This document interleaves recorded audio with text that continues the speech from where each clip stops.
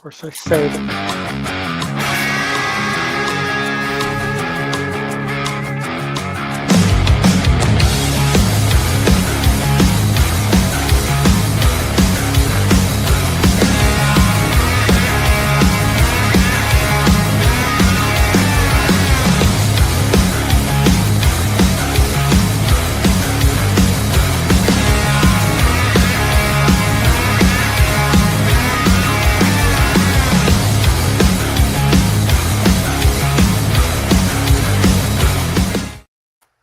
And welcome everybody to the Stretch Run Show. We're streaming live on Santa Anita Park's official YouTube and X, as well as our own. And we've got a fantastic day of racing lined up for you. 5 stakes races in all, headlined by the Grade 2 $200,000 Oak Leaf Stakes for 2-year-old fillies. Of course, Explorer is going to be your big favorite for Bob Baffert, ridden by JJ Hernandez. Looks to be like they're the ones to beat.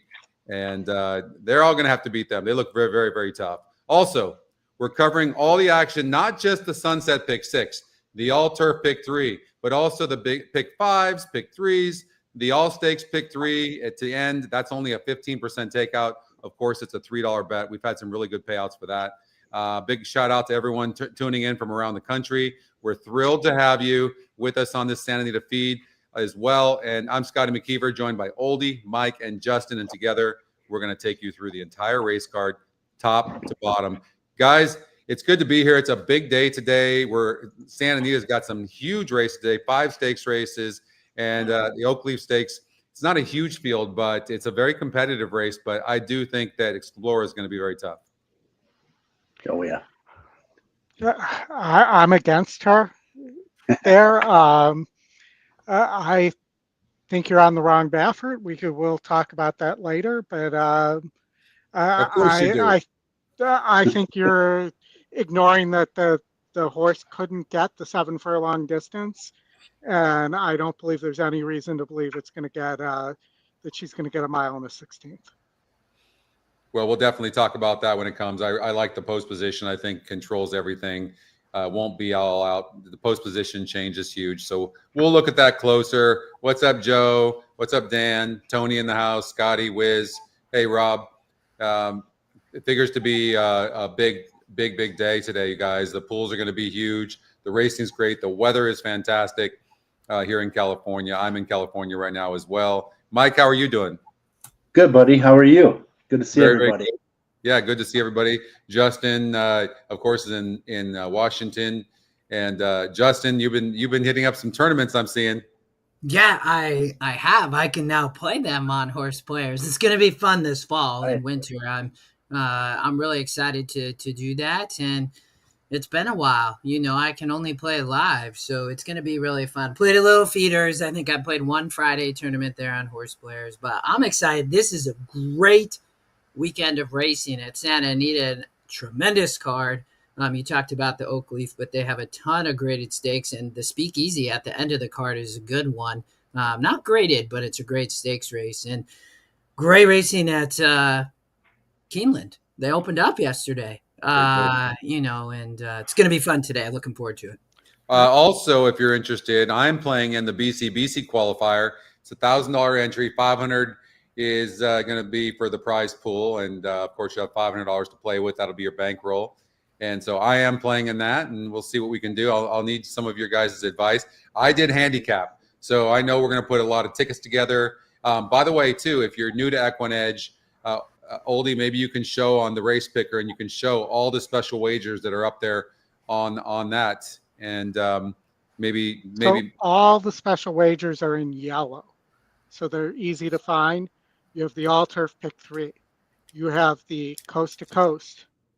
You have the Sunset 6 there as well as the Tropical Turf Pick 3 at Gulfstream, and you can see other tracks there as well. So everything is always highlighted in yellow when it's a special wager. So can you click on one of them and show exactly what that actually means? Yeah, so a great example here. I hit the wrong one. Sorry. And I did it again. There we go. So it brings you, and this is a cross-track wager. So it gives you Santa Anita, Gulfstream, Gulfstream. You can just do it from the ticket generator, Oldie. You don't have to do that. You can actually go over on the right side and you can go from race to race. I'm just trying not to. That's true, but I'm trying not to tip off my my picks too early here. Oh, okay, okay. So you can see though, you know exactly what races are what. It takes you from race to race to race. You can handicap from there, and then you can run your handicapping in the ticket generator, and it'll give you the coast to coast pick 5 ticket. And then you can make adjustments if you want to as well. You can say I don't like using the 3 horse in leg number 1, and you can get rid of that, or you can add a couple of horses. Maybe you feel like we're missing some horses on the ticket generator. So all of it really depends on your budget, but yeah, and it's so easy to play those wagers, and then most of those wagers have less takeout. So that's the advantage. I love that the Stronach Group is doing more of that. First Bet is doing more of these special wagers. So it's going to be a fun day. We're going to be giving you all these tickets today.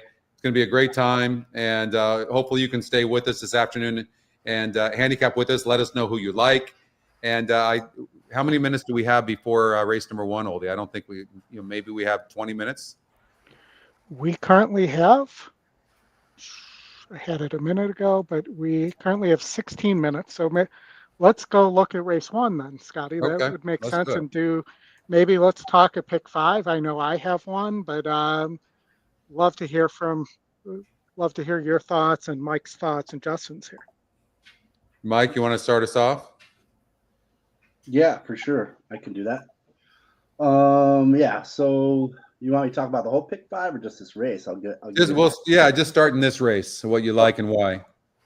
Yeah, I think my top pick. I'll go right to the top pick, and that is actually the Scotty long shot up there, the number 9 Cullen J. Pretty solid earner, up to date. 2 for 2 in the money at this distance.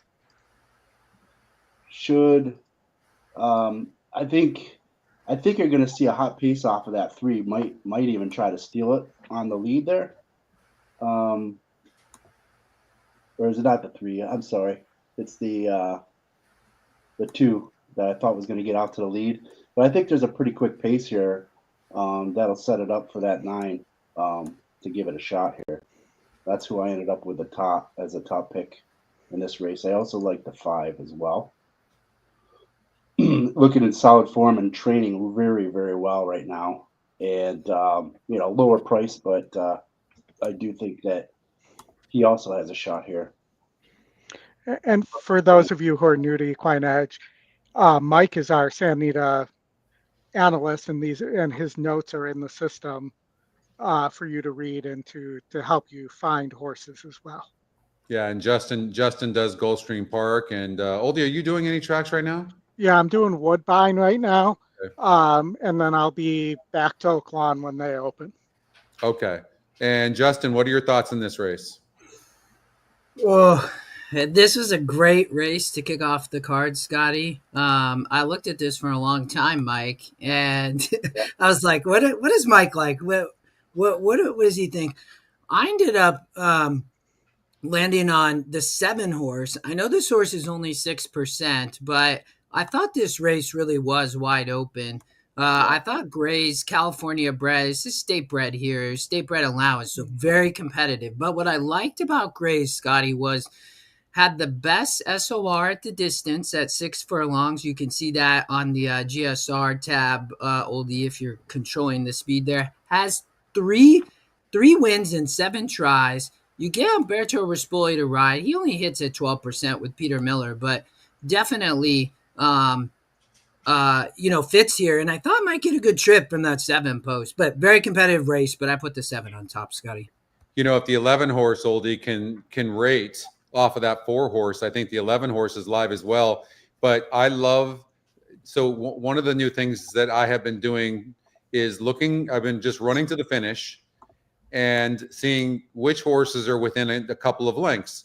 So when I look at the 9 horse Cullen J, I also, Mike, like Cullen J a lot. It's not only, if you look at it's a price play, it's 4-1 EE morning line.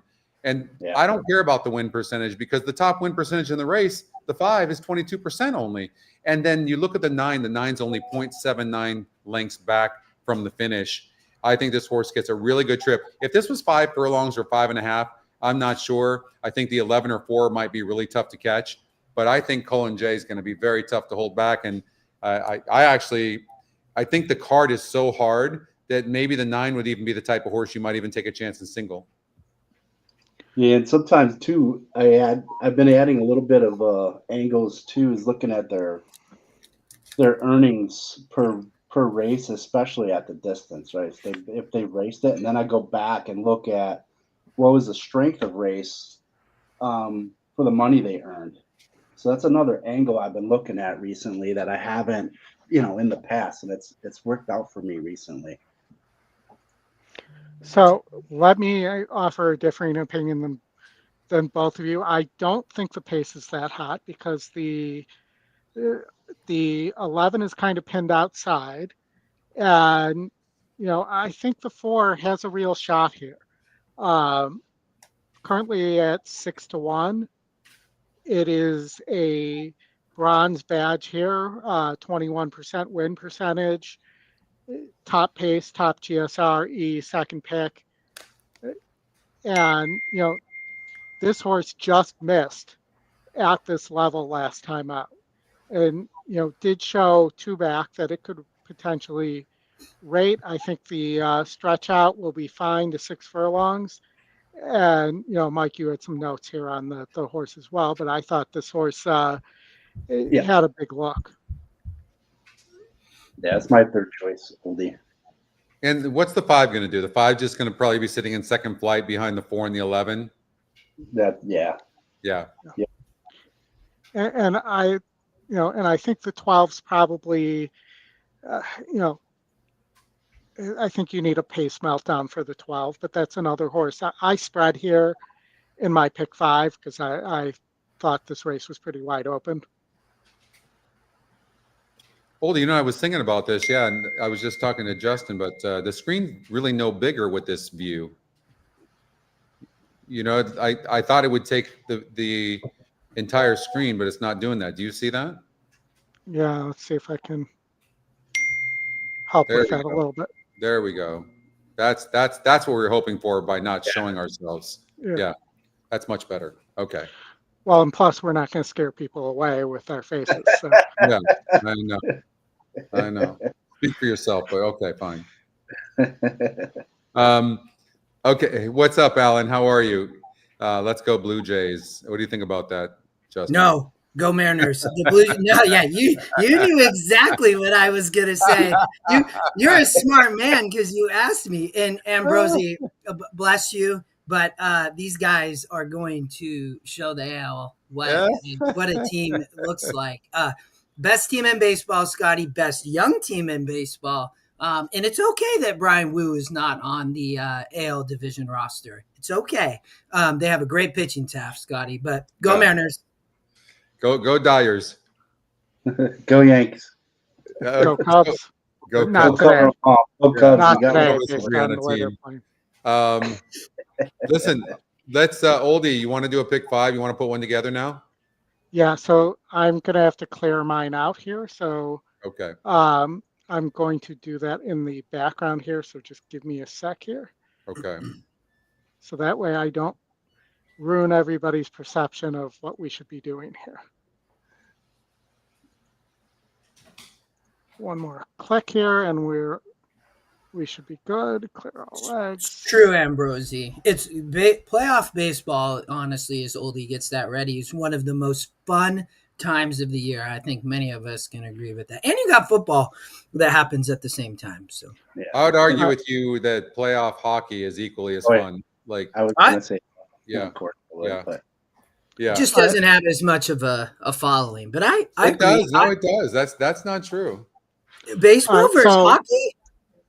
Hockey is really big right now, like in the United States and North America, obviously. But especially playoffs. People start to playoffs is so much fun. I used to have King season tickets for 7 years, and the playoff games were just so intense. Oh yeah, I would get that.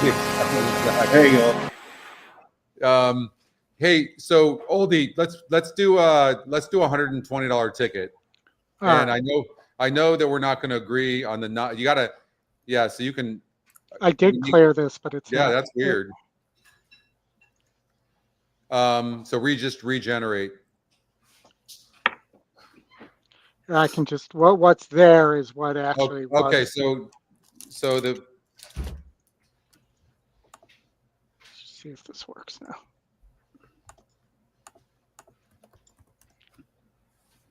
Yeah, okay. Now it looks right. okay, so in leg one, guys, I mean, obviously we're using the 9. I mean, do we use just the 3, the 4, 5, and 9, or is there somebody else we have to add? The 7's the lukewarm favorite right now. That's my horse. That's my top Hey. pick. Oh, 7's your top pick. Okay, so I guess we're covering 4 horses. All right. Yeah. Do we need to cover anything but the 2 and the 3 here? No. I'll tell you, I singled the 3 here. So did I, Oldie. And I like the 2. I was singling the 2. Oh, well, that's easy. I was 2 on top, so then it's 2, 3. I know Justin and I disagree in this race. The one horse stumbled at the start in the Del Mar Futurity, lost a length to Baffert's 1 to 9 horse Brand. I just think Desert Gate is an absolute lock. Yeah, we don't. Well, unless you got off the one, I love the one. Be That was training my any top better. pick. Dan says the horse is training great. Yep. 4 straight plus works, but this not even close. This horse is way the best. I guess if you had a doubt, maybe it's been a sprinter and now it's stretching out, but it's just there's nothing in here that even compares to Desert Gate. I mean, did you see the race it ran yesterday? I watched the race replay of this. It broke so poorly and came up on Brandt and almost beat Brandt, who was 1 to 9 in the race. It was super impressive. And the horse won the best pal. I know it was only 4 other horses by 8 3/4 lengths after breaking its maiden easily. This is a very, very, very nice horse. Yeah. I want to hear Oldie's thoughts because he said he disagreed with me. Well, I think we disagreed on the second horse. So I thought that Okay. there's an outside possibility that this race melts, and that the 3 horse, Plutarch, the other Baffert in the race, who is the closer here, could steal this race late. With you, Oldie. I mean, I actually think I could see it actually, but as far as the first 5 legs, like this is probably the one horse is probably our best single. But is there another possible single in legs 4 and 5? I don't know. I don't think so. I didn't see one. I just went with the 3 that you think the 2 will win in race 2. So I only took one of those 2 favorites in race 2. I think I could see that happening, but would be on like deeper tickets. But so I think we should single the 1, and then depending on what we see in leg 4 and 5, maybe we can come back and add the 3. But I don't think we'll be able to. I just clicked the generate to redistribute the money there. Okay. So let's take a look at race 4 here. Okay. So yeah, I'm with Dave Duncan too. What Dave said. We've got the oldie horse where I think it's a Scotty long shot too, if I'm not mistaken. I have to look. But it's got a big pace advantage. No, it doesn't. But yeah, big pace advantage, and that was my price play of the day. Yeah. Oh, in race 4. Yeah. Oh, the 8 horse.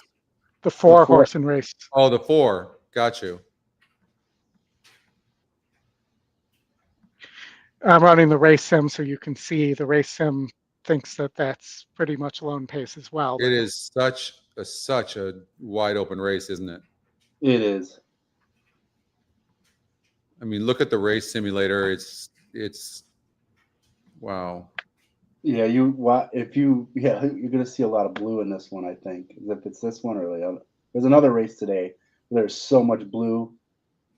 Maybe it's later in the card.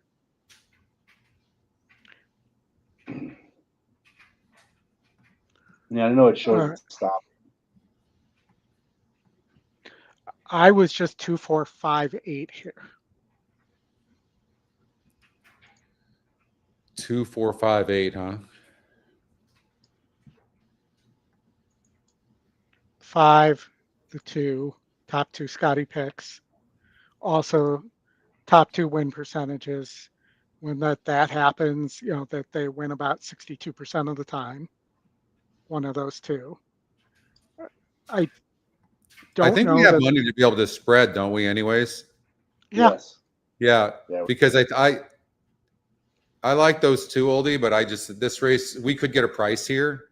If you throw out the 2, if the 2 doesn't win and it's only 21% to win a lukewarm 5-2 EE morning line, then you have every horse within like a half of a length of each other. So I think maybe I would even suggest we do an all. See, and I think the next race is an all. Oh, really? Okay, hold on. Let's look at that. I can narrow the next one down.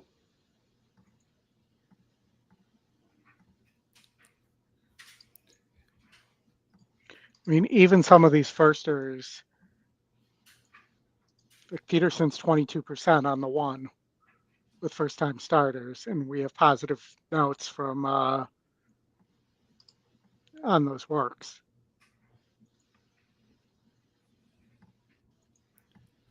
Bluegrass Dan said we got 2 minutes. 2 minutes to post. 2 minutes. 1 minute to post now. I say just run the race simulator. You keep it, not the race simulator, the picks based on the handicapping we did, and whatever it says in the last 2 legs, we use those. All right. Yeah, let's do Let's that. go for it. Let's see the ticket. So this is the ticket. Yep. This is the ticket. Yeah, I like it. Because we would have to spend probably more time, too much time dissecting it a little bit more. I handicapped it, and I was able to eliminate a couple of horses, but I think this is a nice ticket, actually. We I just definitely think it has a good chance. need some prices here. I'm betting the 9 in this race, you guys. I love this 9 horse. Vava, that is the current price we are getting. The number 1 horse next is a Hold on, guys. respect. Trainer Randy Morris has done a phenomenal job. I could tell the audio was on something that shouldn't be there.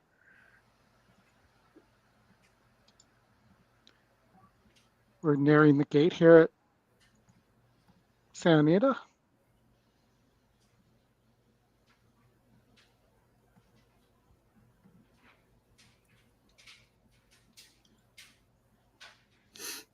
Beautiful day in Cali, Scotty. How's the weather? Really nice. It looks incredible. Yeah, it is. It's about 72 degrees, a few clouds in the sky. It's really nice. It's warmer in Buffalo, New York. It's post time for the opener at Santa Anita Park. They are moving it. Gorgeous day. Not too many of these left. Yeah, you're gonna have snow and cold coming, Mr. Saletta. Yeah, we've had a dry winter or summer. I'm afraid what's going to happen this winter.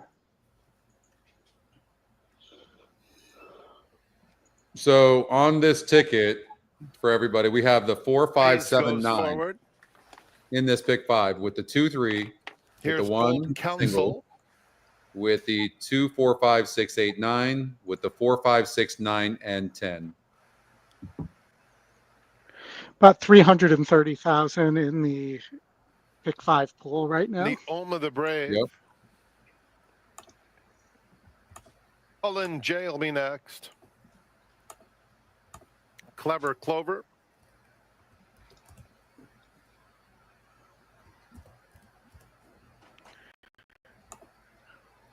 Clever. Titanic Thompson, one from the outside. X on the way completes the line. Wing it. We're in the gate. And they're off, and Clever Clover is very alert out of the gate. So is Checks on the way. Titanic Thompson moves up in between them, and the Oma the Brave is right next to them and moving through along the inside. And so it is Titanic Thompson in front of and the Oma of the Brave, with Cullen J now racing in third. Poker Night at Fees moves up inside of Clever Clover. And that pair is followed by Glorious Life, who had a tad of trouble earlier on, is 4 lengths off the lead. Checks on the Way is next. The gray is Grazed. He is followed on the inside by Gold Council, who's a good 10 lengths off the lead. A 3-wide Otramas and Midnight Musket between those two. Around the far turn, Titanic Thompson narrowly, and the Om of the Brave along the inside. Clever Clover is 3 deep in third. That group followed by Cullen J in the 4th spot. Clear sailing for Glorious Life in the green. Checks on the Way has dropped back. There's 1 furlong to go. Titanic Thompson narrow lead. Cullen J moves up between horses, takes second. Come on, 9. Gold Council is trying to thread through traffic on the outside. It's Grays, Titanic Thompson, Cullen J. Cullen J trying to get to Titanic Thompson. Here's the line. Cullen J got up. Nice And ride. a flying Gold Council at a huge number just missed. Titanic Thompson in that battle too, with Grays the close up for. On it.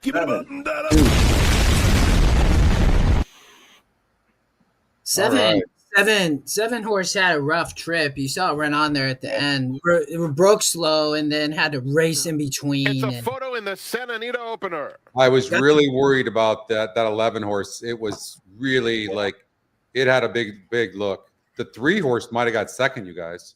I think it got up for second. Wow. Oh, you can't see the inside. Yeah, it did look to get second, but wow. Well, the 9 horse Colin J did get the win and ended up getting off at 9-2, you guys, an absolute gift. Man, that is a great price. Yeah. So that was a good start. Take it. All right. Hola, Sosa. But yeah, good start, guys. All right, let's go. All right, we got Gulfstream Park race number 7. And this is a 6,250 claimer. It's going 6 furlongs. And Justin, you and I have known this a long time. And that is, if you're in post 7 and above, unless you're the lone speed, you don't win very often in this one-turn dirt. This is a brutal race, probably the toughest on the card. There's another one that I thought was really tough. Race 9, the handicap's tough, but you are right. Outside posts can be really, really brutal. You know, my top pick was the 2. Miguel's Bell, currently 7-2. I think, you know, gonna be forwardly placed here. Has a cozy, nice inside post. The thing about Miguel's Bell, you know, race like this, I mean, drops a little bit, ran well last out, and cuts back to 6. I thought had a big shot, but I would be spreading this race in a pick 5, Scotty. I would definitely use a handful. I like the pick 4 in the late sequence. The Sunset pick 6 today combined with Santa Anita is a great bet. But tough race here. I think the 7 can win the race. The 2, the 3, the 8. The 3 would be my long shot. Minxie, you're getting 9-1. Great value off a 15-1 morning line. EE morning line at 6-1. But I could teach 2, 7, 8, 3 would be not a strong opinion here. Tough race, but 2 on top. I agree with you on the 2. The connections don't win often, but the 2 should be sitting right off of the 3 and the 4. And maybe even the 11, the 6 is right there. There is some speed in here as well, and you need to save ground here. And the 2 is going to save the ground. So if Elijah Greenridge can relax the 2 early, we'll be sitting probably a length or 2 back of the front runners at 7-2. The horse is 29%, the EquinEdge second pick, and it's a price play too. So I think the 2 horse makes a lot of sense in here. And I thought, Minxie was also my long shot. But I think this horse needs the lead, Justin. There's some speed in here. There's a ton of speed. And it's a 6,000 claimer. His bottom level at Gulfstream. So a lot can happen here. Second leg of the pick 6, first leg of the pick 5. I'll probably show pick 4 here in a little bit. And then my pick 5 was just going to be a little bit too spendy today. So pass on the sequence. Yeah. All right, here we go into the gate for race 7 at Gulfstream. 3 is floating up 12-1. Again, I think the EquinEdge morning line, Scotty, one of the best in the business, has this horse, if I remember correctly, at 6-1. And but to your point, there is a lot of speed, but Rio's going to be aggressive, and he might just be the fastest. We'll see.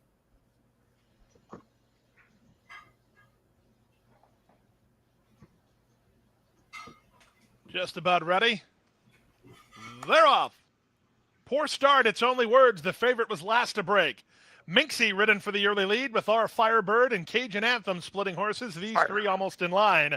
Just take notes. That's exactly what the a length and a half in front of the simulator said. He's down at the inside, coming The off 6, the inside. 11. It's a half a length back to Patty's The 3 having and the fun 4 together would be with Star dueling, of and the Saturn. 2 would be sitting in the second Words has flight. a tall task after a bad break. Now she just checked, and the trailer is Pacific Princess. To the far turn they go. They could not have gone any quicker for the level and distance. 22 seconds flat. They're rolling here. Cajun Anthem on the outside. Minxie along the rail. Locked up, heads apart. Just take notes. Poised to strike from third. It's only words. Slalom through traffic and is up into fourth under a full head of steam. On her outside, it's Miguel's Bell. 2 back to a driven Star of Saturn as they race for home. 7's a half and 45 and 3, and it's only words. Well, keep in mind the 7 was continuing on with this sustained rally. Our Firebird is out the rail. I mean, they're all stopping. All those front runners are stopping. It's only words has burst clear to lead by 2.5. Kind of going, Pacific Princess closing good ground at a full price. Making a lot of progress. Of a mile. It's only words almost there. Pacific Princess is second. A much the best winner. It's only words. It's only words. Blew the start and checked early, but won anyway. Words had a nice trip. Really nice ride there by Jose Morales. He's having an outstanding meet. He had a good Royal Palm meet. The meet before the Sunshine meet started a few weeks ago. He's been riding really well. Yeah. And the 5 horse, I don't know that we could have seen the 5 horse, you guys. Like, I don't know how you catch horses like that, but this horse cutting back in distance,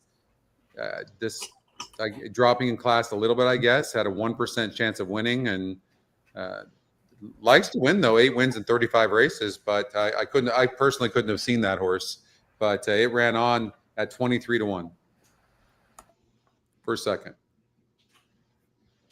Yeah, it's touched every surface in its career. That really was. I mean, that was a very competitive race with even though it had all that speed. I mean, bottom level. I mean, it 7 and 2. We're obviously expected to. So, Oldy, I say we go and we look at Keeneland, watch this race, and then we start working on a pick 4 or maybe some other wagers at Santa Anita. Sounds like a plan. We have the Grade 2 Thoroughbred Club of America Stakes, and $400,000, and I believe a win and you're in for the Breeders' Cup as well. Okay, big race. Yep. And Jake, who's been on fire with his notes, has a good note on tax. Could be overlooked on the board, but her experience makes her a sneaky contender. So he's giving tax, the 1 horse, a look at 12-1. Zeitlos, no speed, going to be well back early. Do you like this kind of style for the Keeneland racetrack, Oldie? I did not like Zeitlos to win here. I thought Zeitlos had a shot to be in the money, but I liked an upsetter here, and I think Justin did too. Oldie, you and I are on the same long shot. Go for it though. You talk about it. The Scotty long shot, Helena's Forte, winner of Grade 2 at Saratoga at 6 furlongs in the slop. The Grade 1 was at 7 furlongs was too long for the horse. I think it sits a similar trip to Valhalla here, and I think maybe good enough here, and definitely is beaten better than this group in terms of SOR. So I'm looking for an upset with Helena's Forte at 17-1. You and I both, Oldie. I remember we covered her on the EquinEdge Weekend Stakes preview on Friday, I believe, and I think that's a big shot. I think Zeitlos could have a pace setup. Scotty, Flavian Pratt rode the 6 horse in the 5th race. I love that horse. Ended up winning, coming way off the pace. You could see a similar trip with Zeitlos, and especially since We saw that back in race 5. Maybe Zeitlos does have a pace setup here. That was 7 furlongs. They're going 6 here, but I thought Zeitlos had a look. I think so too. I mean, the horse is Yeah. 9-5 on the EE morning line. And here's the thing about this horse. This horse's GSR went down a lot. It's way back up. It was only 3% to win last time. It's not the best breaker in the world. That's the thing I don't like about it. Like, it's one thing your style is to come off the pace, but it's another thing it is that and you're a slow breaker. But this horse has been outrunning its odds as well as being on the turf. And just such a nice horse. This horse is going to be finishing for sure, but Vava is probably going to be sitting a really nice trip in the garden spot and going to get first run. So they're going into the gate there. They're ready. Here's race 7. And they're off in the Thoroughbred Club of America Stakes. There goes Long Neck Paula right out for the early lead. Long Neck Paula with Baba there between horses. Vodka with a Twist comes away running in 3rd position. Praying is 4th up on the far outside. Helena's Forte is 5th down toward the inside. Break of 3 lengths to Zeitlos, who's next to last. 7 Angles didn't down break toward that, the rail guys, for the actually. move around the far turn. And not Pax sitting as far, is last of the that group. far back. I Back thought up this front, horse would be a Long lot Neck Paula further back. leads. Baba starts to draw alongside. Praying is a wide 3rd. Helena's Forte is next to the inside of Vodka with a Twist as the field moves midway on the turn. Zeitlos is still running a half dozen lengths off the lead and is followed by Tax, who's last. They come toward the quarter pole. Long Neck Paula, the leader, and has the lead out to 2 lengths at the top of the stretch. Vaba's second. Helena's Forte 3rd to the inside. Vodka with a Twist and Praying is up toward the outside. Vodka with a Twist has to swing out toward the center of the track. Long Neck Paula, the leader. Here's Praying coming from the outside. Seven just got cut off between there. that pair. Wow, wide open And then race. Vodka with There a we Twist, go. still center of the racetrack, worse and still over there. 4th. Final No, that's furlong okay, of the Oldy. Thoroughbred Club of America. Here's Praying to poke Come ahead on, in the front. long shot. The EquinEdge Vaba's long shot fighting on the on, but inside. she's Oh, no, second. that's not the EquinEdge Praying long to the shot. wire. John All right, Velasquez, 3rd win on the card. Praying has Johnny won Velasquez the is Thoroughbred Club of really America. on fire. That's Vava the was 6 across horse the they're line playing. in 2nd. And Vava had to settle for 2nd place as your 7-5 favorite, but 6 ends up getting the win at 9-1. Praying. I don't know, guys. I didn't see this horse. I didn't see it either. I mean, Well, none of us saw it, but I think Oldy, you and I had talked that Vava was vulnerable and didn't get the right horse. But I'm with you, Scotty. I didn't see it either. But Johnny, he's on fire. He really is on fire. We'll have to watch to see what he's got later on the card. But all right, let's get out to Santa Anita. And I mean, we've got a lot of bets we have to do. And we've got to pick 4 here if we wanted to do it, guys. Or what other wagers are coming up? When's the all-turf pick 3? What do you think, Goldie? Lead the way and tell us what we should be playing right now. yeah, so this is the early pick 4. So we already have our handicapping in here, but if you wanted to add to leg 2 and cover, let's say the 3 or the 6, whatever your second choice was, it's only $60 here, and you still have the rest of our horses, so it might be good cover if you singled somewhere Yeah. as well. And if you beat a favorite and you were using a favorite, like Tamara is currently 1-2 in the first leg. So if you beat Tamara with Silent Law or Chismosa here, that pick 4 could really pay. Yeah. Okay, so there's the ticket there for the pick 4. Let's see. There you go, $60. We've added the 3 horse. We thought that horse had a long shot. Look, if there is a speed duel up front. Oldie, we've got only 52 minutes to the Sunset 6. Why don't we get out and do a ticket? Do we want to start with the Sunset 6 or the Coast to Coast? The Sunset 6 is first, isn't it? No, the Coast to Coast starts Santa Anita race 4 and the Sunset. See here. Coast to Coast. I show the Coast to Coast starting at my time, 2:34. I show the Sunset 6. Oh, you're right. I'm not thinking of Gulfstream. You're right. My bad. Yeah. All right, so let's go So to Sunset 6 starts at Gulfstream Park, race number 9. And why don't we? What's the denomination on this wager? It is $1. It's $1. Okay. And so how big do you guys think we should play? How big of a ticket?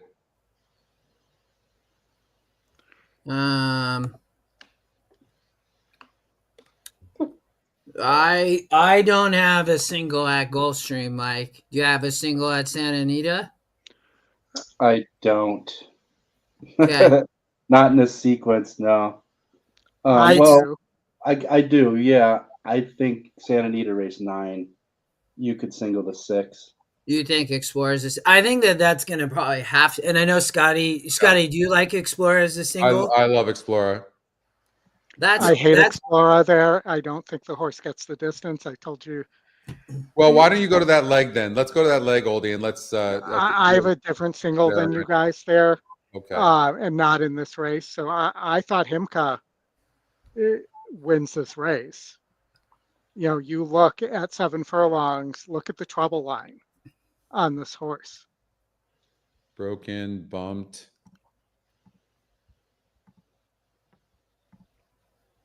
You know, the works on this horse are huge as well. Yeah, unbelievable. 2 bullets back to back. Yeah. Galloped out strongly after the breeze. Curlin, so it should get the distance. Where I have distance questions on Explorer, who, you know, granted was bumped at the start, but, you know, the yield late in the trouble line to me is a concern for that horse. When we're talking 7 furlongs and now we're stretching out to 8.5. The breeding, I'll say this, the breeding on Himika is tremendous. Why don't we just cover those 2? Let's see if we can pull off using those 2 horses. Just remember, Baffert likes to take those blinkers off in big races. So, and he does well with those. Yeah. So that move when he's had blinkers on, she's had blinkers on her first 2 races, and he's taken them off. On the 6 Which horse. also might tell you that horse is going to rate here. Yeah, but the breeding on Himika and the potential of this horse seems pretty great, and considering the trouble this horse had last time out. So why don't we let's just try to get those 2 horses in and see what happens.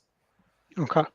My single in this sequence is the 6 in race 8 at Santa Anita, Hang the Moon, who I just think is better than that group. Interesting. Moon. I didn't even look at that horse, to be honest with you. I mean, this horse won this race a year ago. You know, has been racing against better than this group it faces today. And even the 7 Amber Cascade's been facing 70s and not winning. The 8 just beat a group of 66s. Yeah. And probably needs the lead. You know, when I went through this, that's my top pick, the 5. Just as much as Oldie likes the 6, I thought that the EquinEdge long shot 5-2 on the EquinEdge morning D'Amato, he's got this race. I mean, you had Oldie's pick in there. I mean, we got all 3 D'Amato horses in this race. I mean, you get Umberto. I mean, this horse is dropping. I mean, it's a perfect spot. I'm with you. Those 2 combined, D'Amato and Rispoli, are pretty damn hot too. What about Amber Cascade, you guys? I mean, this was a great claim for Mike Maker for $80,000 off of Sherry DeVoe, and I mean, he's come back and really run big races. He does have 8 second-place finishes. And then the 8 Alpha Bella, the EquinEdge top pick. I know that wasn't like the strongest group last time out in the non-graded stakes race, but I mean, I just think that both those horses, you know, the 7 hasn't been winning against weaker or similar, we'll call it. Yeah. And the 8 needs the lead, I think. It might. It might. You're right. Well, but it might get it as well. I mean, is the 4 going to go long ago? Or probably, but the 4 is rated before, so it might not go. Mike Smith isn't that aggressive of a jockey, so he might try to sit off of the 8 horse. And what about the one horse Watchtower? And this is not the worst looking long shot in the world. Yeah, it's a hard race. I mean, he does Yeah, drop in I GSR. had 5, but I had the 2 and the 5 on top, and the 2 at a price. I think he's in decent form. Yeah, I'm on a lot of the D'Amato horses, but probably because he's been pretty on fire lately. Yeah. Starry Heavens, the 2 horse. I mean, that was an easier group. I guess when you look at that, and the horse had been running against 62 groups, Starry Heavens, and then faced Alpha Bella, right? Maybe when you look at it from that perspective, those Starry Heavens really shouldn't have been close to Alpha Bella, and because Alpha Bella was really dropping in class, but Alpha Bella won pretty easily in that race as well, and it might have gotten confidence from that race. But yeah, I didn't watch that race though, but I'm wondering, might get a little pressure from that 4 this time around though. Maybe Mike Smith isn't aggressive though. I actually think the 8's getting the lead. If you want to leave the 7 out, I could see it. I don't think we should leave the 8 out. Why don't we cover the 5, 6, 8? All right, 5, 6, 8. Because I think the 8's getting the lead. Mike's not going to go duel with anybody. No, you're right. He's going to sit off the 8, and that means the 8's getting the lead. Yeah, that's a good point, Scotty. All right, that's where we are right now. But there are some of my picks in here. For instance, in the last, and Justin knows this, I had a long shot here in the 11 for Doug O'Neill based off the works of this horse. This horse just might be a monster, and not a monster good enough to beat the Bafferts on the dirt, but Doug O'Neill, I believe your old trainer Scotty, he makes those surface moves that you think aren't going to work, and you end up getting burnt by him. And you look at the works on this horse, you have a 1 of 102 and a 1 of 99 there. Yeah. No, guys, this is, in my mind, this is the hardest race on the card. It is. Yeah. I went 5 deep here. I did too. Yeah. The only difference. I also threw the 9 and the 12 out completely. Yeah. Oh, did you? Yes. The only difference I have is the 12. I did keep the 12 in, not the 8. So which horses do you guys want to use? So my top 2 picks here were the 8 and the 11. So I maybe add the 2 and the 12. You gotta use the 6. The 6 was okay. So I'm gonna. The horse is 3 to 1. Yeah, and Mike, you've got a note on the 6 horse here, huh? I mean, Hector riding. I mean, I know this horse just broke its maiden, Scotty, and that's like, well, I mean, what's the percentage that they come back and win? It's very low, I know, but this is a tough stakes race. Run the race simulator in this race. I'm going to run to the stretch, Oldy. I'm going to show you something. Now, it doesn't mean it doesn't mean it's going to hold true, but horses that are not within 3 lengths are only going to win 16% of the time of the finish. Within 3 lengths of the finish. I'm sorry, of the stretch, excuse me. Right? So it's just another way of using the tool. But in a tough race, I mean, I guess here's the thing. If you look at the 2, 12, and 8, if you look at those 3 horses and you think you don't like those horses that much, then you eliminate those horses and then run to the finish and see where they're all at. And you're going to see that they're all next to each other. And so that's the way you want to handicap this. I mean, there's other things and there's metrics and things like that. But is the 2, 8, and 12, like you would either cover those horses or you might spread. But that's okay. There's nothing wrong with that because we might get a price. But like Twilight Delight, I guess that horse doesn't have to win, right? It seems to need the lead. So, and there's so much speed in here, but it's going to have the lead though. It's going to have. Or is Bascio going to have the lead? I mean, it looks like the Wesley two's going Ward. to. It does look like the two's going to have the lead. At least the race simulator at the first call is saying the two's going to have the lead. And then Baggio seems to need the lead as well. The turf number is okay, but can the horse rate? So it might stop. And then the 12 horse, it can rate, but the turf number really drops. But it's the EquinEdge second pick, and they're going 5 furlongs. So at 5 furlongs at Santa Anita, speed, like that speed's going to hold. This is an absolute grab bag, but yeah. But I was trying to pick a few front runners, 1 or 2 mid and off the page, and then closers. So it's kind of mixed bag. Yeah. Well, Justin, do you want to single somebody in race 10 at Gulfstream? Did you have a pick late here that we could single? No, nope. I do not have a single for you at Gulfstream. If you want to single somebody, I actually only would use a couple. This race, the handicap is probably the toughest race on the card. Guys, let's cut and go to the second race at Santa Anita for now, and handicap that because that race is coming up here shortly. We'll get back to it. I believe this had my favorite jockey trainer duo here, Justin. Guys, I'm really a little surprised that the 3 horse is 1 to 5. Like, come on, the 2 horse probably going to even have the lead. The 2 is training equally as good, very, very fast.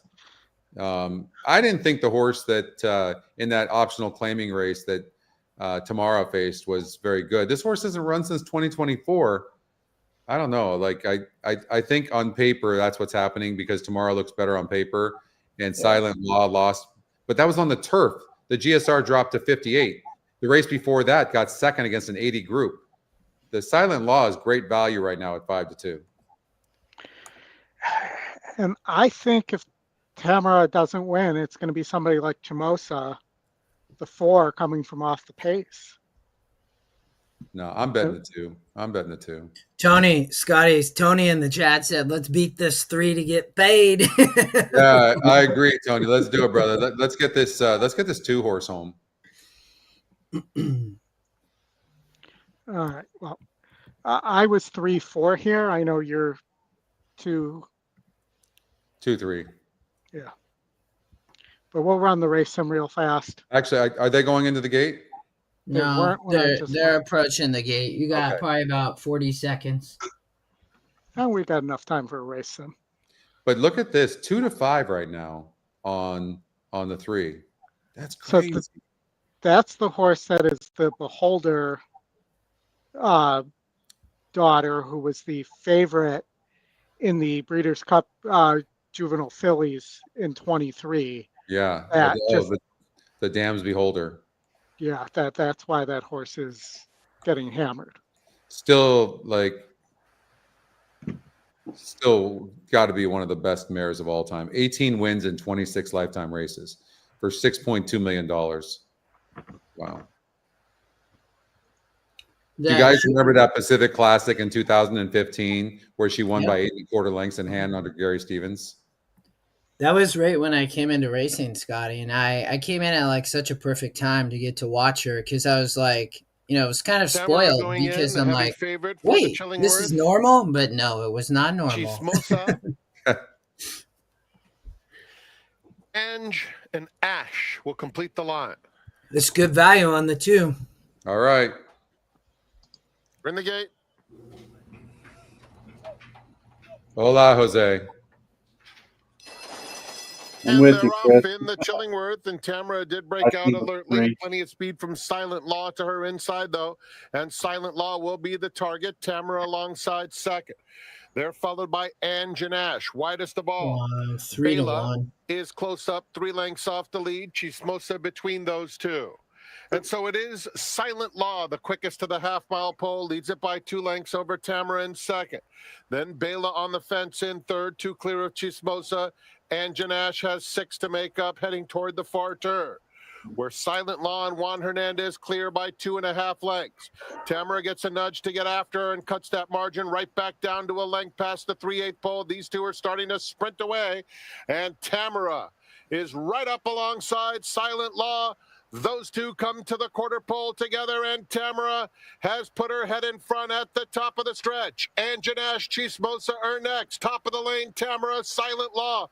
Tamara on the outside, just in front, hand-ridden, coaxed along, and puts away Silent Law in mid-stretch. Wow, And it's like all in about hand. Tamara. It was pretty. Tamara That was dominate really, the really Chillingworth. impressive. Buenos Tamara starters. and Mike Smith wrapped up and much the best, cruising. Wow, that was really impressive. Single. I'll take 5 that. horses got third. Super impressive. Wow.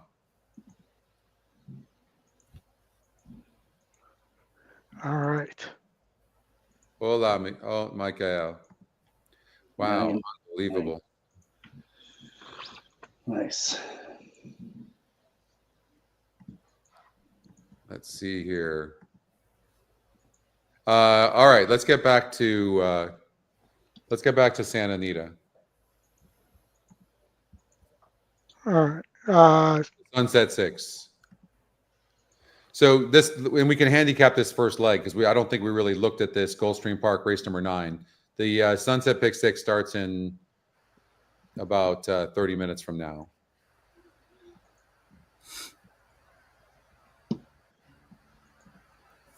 All right. There's a wall of them, guys, when you run the race simulator. Oldy, you got video up. Oh, sorry. I was thought I was there. I'm getting back to the sunset. I'm with you, Tony. I did it. I played it as well. Okay, race number 9. Okay, guys, I don't know who wants to start us off, and what are you guys' thoughts? I mean, there's a wall of them at the finish. It's like I can. I looked at this, Scotty, from Gulfstream. I actually put Takayo on top, and you know me, man. I'm gonna use prices when I like them. Takayo for Jose, and he's leading the meet and wins. Not surprising. The small barns are doing well, but Edwin G rides. I don't think Edwin. I think they're gonna try to get a trip like 2 back on the Tapeta, and they finally get back over to the turf. We get a 17-point GSR increase. This horse been begging for the turf, and they've been off the turf because of all the rain, as you know, down in Florida. But Edwin going to be forwardly placed. Prevent going to be on the lead, and Edwin going to get first jump probably. So, but this is a tough race. But Takayo has such huge value here. 6-1 E morning line. He's going to be forwardly placed. They finally get back to the turf. But, I was spread in this race. I was, my top 3 picks were 9, 3, 5. But I can make a case for the 6, 7, and 8 as well. So, but, I'm not sure Prevent can go wire to wire, but I think he has a shot. Mike? It's a tough one. I mean, it really is. I'll talk about private thoughts as Scotty, you're thinking, and then anybody else can chime in. I mean, this is a nice one for Spats. They also get back to the turf. They were on the Tapeta last out. He's run well at 8.5, has a win, a second, and a third. Will have to improve a little bit, but did win that 66 on the Tapeta, so shows him form, can run close to the lead.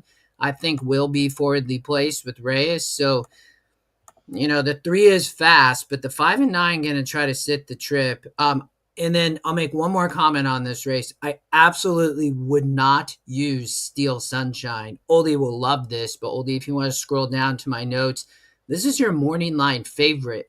This is my second vulnerable favorite on the card today. Comes out of Kentucky Downs, didn't run at all.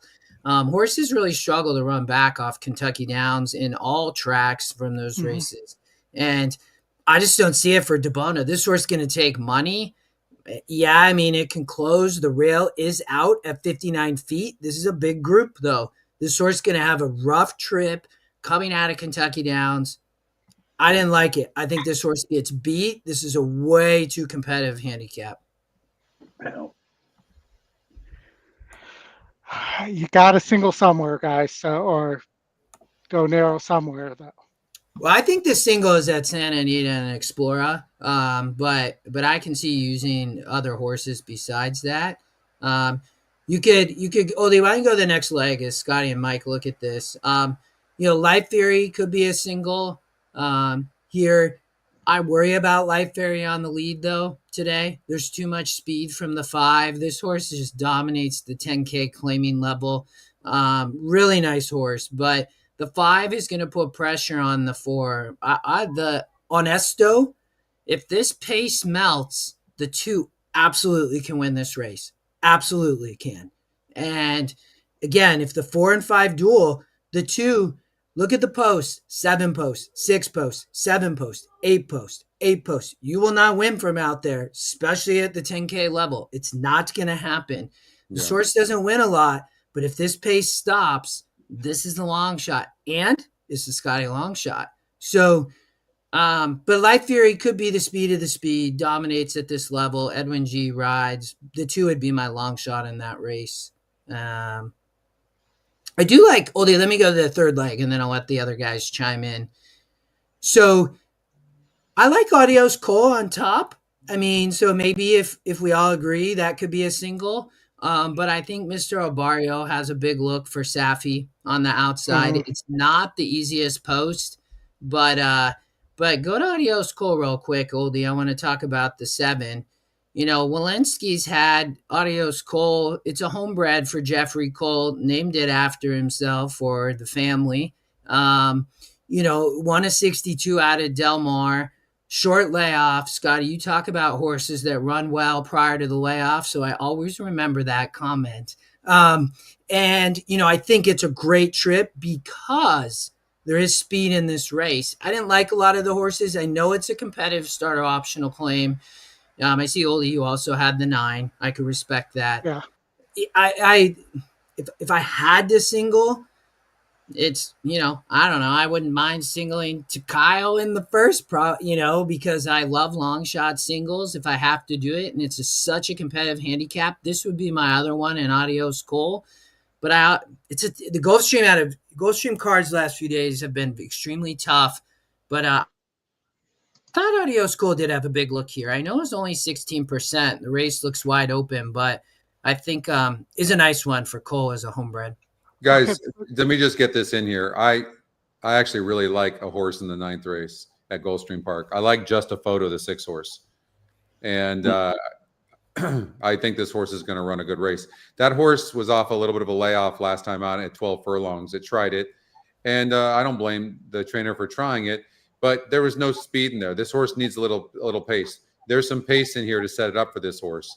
And this horse is going to be finishing. And Manessas has already won one. I think this horse deserves a big look. Well, let me add, though, if you want to get nuts, we should just get nuts here, as Jack Nicholson once said.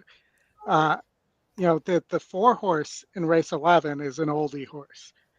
Almost a 30-point pace advantage.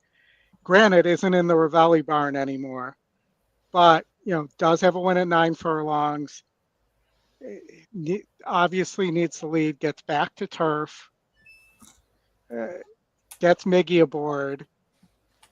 That there are worse,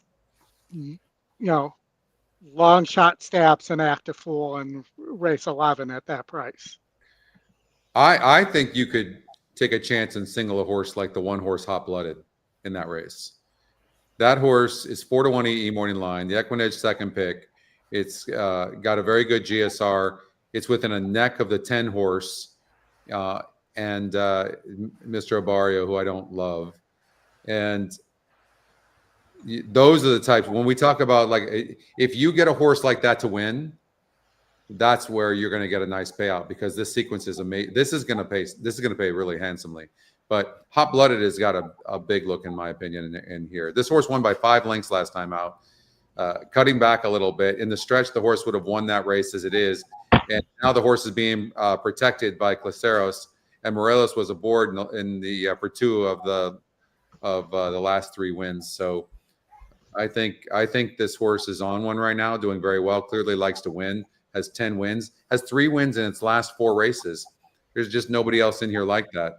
They got a lot of horses burning money. So if you want to take a risk, that might be the horse to take a risk with.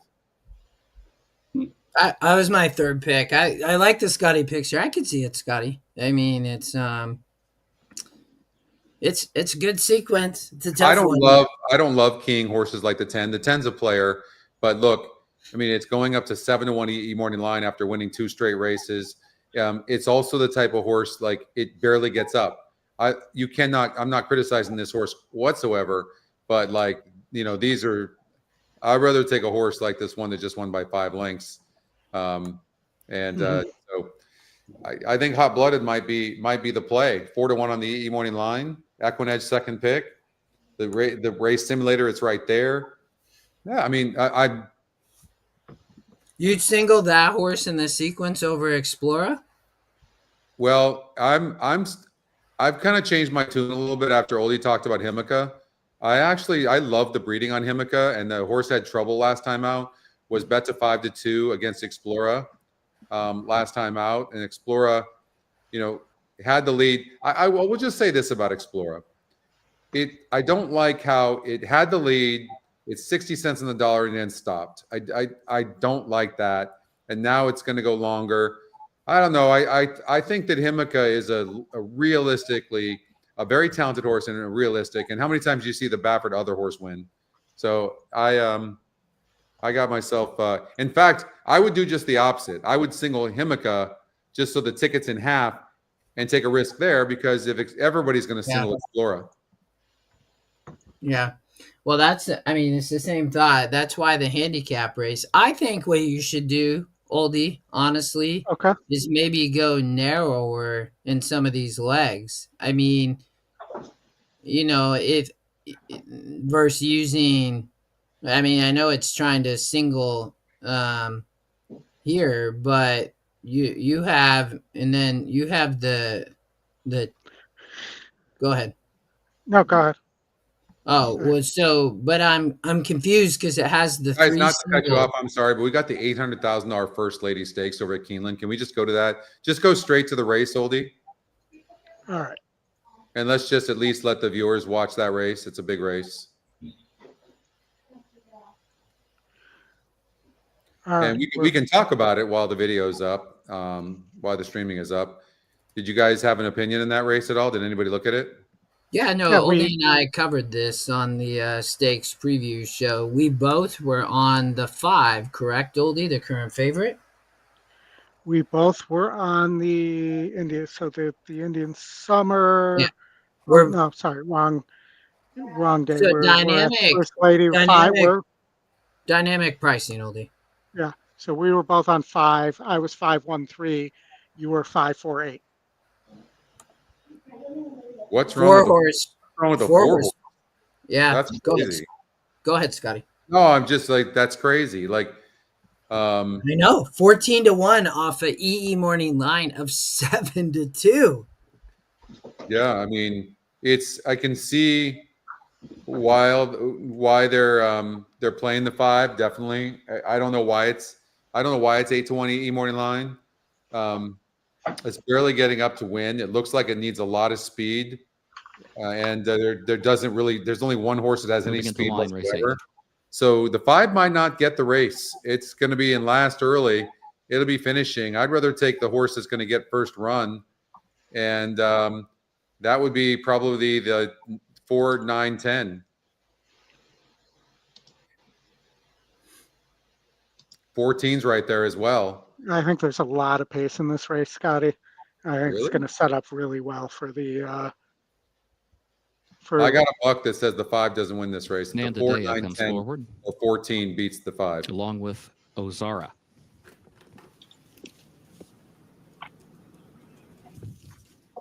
Simply in front. Jody's Pride moves into line along with dynamic pricing. Heredia.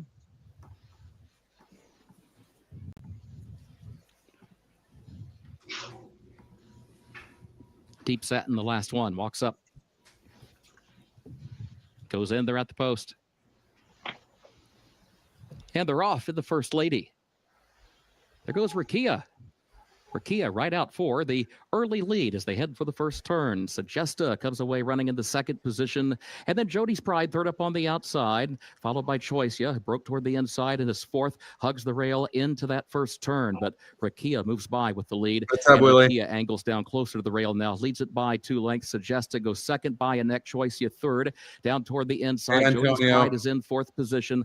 Onto the backstretch. Ozara between horses fifth, about 5 lengths off the early lead. Deep Satin sixth on her outside. Nandadea seventh. Pinup Betty is in eighth. Dynamic exactly moves up the inside ninth, simply in front, 10th between horses, and Heredia last of the 11. The opening quarter, 22.95 seconds. Rakia the leader.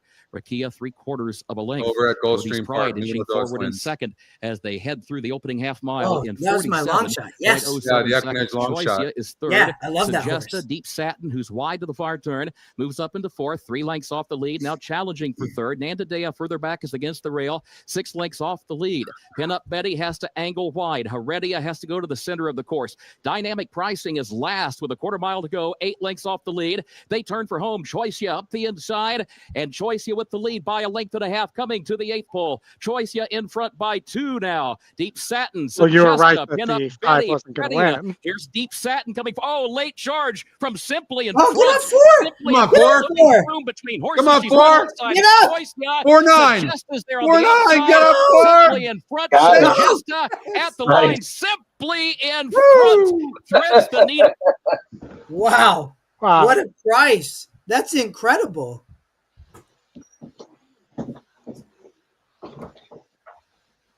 All right, Wow. back to Good Santa race. Anita. Nice. Look at that. 5 got overbet. 4 horse ended up getting off at 13-1. You guys, 86 to 1 exactly. up pick. Look at in a race where the top win, the 4 was the top win percentage at 14%. 7-2 EE morning line. Top EquinEdge pick. Did you see the GSR? A dominating GSR. Guys, this horse got off at 13-1. Come on now. That is insane. Come on now.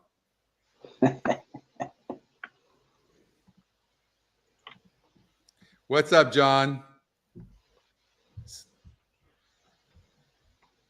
Amazing exacta. I know you did, 13-1 off Willie. a 7 to 2 morning line.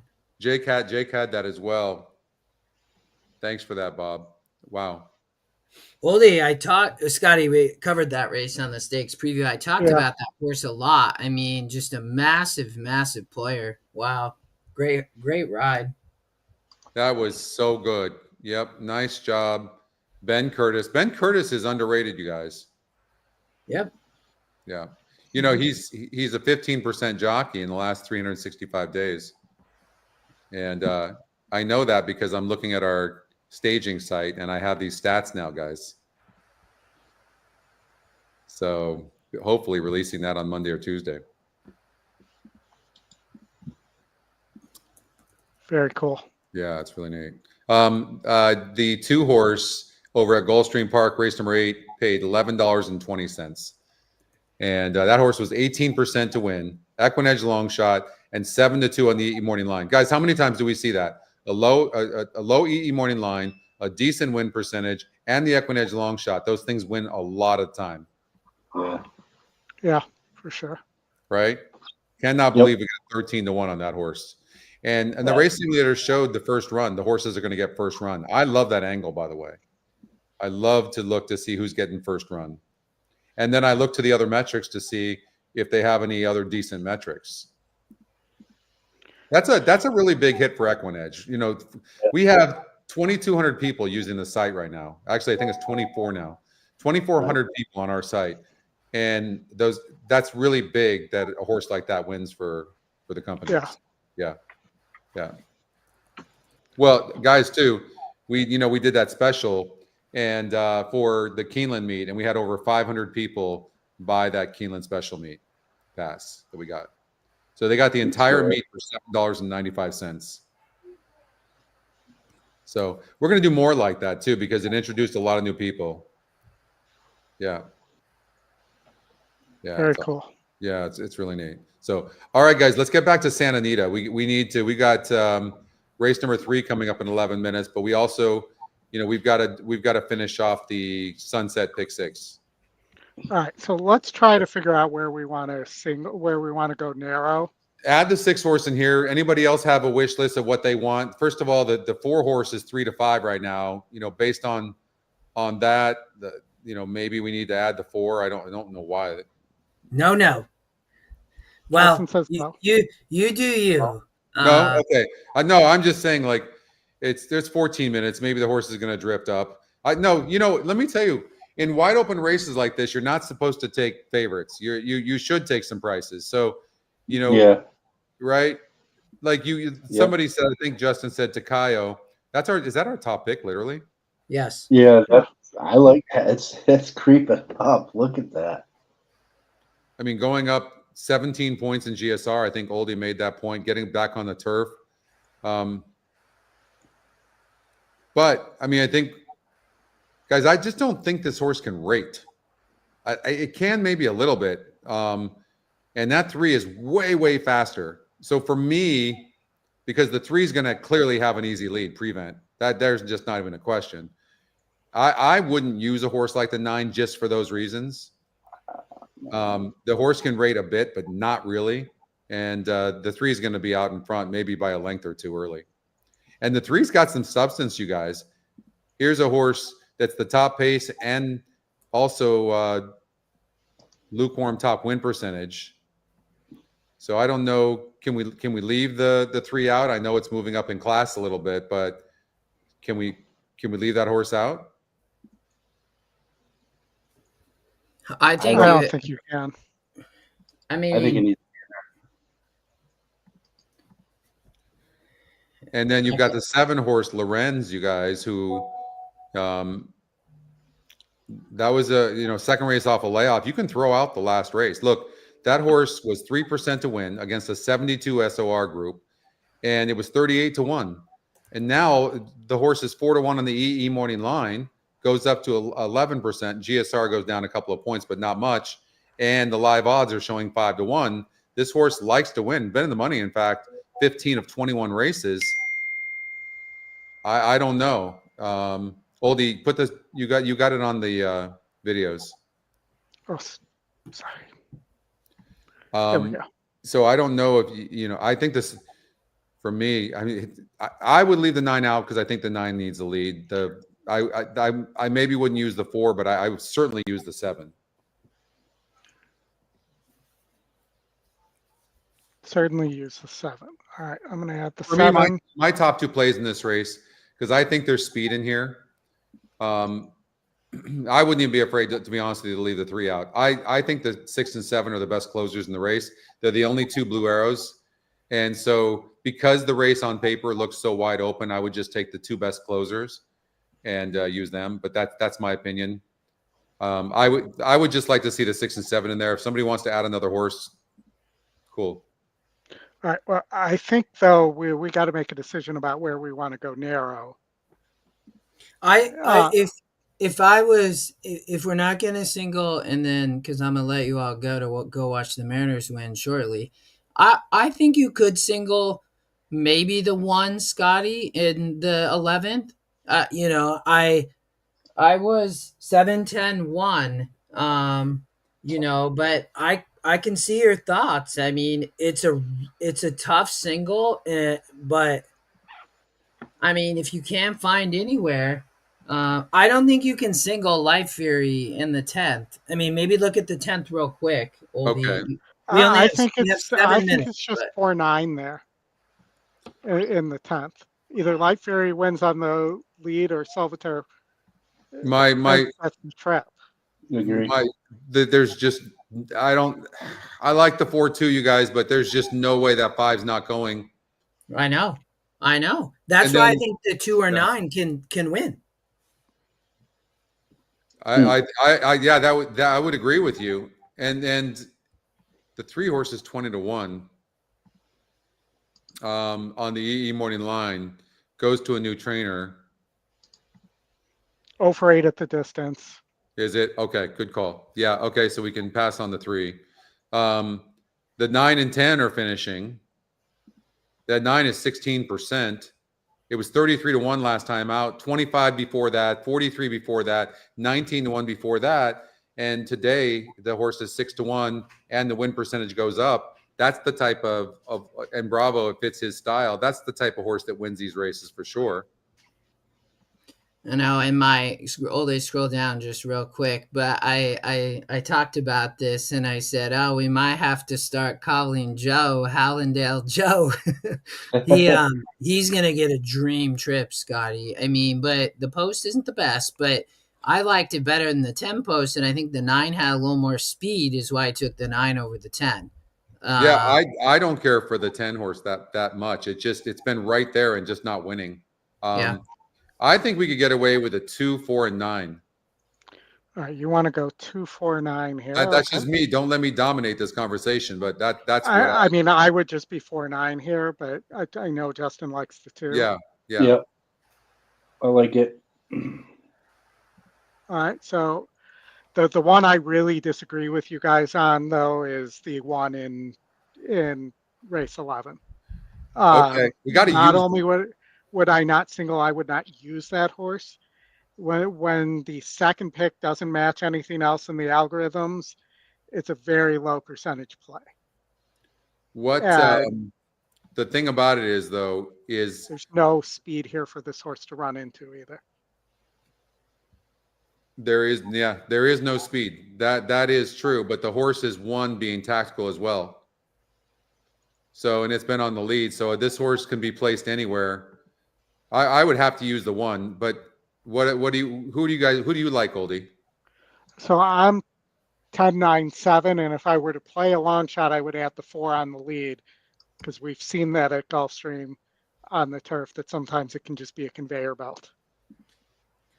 1, 7, 9, 10, and then Mike. I was 7, 10 here in this leg.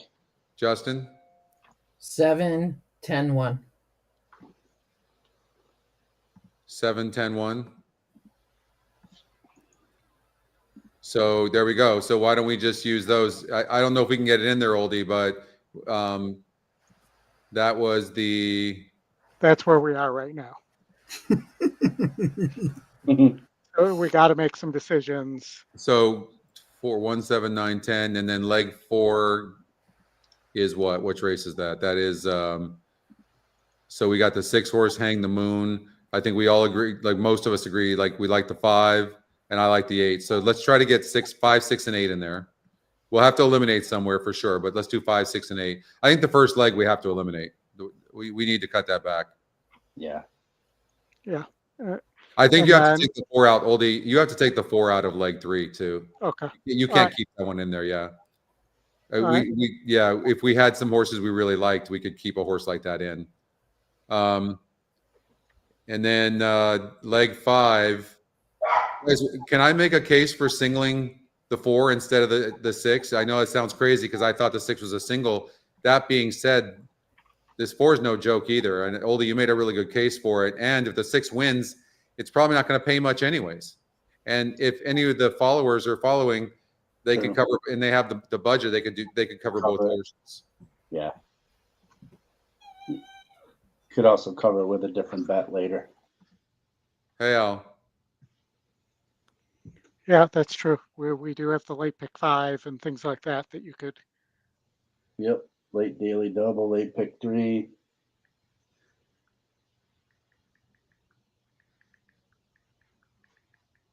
So you want to single the 4 here? I'm just say why not? Like I recognize the 6 is probably the horse on paper to beat, but why not try to get a Antonio numero 8 at Gulfstream Park, the 2 horse won the race. Numero 2. DeMar's Legacy. All right, the last at Gulfstream. At Santa Anita, I'm sorry. What channel? Karen's asking, what channel will American Pharoah come on? It will be here, We'll Karen. we'll It's have in it in a minute. about We'll 60 be seconds. covering it. All right, race number 10. What do you, I'm looking at this race for the first time, guys. Yeah. No, I did look at the race last night. I didn't have a clue. Yeah. I mean, I was 2-8-11, and I could make an argument for the 6 as well. Yeah, that's what I had on top. Oldie was a 6. I had 6-2 as my top 2, but it's wide open. I mean, that's way too much. So we're gonna have The to thing narrow. about it is, But like, the American Pharoah's going in the gate here, guys. Yeah, let's watch that race. Today, opt in. And if you placed a $5 straight single horse win bet on this American Pharoah, and you're right, you're going to get a share of $25,000. DKHorse.com. Balboa goes in. Here's Plutarch. Mr. Plutarski. Anyone? No. What do I look like now? This I wouldn't be surprised to see this carry over today in the Sunset 6. Could have a really good pool tomorrow if this doesn't hit. Christopherson will be the last one to load.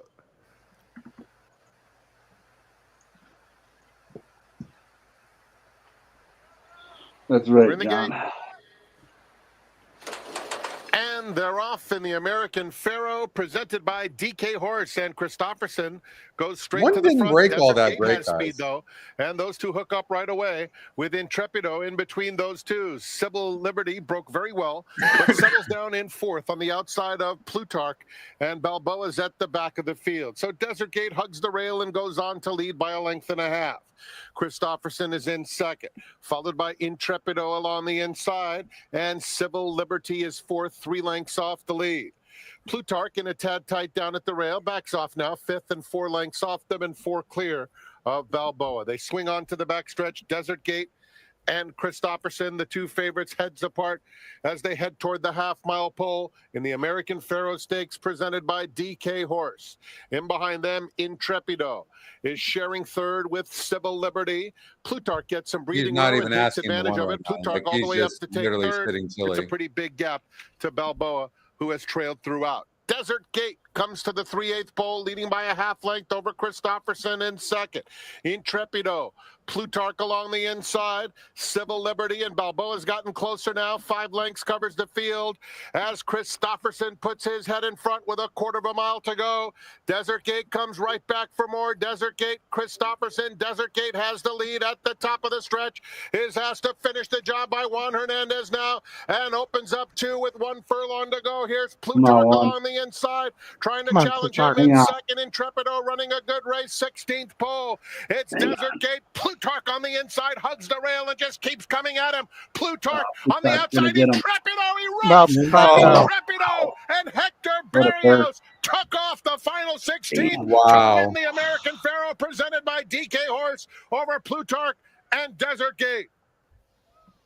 The 2-horse Intrepido wins the race. What a race for Jeff Mullins. Yeah. 3rd time starter, been training lights out from everything that we're getting from Dan on the workout reports. But wow, 2 back September 20th, guys. Bullet work for 1 of 75. But I don't know. I don't know that I saw that. The race simulator, had the horse 3 lengths back. But that horse just finished strong. What a move. Number 2, Intrepido was first. It's a close photo for 2nd. Yeah, exactly, Scott. Where's the wire? Currently, right now, there's $10,000 in the Sunset Pick 6 pool. Yeah, that's what I think that it's gonna. I think it'll carry. I mean, if Explorer wins, maybe not. But it's a tough sequence. They're going into the gate, right? Yeah. Already, right? So who are we using in the last leg? I don't know. I mean, we got to go narrow in that last leg. So I would say the 2 and the 8, or 2 and 6. Mike. That's why. Yeah, let's take a chance. Let's take a chance with the Berry Strand. There Venture we go. Strand. Yeah. All right, let me get that up here for us.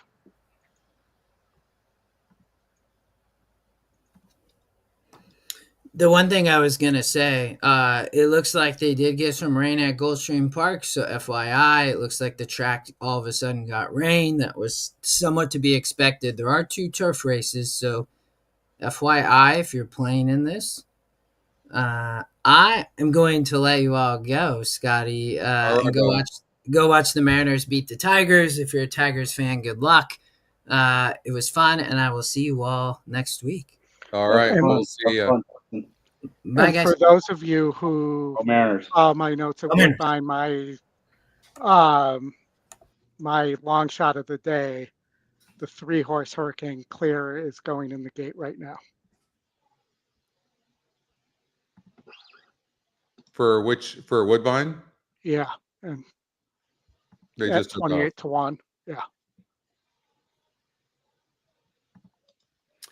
So here we've got the Sunset 6, and yeah, let us know how that works out, Oldie. There's a look at the 9-horse. That's Tokayo. 18 to 1 right now, 6 to 1 the EE morning line, but the 3 is super fast, and the 9 seems to need the lead. The 6 and 7 are both getting bet down late, you guys. Just a photo, Lorenz. These are the 2 best closers in the field. The 5-horse Private Thoughts can sit, it looks like. But we'll see what happens. They're going to check back. I don't know, because the 9's very fast. You know the 9's going, but the 3's going as well, Prevent. Oldie, you had said you felt like and sometimes that's the case on the turf course at Gulfstream Park, that it was like a conveyor belt. If that's the case, then Prevent might be tough to catch. For this sure. horse is 5 to 1 right now. And the system really likes the 3 and the 5 there. Yeah. Yeah, I'm doing an exacta box 6-7. And I'm betting the 6 to win. Well, my long shot did not win. Race isn't over, but I already know it didn't win.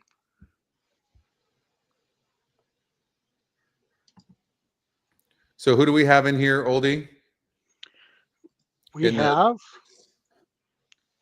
hold on, let me get this so I can switch screens. We have 3, 5, 6, 7, 9 here. Oh, that's the one I wanted to cut back so we could cover another Yeah, horse or 2 in the last leg. Yeah, we never had time. So we have 3, 5, 6, and what? We have 3, 5, 6, 7, 9. Why don't we throw out the 9 and add a horse in the last leg?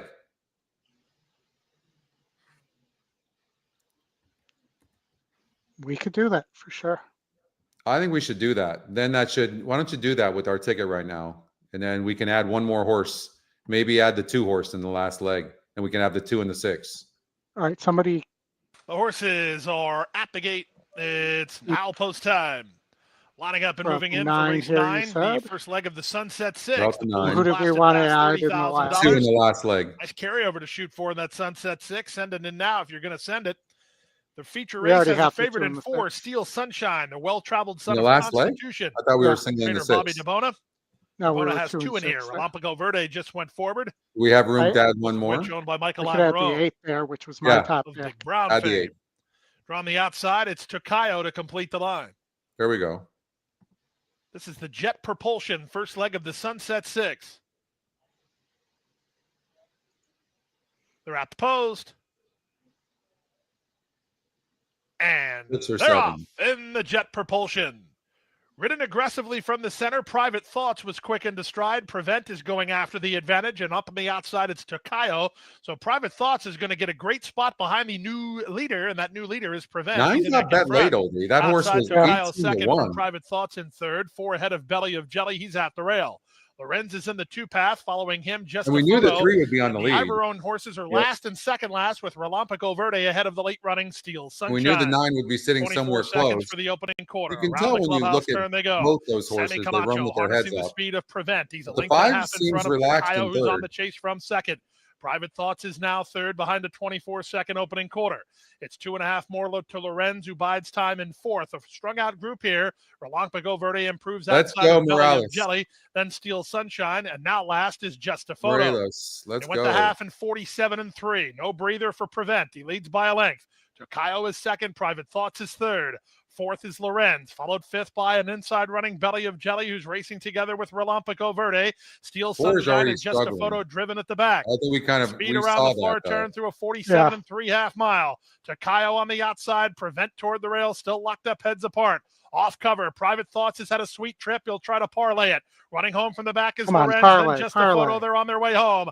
Private Thoughts with no excuse, and he's on the scene to take the lead, an eighth of a mile from home. Relampico Verde charging at him. Lorenz is between horses. Steel Sunshine's at the rail. 16th of a mile to go. Relampico Verde trying to gain ground on Private Thoughts. Private Thoughts is shortening up. Here comes Hang on. Relampico Verde, but he didn't get it. Relampico Verde missed as Private Thoughts held on. Yeah, somebody 139 pounded that and 3. 9, Willie, at the gate. We got it though, right? The Yeah. 5-1 Private Thoughts. And And we talked about that horse being tactical, and horses that are tactical are always the best horses, always. And the EquinEdge long shot, I don't even know that we talked about the EquinEdge long shot. That horse actually barely lost. So those two horses. all right. So I want to, for the first time today, encourage everybody to hit the like and to subscribe Please. to the channel, just so that you're able to see all this live racing. We're here every weekend. On Saturdays doing the stretch run. We have the Road to the NHC with Scotty McKeever, and as well 2022 NHC champion David Harrison. So live racing on Fridays as well. We have the weekend preview show, which gives you the key races and horses for the weekend, as well as our Spanish language show, which is running every day with Alfredo and his team, who does a fantastic job. So please hit the like, please hit the subscribe. I'll try not to bug you too often about that. Thank you, everybody. And that 9 horse we talked about, like you guys, like it needed the lead. I just did not like that horse. Keeneland race number 9. Let's go there because we're looking at an $800,000 race, a $650,000 Claiborne Breeders' Futurity, and the 6 horse is the top EquinEdge pick at 3 to 5 right now, and it's done nothing wrong in its first 2 races for Todd Pletcher. Johnny Velasquez is about to win his 4th race, guys. Correct? Yeah, I think so. Yes. Yep. Right. I didn't really like anything else here, Scotty. I thought this was a weak group, and then Ewing, who might have been able to upset on the front end, was scratched. So I really don't like this group unless there's a pace meltdown and somebody like the 3 can steal the race late, like we saw in the American Pharoah. Yeah. An interesting horse maybe would be the 4 horse. I mean, that horse is only a couple of lengths back, and but I think I like the 1 horse for McPeak for second. I think the EquinEdge picks probably have it right. Litmus test, the EquinEdge long shot. I agree. But, right. Well, let's look at Jake's notes here on the McPeak. So the 1 blackout time apparently is a freak, according to the connections. Okay. So that and is getting back like could be a freak. So maybe that's the horse that we should be looking at as the possible upsetter there. Yeah, looks like it. But you do have a Baffert there with Litmus Test, who finished 4th in the Breeders' Delmar Futurity, sorry, and is the long shot at 8 to 1. All right, let's get out to the race.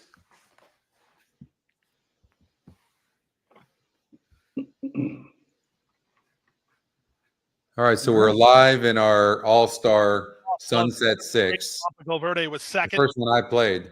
Lorenz finished third. Number 6, Just a Photo, was 4th.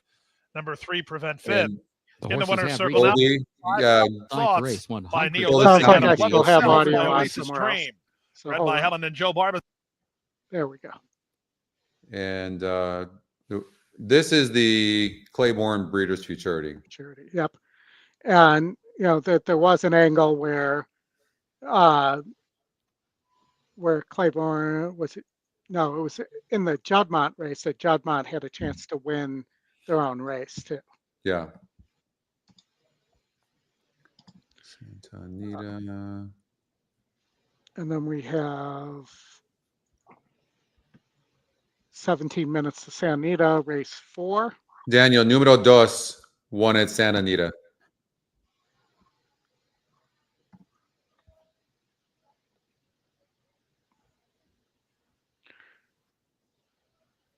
Okay, not bad. I mean, they're just building that wager, but that's pretty good.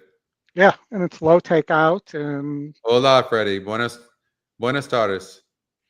Dave Duncan, is that the including the carryover, or is that the new money? The Moving into 18,000? line, ninth race.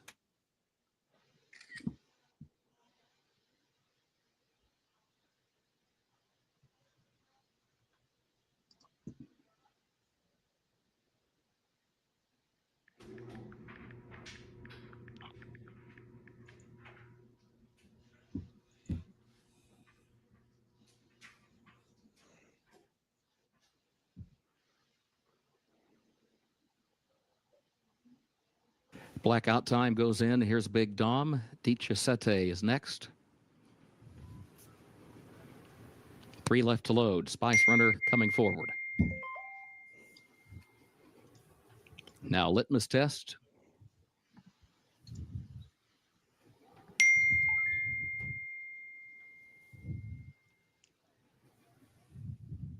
Yeah, I'm with you, T. Ted Noffey, the last one. Comes forward.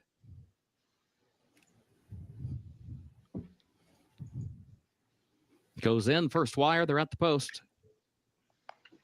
And they're off in the Claiborne Breeders' Futurity. Awkward start for Spice Runner. Went to his knees out of the gate and will be last for the move into the first turn. There goes Litmus Test for the lead on the outside, and Blackout Time is there to the inside. And Ted Noffey joins them up to the far outside in third as they move into the first turn. Big Dom will be in the 4th position. Angles out a lane off the rail midway on the first turn. Dichasete is next to last, and Spice Runner is last as they move off the first turn and onto the backstretch. Litmus Test, the leader. Litmus Test against the rail, leads it by a length and a half. Ted Noffey is second outward from the rail by a half length. Blackout Time is traveling along the inside in third. And then Big Dom nearly 5 lengths off the lead in fourth. A gap of 3 more back to Dichasete and Spice Runner last. 23.96 seconds was the time for that opening quarter. Here comes Ted Noffey, midpoint of the backstretch, starts to draw alongside of Litmus Test. Litmus Test to the inside, leads it by a half length. Ted Noffey is there up on the outside and second by a length. Blackout Time is third by a length as they go to the far turn. Big Dom is fourth, then a break of 7 more lengths. Back to Spice Runner on the outside of Dichasete. 48.23 seconds was the time for the first half mile. Midway on the final turn, it is Ted Noffey from the outside. Litmus Test toward the rail, and they're matching strides now with a quarter mile to go. A gap of 3 more lengths to Blackout Time, who tries to pick them up, but still 6 is third. in hand. Big Dom has lost ground. Dichasete fifth, Spice Runner last. Ted Noffey has taken control heading into the short stretch, but is chased by Blackout Time on the outside. 2 lengths between them. Ted Noffey with the lead. Blackout Time in second. And then Litmus Test in third. Ted Noffey now hits another gear, opens up in the closing strides. Ted Noffey to win the Claiborne Breeders' Futurity. John Velasquez, 4th win on the day. Blackout Time was across the wire in second. Litmus Test was third. 1 minute 43.98 seconds. Let's go. Yeah, baby. Yeah, baby. That's a good hit there. I don't know that exact is going to pay anything. 9 to 2 actually, because look at 487,000 in the exacta pool at Keeneland. So that's tremendous. So that's a good start. An all right, let's get out unbelievable day for Santa Anita. Spendthrift Farm. Just got. All right, Santa Anita, race 4. Try.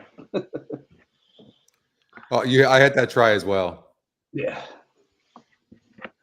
Okay.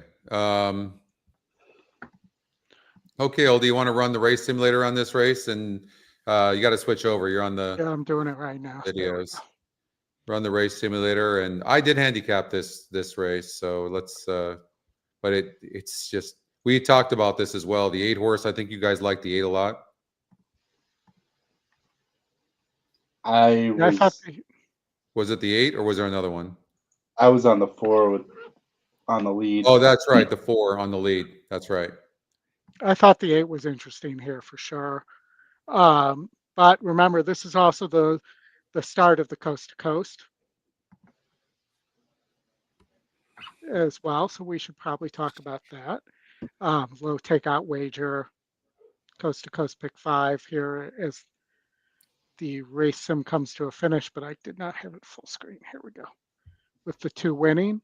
So let's talk about the coast to coast pick 5 here. Yep. Yeah. Good call. Coast to coast pick 5. I do actually have a ticket ready to go here. Okay, good. Let's just show that, Oldie. All right, let me go to the other. That starts here in race number 4, correct? Yes. So that is Santa Anita 4, Gulfstream 10, Gulfstream 11. I'd add the 4 here because I just think there's a possibility the 4 steals that race. I don't know why it just went to 1800 there. It should be singled to the 6 in the last. Sorry, 1 second here, guys. So it's Santa Anita 4 and 5 and 6 and 7. No, and picked up a few extra horses here when because of our handicapping. So what I had up there, that's okay, the gotcha. final ticket.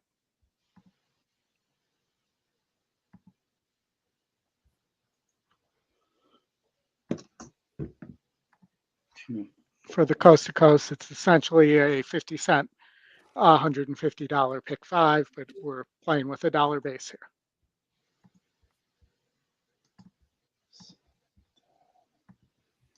And if you want to go narrower in the first leg or leg 4, either of those, you can definitely shave some money off of this.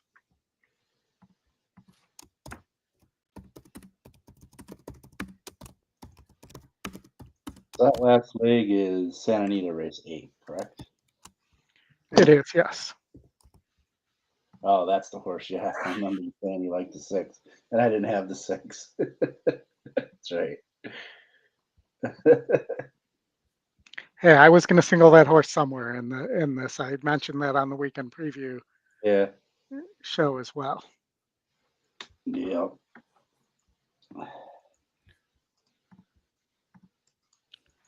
Well, I can't. I mean, that's the only race I'm.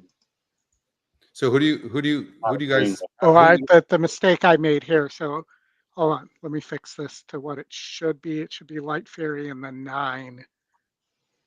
What did we use in the Sunset 6? We used. So we were. Let's see. I believe we were 5, 6, 7, 8 in the in leg 5.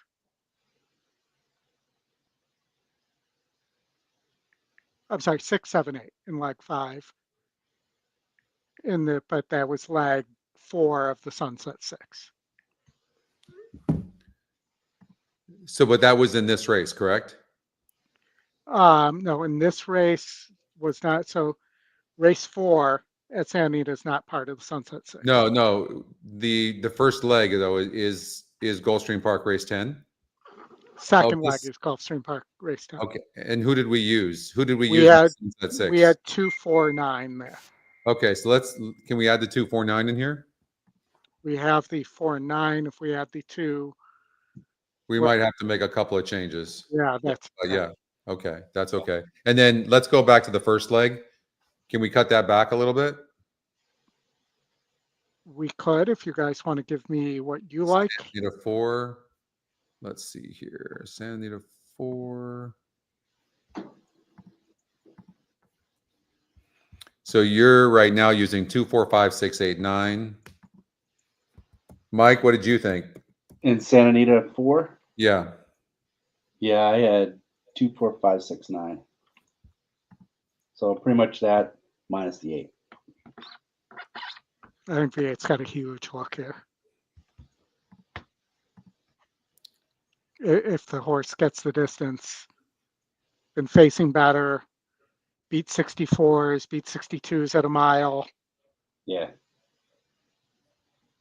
It's the long shot. You're getting 11-1. I think probably the only one I'd be worried about is the 10, to be honest with you. I was hoping to cut it. But I think the 10 is definitely somebody we probably have to watch for. But if you wanted to, there was a reason why you didn't use the 10, Oldie? Didn't like it, I guess. I know, thought it but was, that's what I mean. I Like, thought why? it was beating easier. You know, and two back, first off the layoff, it barely beat a 52 SOR group. Okay. You know, that those would be the reasons. And, you know, closing at Del Mar is different than winning at Santa Anita too. Yeah. Also, maybe the 9 you could cut there. It's 0 for 3 at the distance. That would have been the one I would have left off Let's see here. if you made me cut there.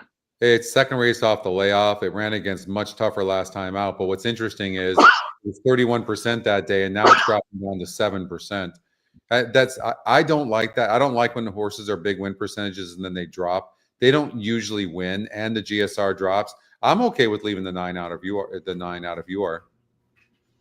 Yeah. Yeah. Let's go for it. Yeah. Yeah. Works.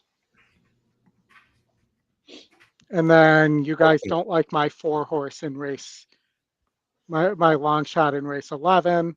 Gulfstream 11, race 11. Yeah, I hate the 4. All right, so that gets you down to 300. Okay, and then next leg 1, 2, 3, 5, and 6. That is, what race is that?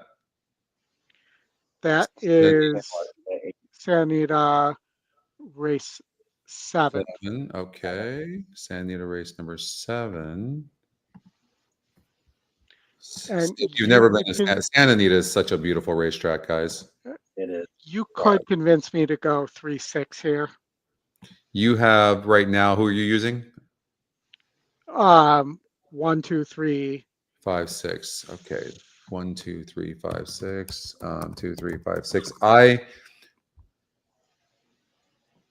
I thought that the 7 could really hurt the 1's chances. The 7 is fast. The 7 can't win. Yeah, I didn't have the 1 in my ticket. I thought the 5 horse we had to be used, and you're using it. The 6 horse, second off the layoff, I thought that was a major player. I'm okay with your horses. The 1 could get away, but the 7 could hurt it, but that's no guarantee. The 3 horse Ocean Bar has 25%. I mean, this horse can come win right back. There's no way of knowing.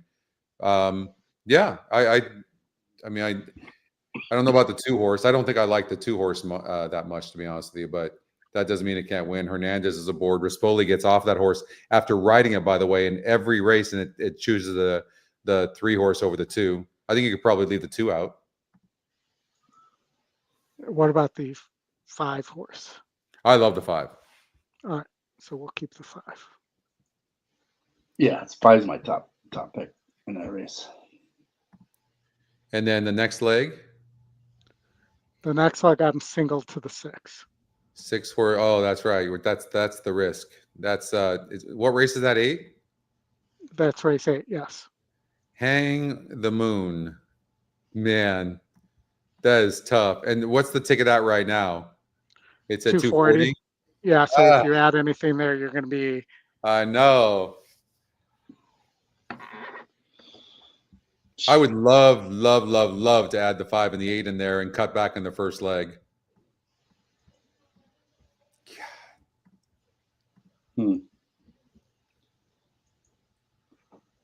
That 8's going to have an easy lead. And Mission of Joy on paper is the horse to beat. Yes, and the EquinEdge long shot. Like when you look at those horses, do you like those more than go to the first leg, Oldie? 2, 4, 5, 6, 8. we might not be able to do that because race 10 is tough too, no question. Yeah. So that's the first leg. I'm sorry, to go to the first leg at Santa Anita. That's race 4. Yes. Okay, let's see here.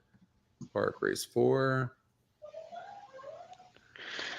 I mean, these are all non-winners of many, Yeah, it's not an easy race. with the exception of the 8, who's won a lot. Look at when you run the race simulator, those horses are right there. Oh my God. Yep. By the way, guys, have you heard the race calls from the guys on the Spanish show? Yes, Yeah. they're amazing. There's 2 of I was them. listening There's today. 2 of them. Pasquale and the gentleman, his name escapes me, but oh my God, he was calling the races this morning. Pascal was calling the races yesterday. These guys, they're not just average. These are actual race callers. Like they are sick. So they mute the races and then they do the race call themselves. It's just so amazing. You know, they had 3,000 people Yeah, it was concurrent insane. earlier today. It's just so crazy. Yeah, I would be guessing if I told you to cut anything in this race, no doubt about it. But I think you just gotta, if you what like about- something else here, you gotta add or cut. go to leg 4. Let's look at that again. All right, they're getting close to going Are in the they? gate, just so you know. Okay, leg 4, race 7. Like I said, I could just be 3-6 here, but you're taking a chance that the 1 doesn't get away. Let's take the 1 out. Let's take the 1 out of the first leg here and see if that enables to add the 5 horse in leg 5. So you'd be at 360. Yeah, so let's add the 5. Come on.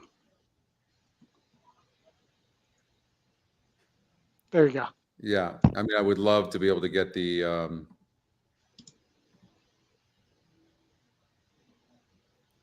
8 in there. My advice would be to drop the 2. I know Justin likes the horse. Yes, I drop hate the it. 2 and add the 8. I'm with you. I agree with you. Yeah, drop the 2 and add the 8.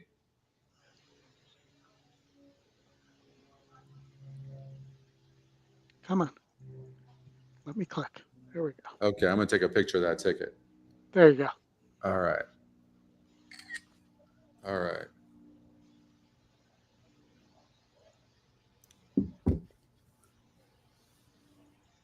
Landis likes DS at Santa Anita in race number 4, Russell's Hustle. We're not using that horse.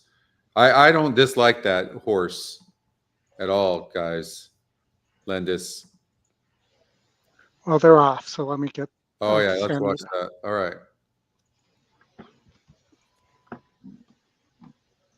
Turn it up. And There Kansas we go. moves up 3 deep. They're followed by Russell's Hustle, Big Bet, Joffin Safa. 2, 4, 5, 6, 8. The last. Yakolov is far. 2, 4, 5, 6, 8. They move into the 2. front. No, 2. Yeah, 2, 4, 5, 6, 8. Sorry. Tempo, Okay. leading by a length and a half, keeping that head very much near the ground. You know, the 9 horse Anon's was super racing in wide, second. and it Down on the doesn't seem inside, like it's much Cuban because the 9's Confusion running in very third. easily, but He's followed by that's Kansas probably an Cat on extra the length or outside, 2 that taking horse third. just had to Suchet run. under a tight hold between Just horses, 4 around lengths that. off the lead. Then Russell's Hustle outside horse flashiest. headed Big down. Bet Joffin Safa takes 3, and still a gap to Yakolov. Down the back stretch, Charge for Gold on top. A length and a half to Anon with a half-mile left to travel. At the rail, Cuban Confusion holding his own third. Kansas Cat is in fourth. Suchet between rivals. Numero 5 Flashiest won. and a 3-wide Numero Russell's 5. Hustle, 5 lengths off the lead. Big Bet Joffin Safa takes 3 in the orange and 3 back to Yakolov. Rounding the far turn, Charge for Gold and Kyle Frey have been the leaders throughout. Anon in pursuit. Kansas Cat is in third. 2 is Cuban loaded with horses Confusion that in the can get white through, colors but down at the rails. I'd Suchet reach trying for to get the out of 6 to traffic. win. Come on, 4. Are at Kyle. the top of the stretch. Charge for Hang Gold on, still Kyle. there. Anon, Cuban Confusion has a ton of Come horse. on, Can he get Kyle. out? Hang on. And in the 9's meantime, gonna pick Kansas us up Cat and gets the we're. jump No, on him. 2's gonna win. Flashiest on the Come scene on, late. Kyle. Hang on. Cuban Confusion gets room between horses. Yeah. And how much the best Damn it. was he? Cuban Confusion gets the job done. Yeah. Kansas Cat was second. Was Tight that the photo top between pick? Flashiest and Yes. Charge for Gold. Yeah.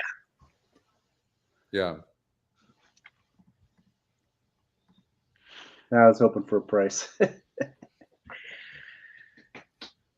Yeah, that was the favorite. That was the EquinEdge second pick. The 9-horse ran good. It did actually, and it was wide the first turn too. So we escaped one there, didn't we? All right, but we got it. Barely. Either way. How many times does that horse that you throw off your ticket beat you too? Oh yeah, so many. What was that so many finish? times. 294. 2-9 photo. Number 2, And we're going Cuban to be going to Confusion was Gulfstream first. quickly 9 here Kansas for Cat ran the second, second photo leg. for third. Should have bet the try. Dummy.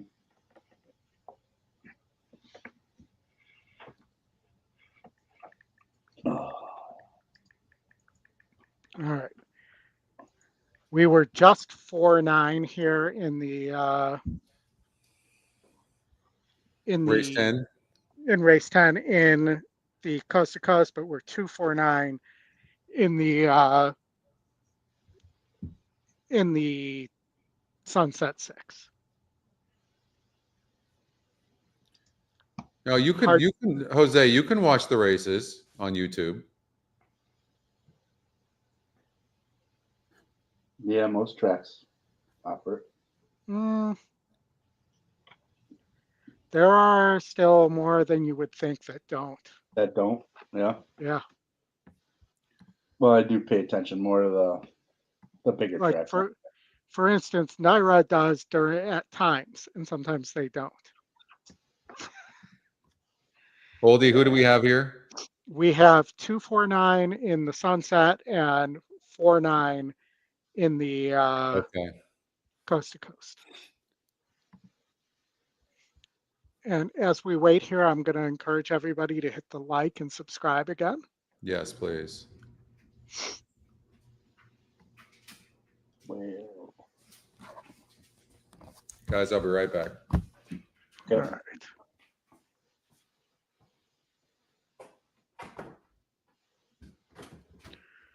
Dave thinks somebody could scoop the coast to coast today. I'm not sure, Dave. I think that this race is relatively formful.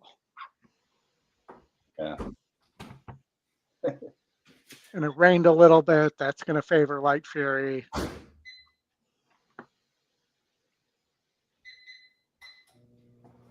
My top 3 picks in that Santa Anita race, I had them backwards. Yeah, my 8 didn't run a lick. I had it 492 and it ended up 294. I should have just boxed the try.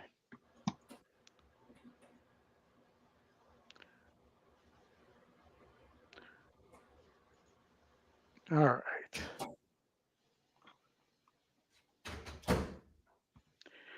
Couple more minutes here.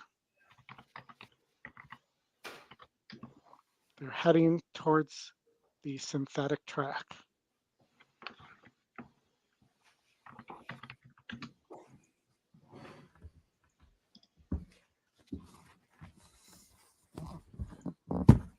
You guys like olive oil? Yes. So let me give you a big find. Atlas olive oil. You can buy it on Amazon. Is so good and healthy for you as well. It's like, you know, a lot of the olive oils you can't trust, and it's one of the best olive oils in the world, and it's so good. You know what I have to say to that, Scotty? Huh? What was it we had for dinner tonight? Well, we had a choice, steak, fish. Yes, I remember. I had lasagna.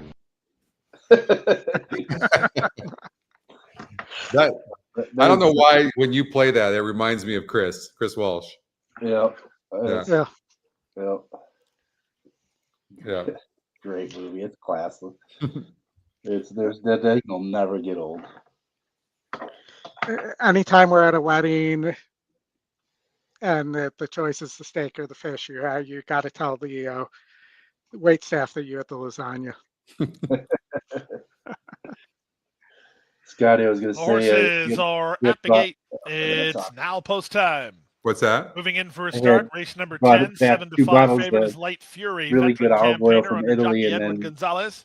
One of the bottles fell He's from the the gray, and you'll hear from him the early. cupboard onto the counter and smashed. Salvatore Prince, Joe Bravo for Rohan Crichton. I mean, Clear Destination and straight Sunshine from Frolic. Italy olive oil, extra virgin olive oils. so the flavor's just too good. Yeah. It's hard to find it, unless you get it imported, of course. Tony, we're staying for the whole time.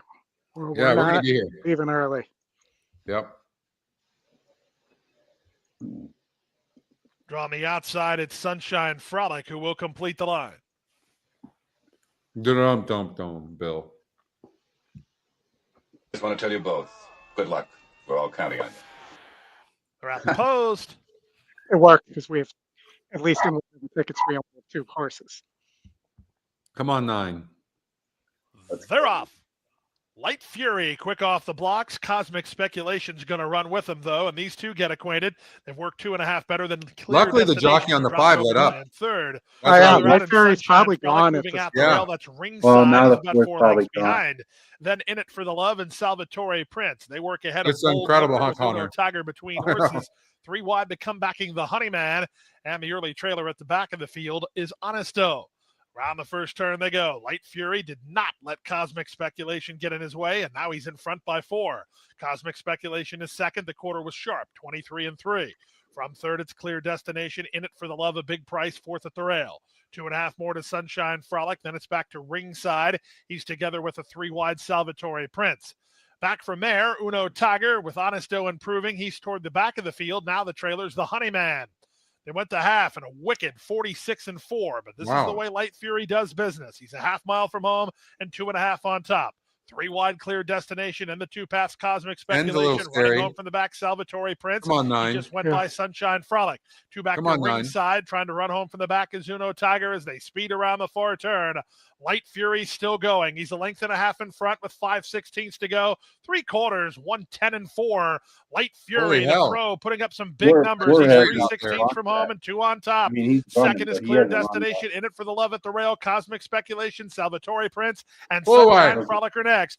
They come past the 8th pole. It's Light Fury on top 2 now. Clear Destination still trying. Final 16th of a mile. Edwin Gonzalez and Light Fury have turned back all challenges, and Light Fury wins over Clear Destination second. Sunshine Frolic third. Closer after that in 142 and 1. Shakalaka. Love it.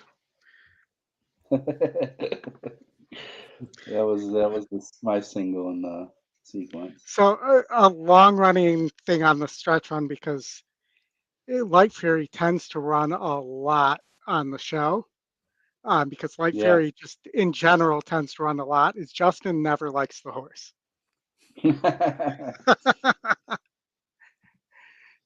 He's always against the horse because he's against the speed on the turf, on the synthetic, I mean. Yeah. Guys, let's go to Keeneland. We've got 3 minutes before Keeneland, and it's a $1.2 million Coolmore Turf Mile Stakes. And then we'll get back to Santa Anita. All right, Scotty, I'm going to jump on this one first because I want to make sure that I mentioned Diego Velasquez, who was my top pick in the weekend preview show. Okay. Was supposed to come over to the Breeders' Cup and got hurt last year, but was very, very highly thought of for the Breeders' Cup. So this is a horse. I know Dettori's riding. That's because there's some big races in Europe, and the big riders didn't come over. But Jim also mentioned last week on the show that this was one of the horses he was looking forward to seeing. So specifically got mentioned, has been facing some of the best milers in the world. I think Diego Velasquez is going to be very tough here for Aidan O'Brien.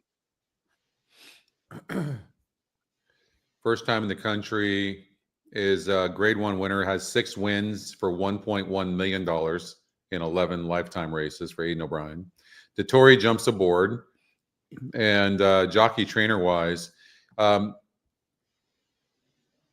Aidan has used Dettori before. I'm not really sure, but we're showing 0 for 2. So, but how about the 9 horse? Look at Irad and then William Walden.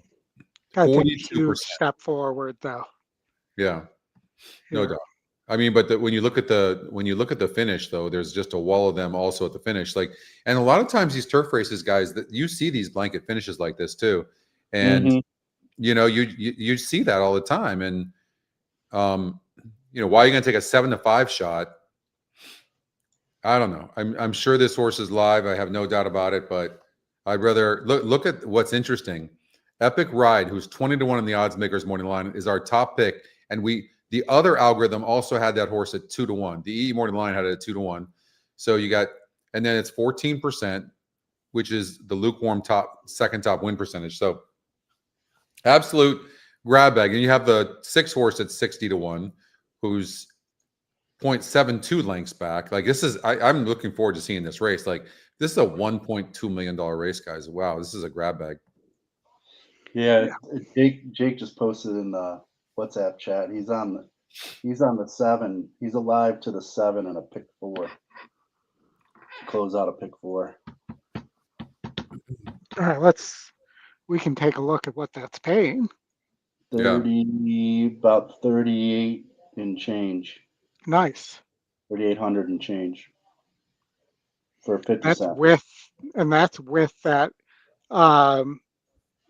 huge Fletcher Rapoli favorite winning. Yeah. I think he dropped $35 on that ticket. All right, here we are. Wow, what a race, guys. Like if you like something, you're gonna get paid. Well, unless you like what I like here, which is the chalk. Big favorite. Yeah. Yeah. What And about I thought the only other horse I liked here was the 8 program trading for Chad the 8 Brown. horse? Flavian Pratt. I just don't. I know it was off of. Well, that was a long way off, to be fair, but I don't like. And actually, that non-gridded stakes race there on August 29th came up pretty tough. It was a 78. I don't remember seeing a non-gridded stakes race so tough.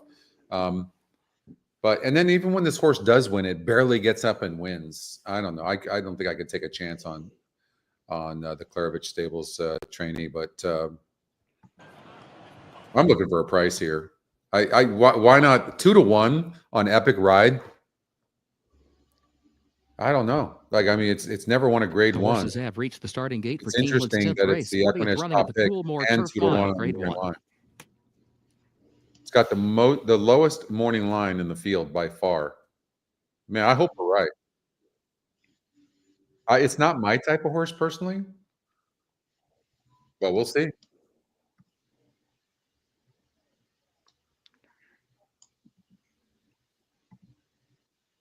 That we will. Ryan likes the 7. Ryan in the house. Ryan in the house. Guys, I don't love. Yeah, maybe Tony. But I don't love races. I don't love races that coming out of Kentucky Downs. Do you guys? Do you guys get much luck with betting races next time out? I was talking about this on the weekend preview show about how you got to stay away from those moving into last out winners at Kentucky Downs. Actually, so somebody won yesterday, and somebody won once last year, but the previous 4 years it was something like 0 for 80 something. Yeah, it's crazy, and it's not a normal oval, and some horses really take to it. It's kind of like down the hill at Santa Anita. I mean, if a horse goes down the hill at Santa Anita and wins by 3 lengths, what does that mean the next time it wants to go 8 furlongs on the turf? You know what I mean? Like, what do you do with that? Yeah. Rhetorical comes forward, going in along with Diego Velasquez. Here's Brilliant Birdie, and now Woodshana. Beach Gold comes forward. Percante. 10-1 on the 7. I mean, I don't know. We'll see. John Gold, the last one. Somebody's betting it. I'm going with Jake. I'm going with the 7. He's been goes in. They're at the post. Jake. They're off in the Coolmore Turf Mile. Woodshana broke absolute last. And there goes Howard Wallowitz out for the lead. Quattro Cinto is right there to the inside. Epic Ride is up close early from the far outside as they head into the first turn. I mean, they're It flying. will be Quattro Yeah, Cinto now they're up the winging it. inside. I Sitting the mean, ground around those the two turn. horses Take the up lead front are from absolutely Howard just Wallowitz, going who's nuts. a lane off the rail. Less than a length separates the top two. I Epic like the Ride move slides by the down to the jockey on the inside 7. from I just third don't know that position. the 7 Rhetorical is fourth. Break can of rate nearly much, 5 more guys. lengths to Beach Gold in fifth. Program Trading is sixth on This the horse, outside. no, Diego he's rated Velasquez before, is actually, a seventh little for the bit. move up the Let's see. backstretch. Brilliant Birdie is in eighth. Mercante is ninth. John Quill is 10th. And Woodshana last of the 11. There is a pace, 22.4 seconds the but time look for the where the opening 4's quarter. sitting. I Quattro mean, just Cinto, the leader, galloping midpoint of the backstretch, leads it behind by them. a length and a half. Howard Wallowitz is second toward Actually, the no, outside as they head back, onto the far back turn. mid-pack. Epic Ride is in third position. Who's that Rhetorical sitting is in fourth. third? The And 9? then Program Nine's just Trading galloping. outside of Beach Gold, 46.07 seconds the time for the first half mile. They swing down the final turn, and it is still Quattro Cinto, the leader by a length. Howard Wallowitz is second on the outside, has been there since the start. Epic Ride is third. Rhetorical swings to the outside. Ken's got from horse fourth. if he can Quarter get mile to through. go. Program Looks Trading okay. is It in doesn't fifth. look great Beach to Gold me. is in He's being sixth. asked. Diego Velasquez is seventh. He's out in the center of the course with a lot of Here work to comes the do. 10. Quattro Cinto is in front in the 10's final live if he can furlong. get through. Here Come on, get comes through it. Rhetorical. Nine. Rhetorical draws alongside. Yeah, 9. Program Trading. Epic Ride to the inside. It is Rhetorical in front. Program Trading. John Quill running late. Rhetorical to the wire. 9 gets to win. Rhetorical to win the Grade 1 Coolmore Turf Mile for Irad Ortiz Jr. 1 minute Irad Ortiz on 33.61 Rhetorical. seconds. That's 4 straight wins in 5 races in 6 lifetime starts. And that is a big win. The best that horse had done last time out was when a state bred, non-graded stakes race. This is a New York bred. And for Bill Walden and Irad Ortiz, the sire, not this time, who's on fire. The Dam, no lifetime races. But wow. And this horse has had a couple of layoff lines in those 5 races, guys, but now 6 races. And this horse just became, no, not a millionaire yet, I don't think. But still, yeah, this is a very, very, very nice gelding. And in fact, this is a 4-year-old with only 5 lifetime races, so he's had his issues. I picked the wrong week. Quit sniffing glue. Yeah, New York bred. Yeah. Race 5 at Santa Anita. All right, let's get off. Let's do it. Not in any of the multi-race sequences. No. Okay. That this 5 horse isn't getting bet. My Bodacious Boy, the first-time starter for Tim Yakteen, 5-2 on the morning line, has a positive work from Bluegrass Dan. These are state breds in a maiden special weight. Scotty, what did you think here? Yeah, I looked at this race, and I thought the 4 horse might be tough to catch, Tommy Norris, but it's a wide open race. The 5 horse being dead on the board like that, I'm with you. I don't like to see a first time starter being dead on the board. 10's lukewarm getting bet. That doesn't do much for me. Although, I like when the EquinEdge long shot horses, but I prefer when they're first time starters. And it could have chosen the 5, and the fact that it didn't, I don't love that. Maybe if these aren't a bunch of very good first time starters, guys, then you could take a look at some of the horses that have run a bunch of times, like a horse like the 4 Tommy Norris, and maybe no one's going to catch that horse. But they all show finishing. I don't know. I didn't really have a strong opinion in this race. What about you, Mike? Yeah, my top pick was the 6 here. We just missed last out with 2 back-to-back second places, adding a half a furlong here, which isn't a big deal. I think also posted his best drill to date 2 works back. Yeah, 38 and 102 for 5 furlongs. Followed that up with a maintenance work, but I think that's the horse to beat, in my opinion here. Should be forwardly placed.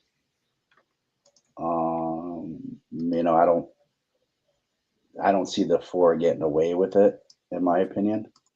Yeah. So I think 6 sets the trip here. I think the 4 is going to stop even if he does get away with. here, in my opinion. Yeah.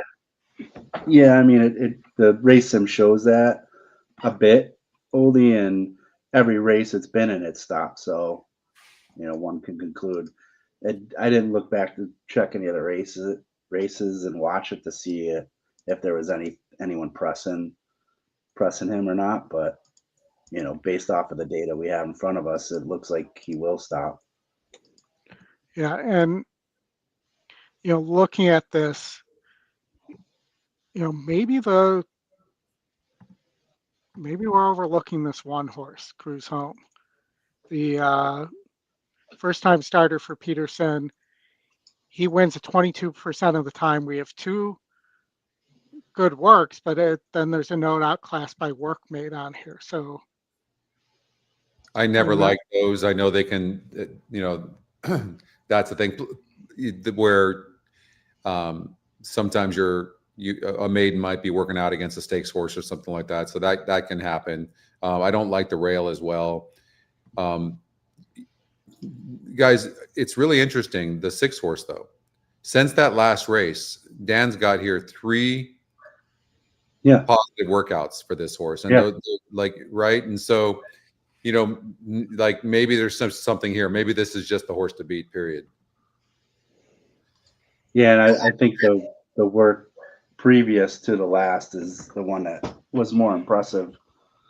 And the horse that's going to get the first run too, Mike, is going to be the 6. Like it's going to be sitting off the 4, right? And when you look at the race simulator, Oldie, if you run the race simulator to the 2nd and 3rd call, the horse that's going to be sitting in the garden position off the 4, if the 4 is not good enough, is going to be the 6. It's sorted from the post, if you don't mind. There you go.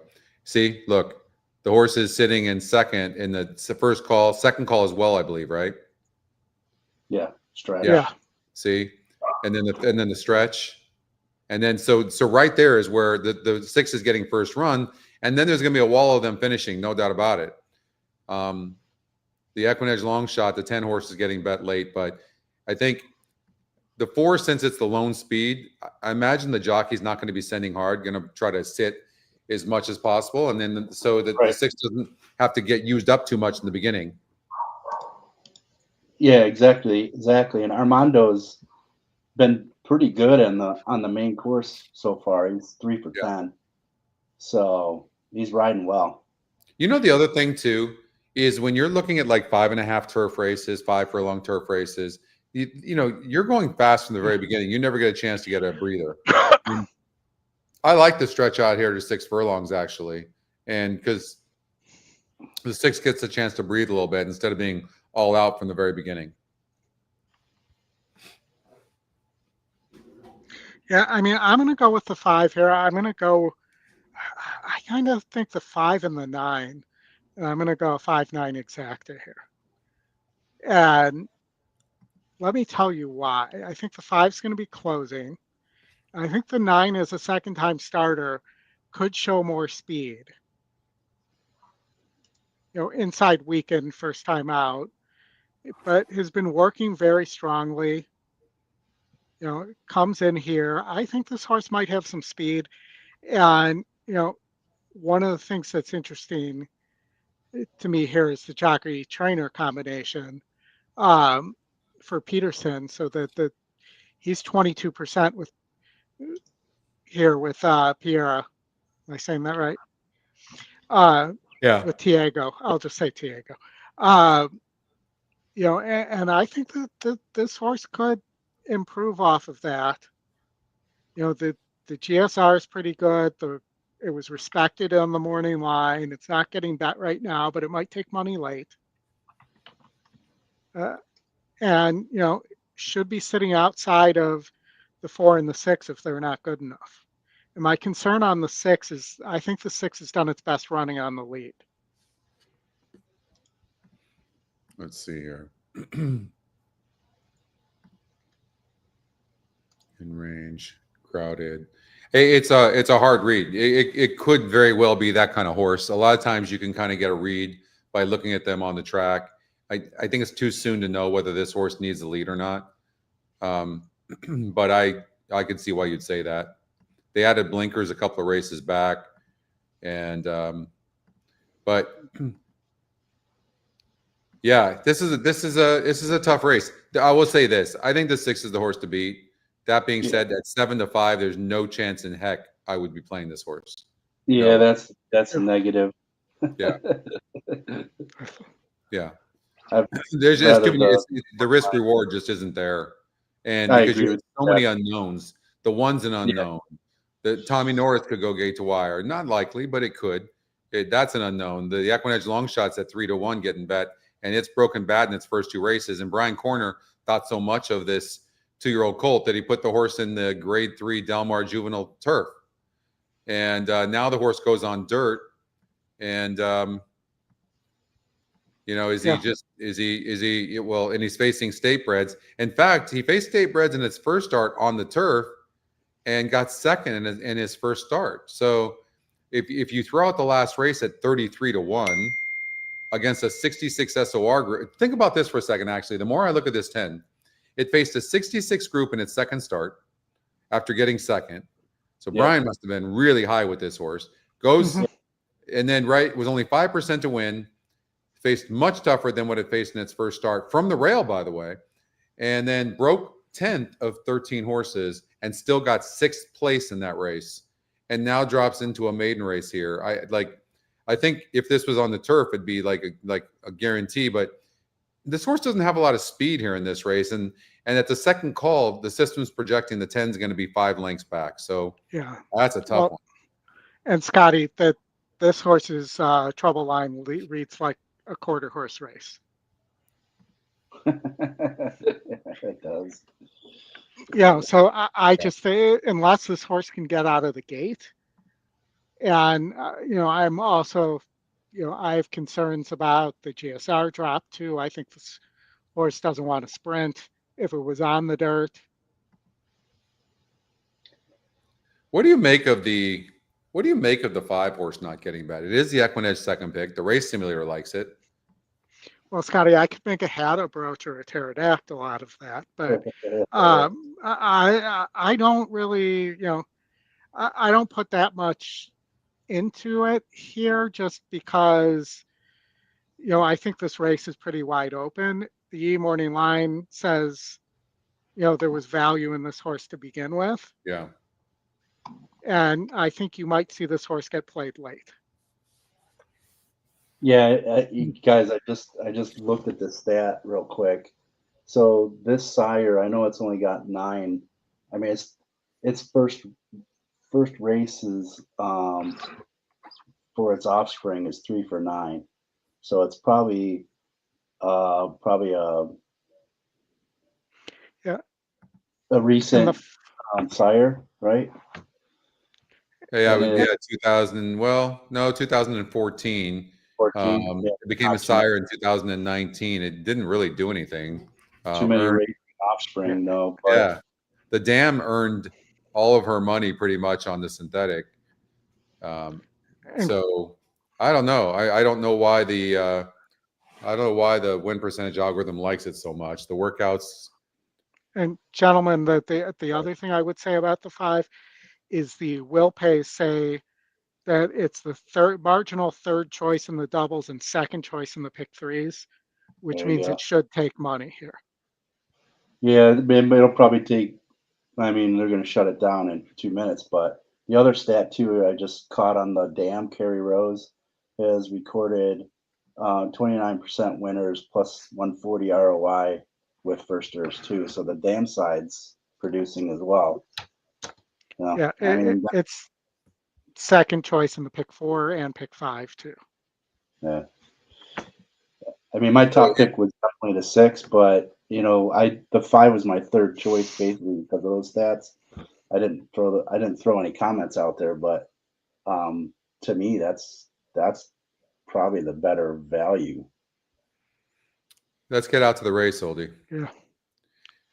The 6 horse is 2-1 right now, which means somebody else is getting bet, and it does look like the 5 is coming down a bit, and the 10 is taking all the late action for sure.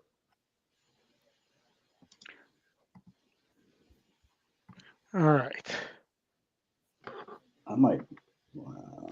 10 might be just a takeout reducer for you here. And I will tell you, Kenny Pittman, who, longtime EquinEdge user, Scotty, he loves races like this, playing the first time starters when you have a bunch of horses that just don't look like they have any interest in winning. I'm going to be on the 6 horse. I don't think that's the case with the 6. And those last 3 workouts have been tremendous after that good performance. And the race simulator says the 6 is going to have first run on the 4. So I'm going to go with the 6. It's at 2-1. At 7-5, no. At 2-1, I did bet the horse to win.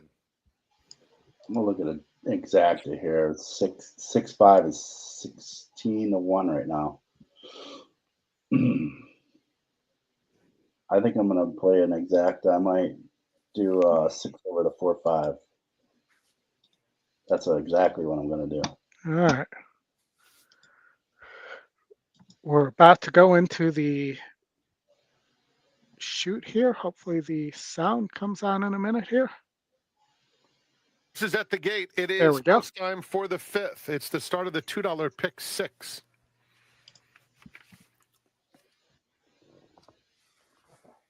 Kettle One is the official vodka partner at Santa Anita Park. Try the all-new Santa Anita Mule made with Kettle One vodka, family made. Enjoy responsibly. Sounds delicious. Yeah, I hear you. Kettle One martini sounds delicious.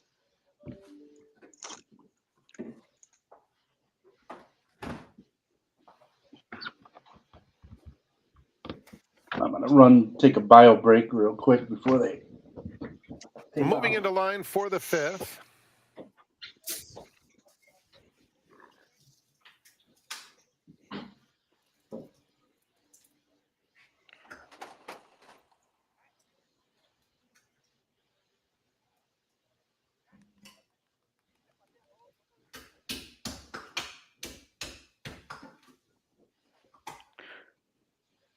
My Bodacious Boy going up, along with Tamarindo Beach. Tamarindo Beach. That's the 9 horse. Oracle of Paradise will be the last one to load. It's a good place to be the Oracle of Paradise.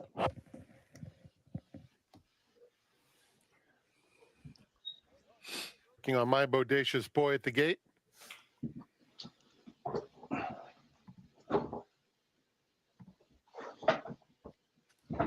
I hope you guys enjoy my Oracle new of QR code Paradise hat. awaiting his turn. You got a Q? Do you? I'll Where? be back Oh, the look on the outside. screen. Second choice goes up. He's wearing it. I'm wearing the QR code as a hat. Oh, you are? It's hard to see. No, I mean, it's just the corner of the. We're in the gate.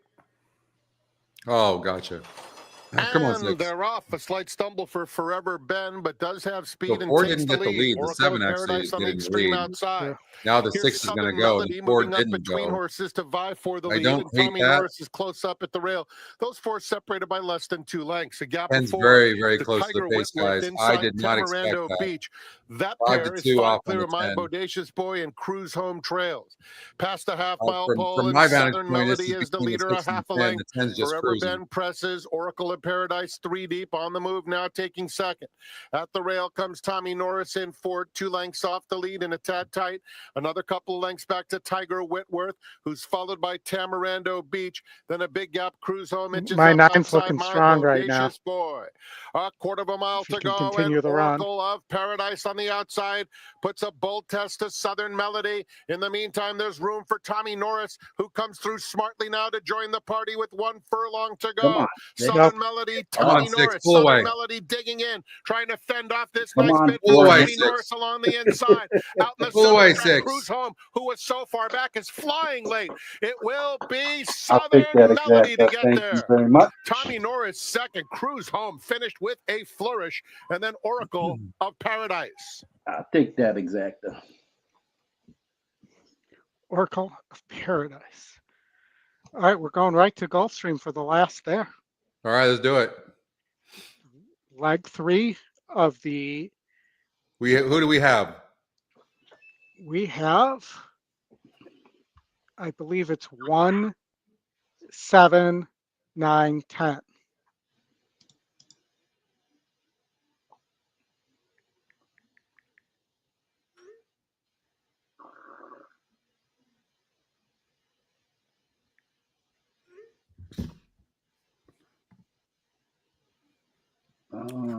That was a good hit. What did we get on that 6-horse, Mike? Not enough. 2 to 1. I think we got 2 Yeah, to 1. Yeah. it was 2 to 1. Yeah. I actually owe you a. But I got 13 to 1 on the exacta. Nice. Yeah, let's go with.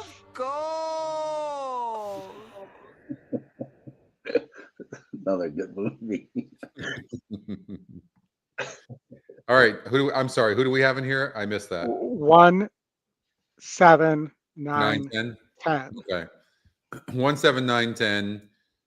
And Hot Blooded is the one I thought could be a single. The one. I mean, at 5 to 1, I would take that. You know, we'll see. It's a wide open race. Mm-hmm. And the 4-horse Oldie, you thought it deserved a long shot look, is getting bet down to 17-1. So who knows? Maybe. You know, if it was still in the Ravelli barn, it would be 2 to 1 in this group. That's the thing. For sure. But I'm getting good odds on this 1-horse. I'm kind of liking that. The top EquinEdge pick, Audio's cold, you guys. What do you guys think about that horse? I mean, barely got up last time. It's had 2 straight layoff lines. Yeah, that was my concern. I used it in my skinny ticket I played. I don't skinnier than the one we had on the screen. But yeah, that was my concern, Scotty. The back-to-back layoff lines. It's hard to know what's going on unless you dig into the any time it's been in the barn and not feeling good, so you don't really get to see that. Yeah. And we used the 9. Why did we use the 9, Oldie? Is this a horse that you liked? No, Justin liked this horse. 8 to 1 right now, 17%. Horses are at the gate. Does seem to be facing a little bit easier, but it had the 11 post to last time contest out. the I guess issue we at could a probably wild forgive trip that. over the turf. The bettors have no idea where to go here. No, they don't. Really We don't. 7 to 2 shots. I actually think the 9 is a fair long shot, actually. Hot-blooded, who But draws the rail. the jockey, and I'm not Adios really Cole sure in a about return the try from California. they're 19% actually. Torres and D'Angelo are 19%. New Jersey Invader Shrug is 4 to 1. And D'Angelo's having a great meet. Yeah. To 7 to 1 for Full Nelson. Look at the one Hot-blooded at 7 to 2. D'Angelo. Oldie, you owe me my watch back. Live racing again tomorrow here in South Florida. First race post time is 12:50. And we welcome everybody who's joining us on the Santa Anita Cole. YouTube page as well. Please feel free to join the chat. A fool. Act a fool. Full Nelson, Gold Square Silks. That's my job, right? On And these on the shows. outside, Act a fool. Mr. Romario. That's from like a movie or something like that. Act a fool. For sure. I know it from somewhere. Mr. Robario and Micah Husbands to take the outside. Where Mr. T is known for pitying the fool. Yeah, as I say, it's like old school. They're at the post. In's playing the number 9 here. I like the play. Andre likes the 10 horse. Yeah. Runners away. Hopping in the air at the break with Smart Striker. Good luck. Start for Active That Fool, Striker? headed off for the early lead with Adios Cole moving up on the outside to take second. Buena suerte. Splitting horses Shrug is My on the go. 4 He's in got head that down strong. to Smart 6 Striker's to on 1. the rail. Kalik is next with Pedro Full likes Nelson on the far Nuno outside. Siete. Then Hot-Blooded and American Speed. Adios Robario lingers Cole. last of the 9. They chase the speed of What Active happened? Fool. Miguel Vasquez and Active Fool around the turn. Oh, you're going to take the volume off that? He's Yeah. an in-hand second.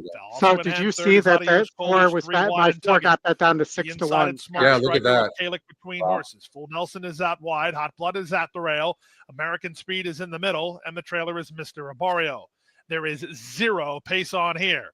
Active Fool has him stacked and packed behind him with Shrug and a How the prime heck did that position 4 from go down to second. 6-1? 3 wide. Adios Cole is now third. Kalik is fourth. Smart Striker They fifth. probably thought that there was Speed going to be a improves in pace up traffic with front. Full He's Nelson wide going the to whole walk the way. dog. Hot Blooded It is was next, and just Mr. Abario is 16 to last. 1.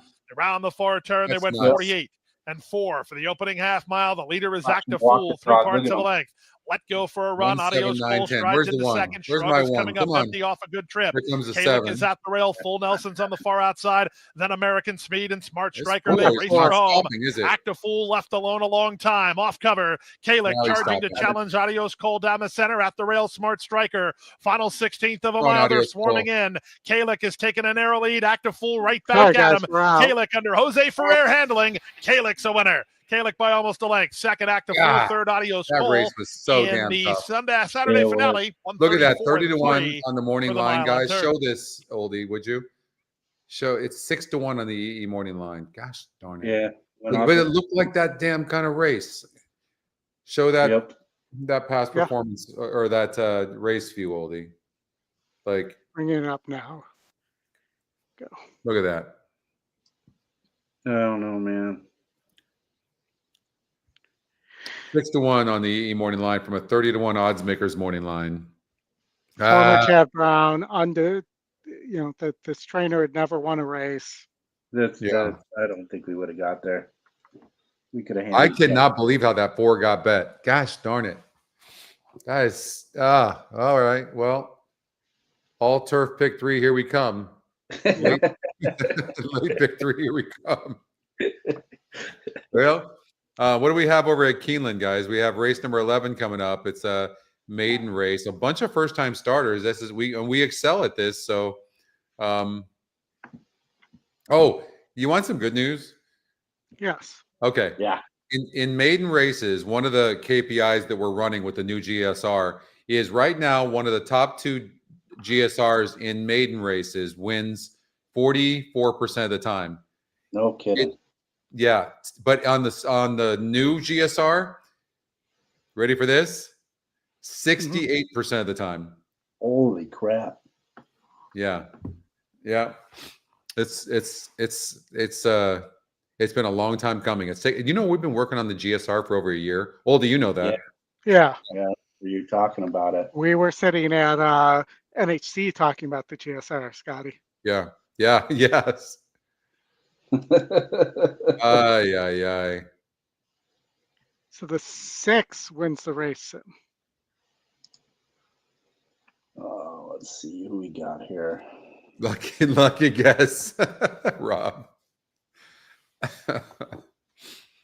All right. So yeah, I mean, I love the challenges. I hated maiden races before EquinEdge, but I actually look forward to them now.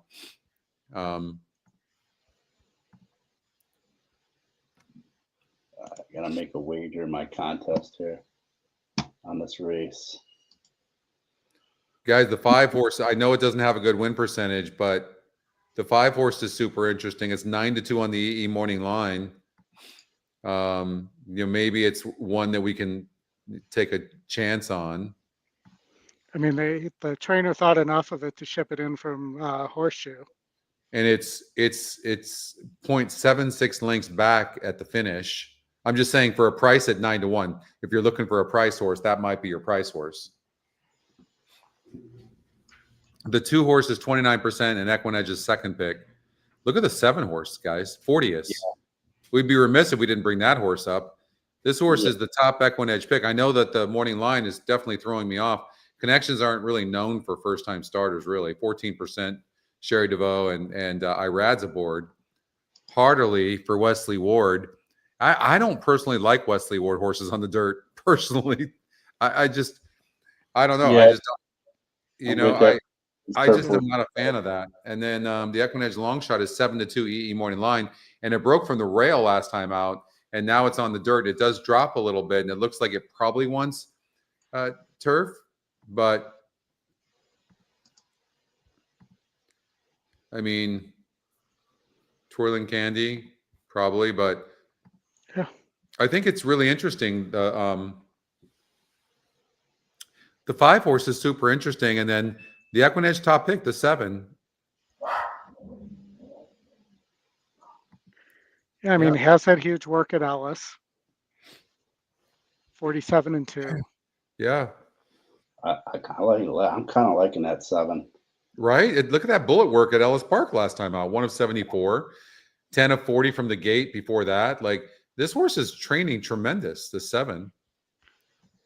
I will say that game winners don't seem to win first time out. I'm going to look up the percentage. Game winner won his first 4 races. So, Right, but his progeny. Let's yeah, see. the dam wasn't much. He's 9. So with 2-year-olds, he's 9.5%. Yeah.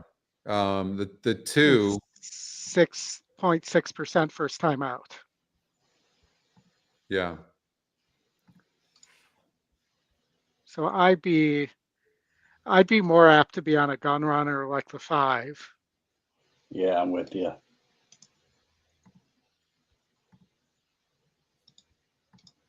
Yeah. If I'm trying to upset the Wesley Ward. All right. My bets are in. I'm on the 5 and the 7 to get me a win.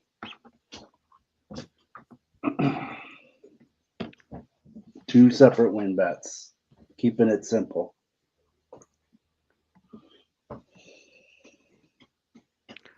All right. Even, when Gunrunner was a young sire, won with a lot of first time starters, but the Gunrunner's still winning almost 16% with first time starters. Yeah. Which is pretty impressive. Yeah. Almost 20% with 2-year-olds.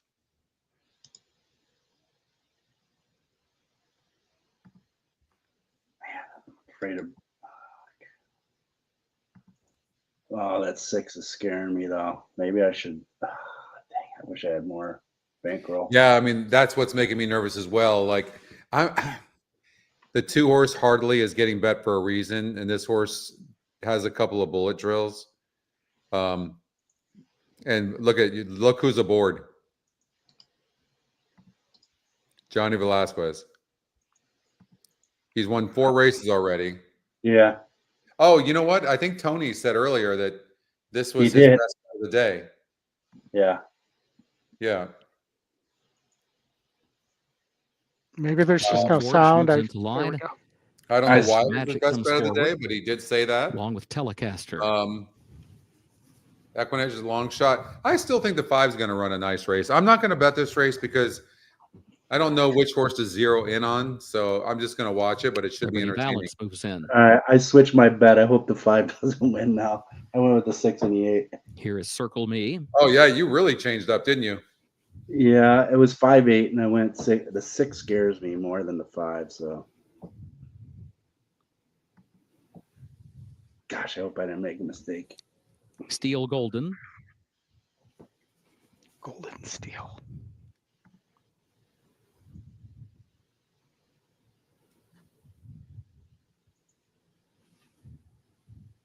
They sure are. They sure are good. Rob played the 1, 6, 8 box. The 1 could have the lead early.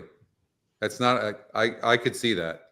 That's why I'm not playing this race. It's just too tough. I mean, yeah, the 8 Vacoma, baby. Yes, this is gonna be a good race. Come on, 6 or 8.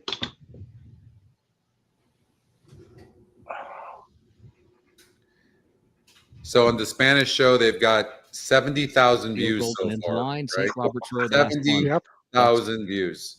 That's amazing. Just incredible. They have 2,600 chat messages too, which is And they're covering Santa Anita. That's what they're covering. Yes. Goes in there. That's what they're focused on. So hopefully that's resulting in some good And action. they're off.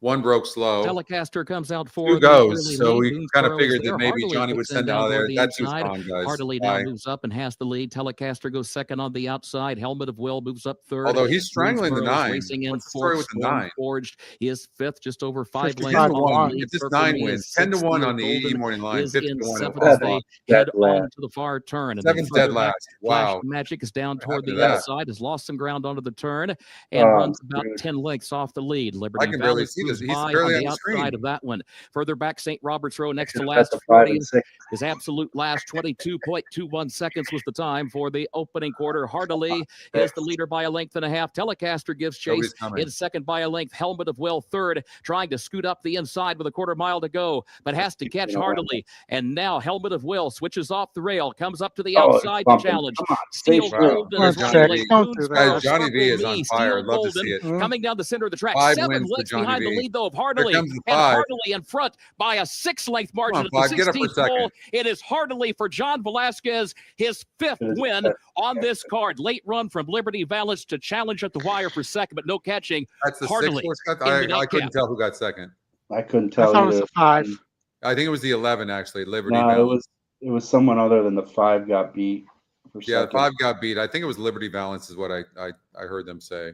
But Yeah, I wouldn't. have okay, picked that. let's get out to Santa Anita. Damn it. All right. Santa Anita, race 6. Is there anything we got here? Is this start the all turf pick 3? This does start the all turf pick 3. Okay, we got to play that. Heck yeah, we do. Yeah. It's a great bet. Well, let's get to our all turf pick 3 handicapping here. If I can.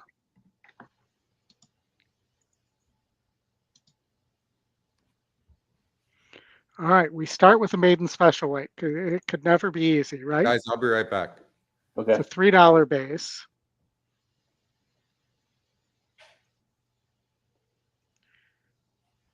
And one way or the other, I'm going to get my single in somewhere on the 6 horse. So I need to uncheck this. You I need really my like 11. in the 8, don't you? No, I like the 11.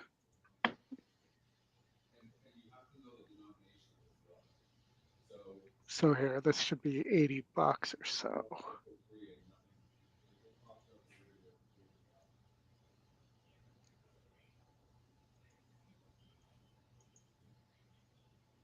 That's what I had. And I added your 12 in the last leg. 6. What's the 6? Let me look.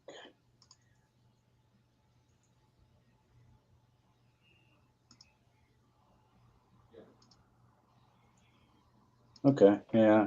May get a price on that 6, right? Yeah. Yeah. Well, it's too late now.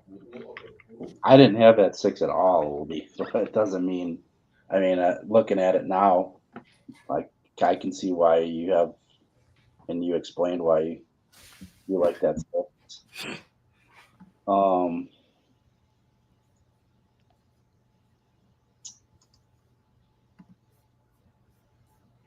And should potentially the 6-4 double there from race 8 to race 9 should pay well too. Guys, I don't love the 1 horse here.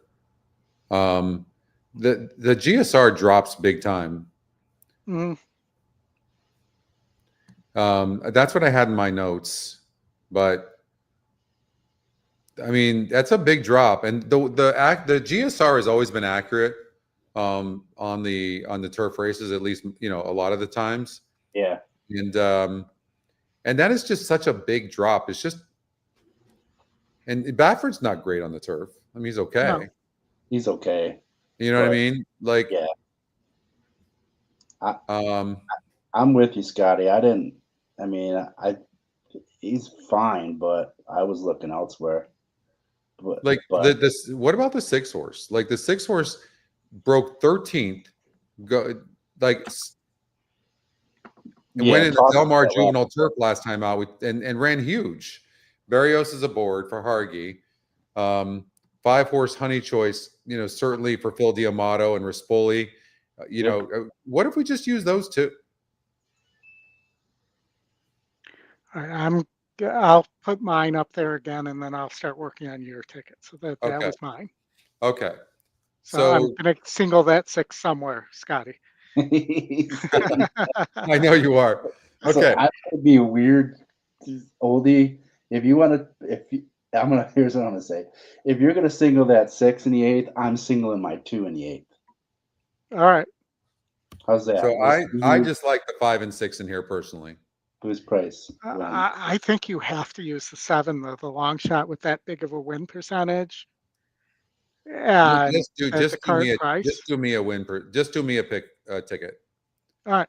And then in the next leg, the 5, 6, 8.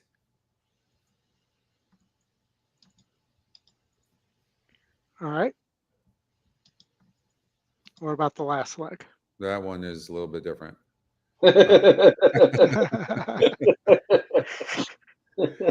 That is a little bit different. I think. Holy crap! That Woody last, that late pick 5. Dave was saying, look at those odds. How about for sure? I got to use the 8 horse. For sure, I know that. 5 and 6.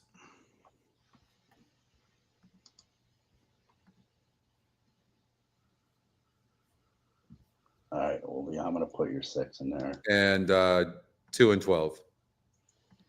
5, 6, 2 and 12. So you don't like my 11. I'll get that out of there. So that's it would help if it actually did what I told it to do. There we go.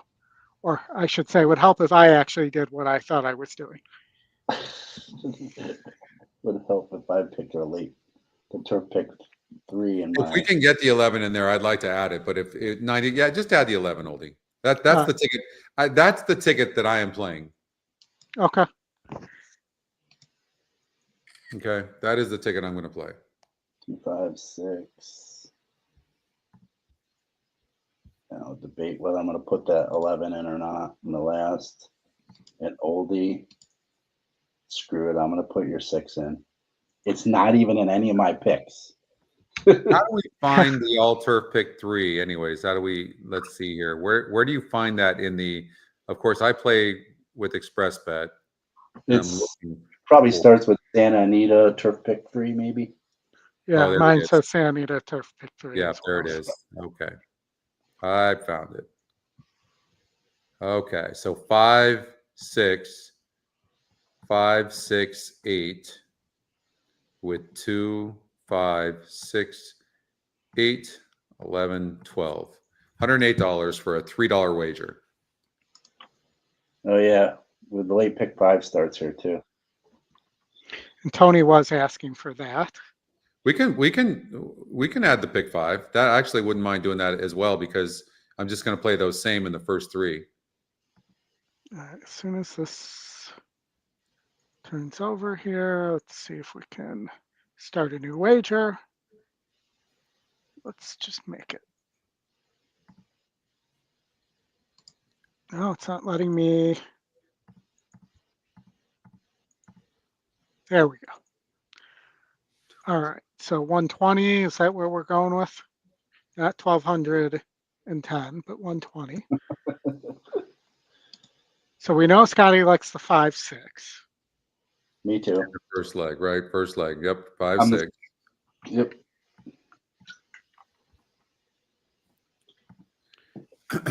And then race 7, who did we have? That's what we I narrowed down to 3, 5, 6 here, but we were originally had a lot. Oh, that's all I liked was 3, 5, and 6 as well. Same. 5, 6, 8. 3, you 5. could get the 6 and 4 both in here now. 5, 6, 8. That's the turf race. 5, 6, 8. Yeah. Nope, that's all I'm using. 5, 6, 8. Okay. And then the next leg is We were single to the 4. race 9 single. Oh, okay. So I'm going to add the 4 and the 6. And it's going to put you at 108. And then we've got the 2, 5, 6, 8, 11, 12, right? Yep. So yeah, $108. Not bad. There you go.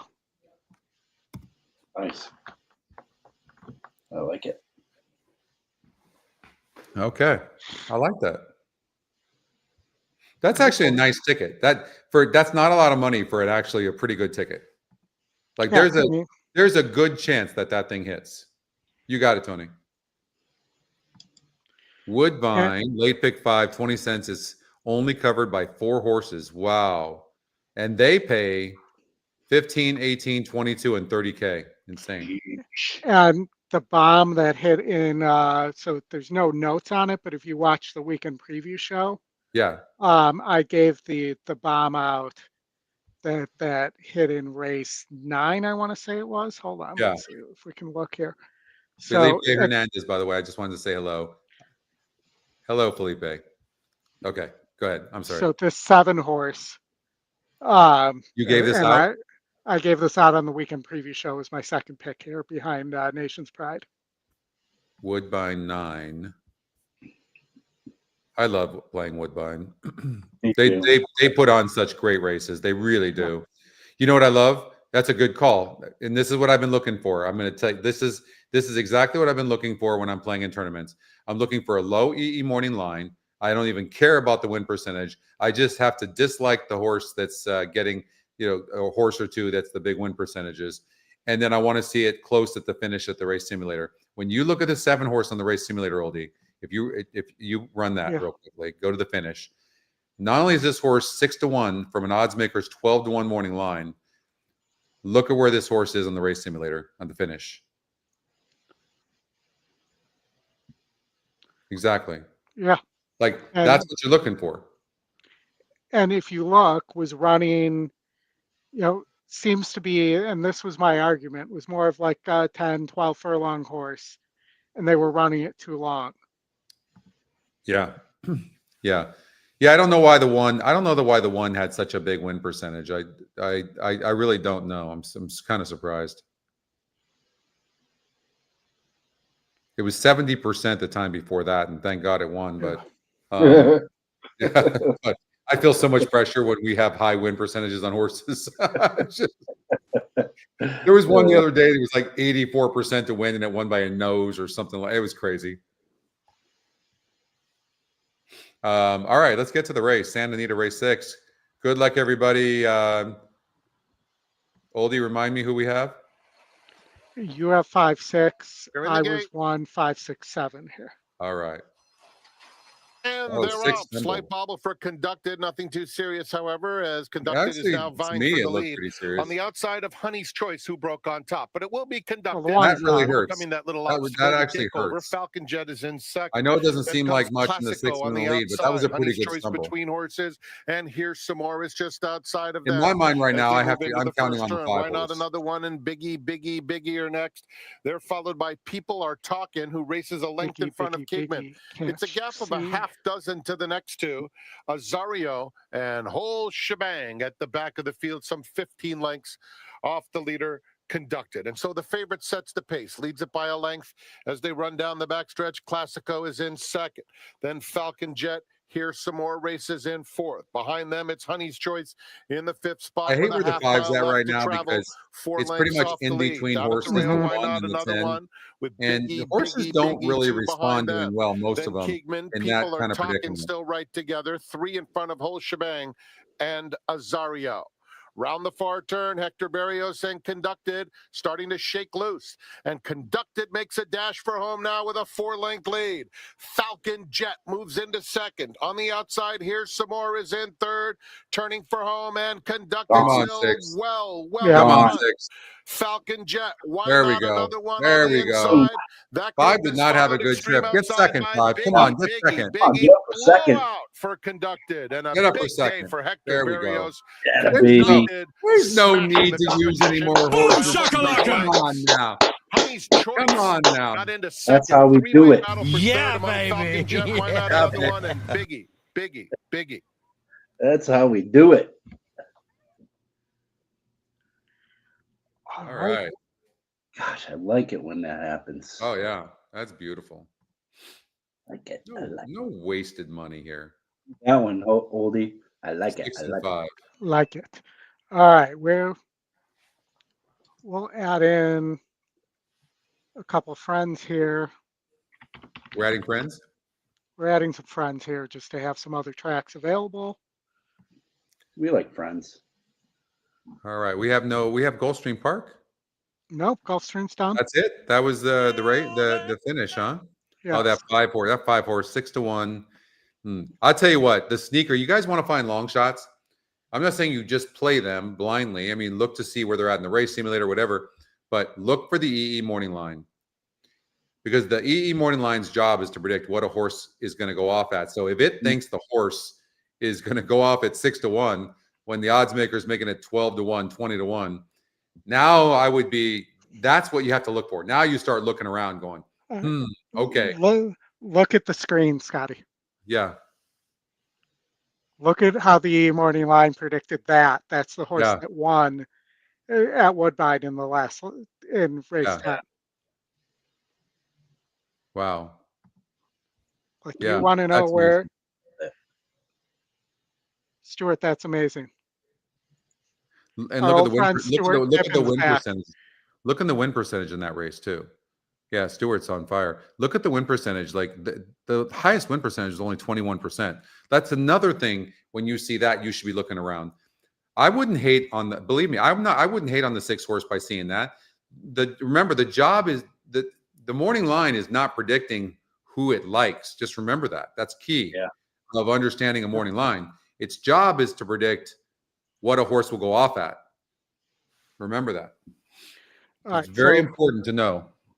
who's covered here? It is, Thank you, Felipe. Gracias. that's what the pick 5 looks like. 4 horses covered, as you mentioned. Wow. Let's do this. Let's go to Santa Anita race number 1, and let's just kind of look to see how we've done so far today. All right. Okay. I know the EquinEdge long shot won the first race. I thought we should single it, but Oldie, shut that down, Mike.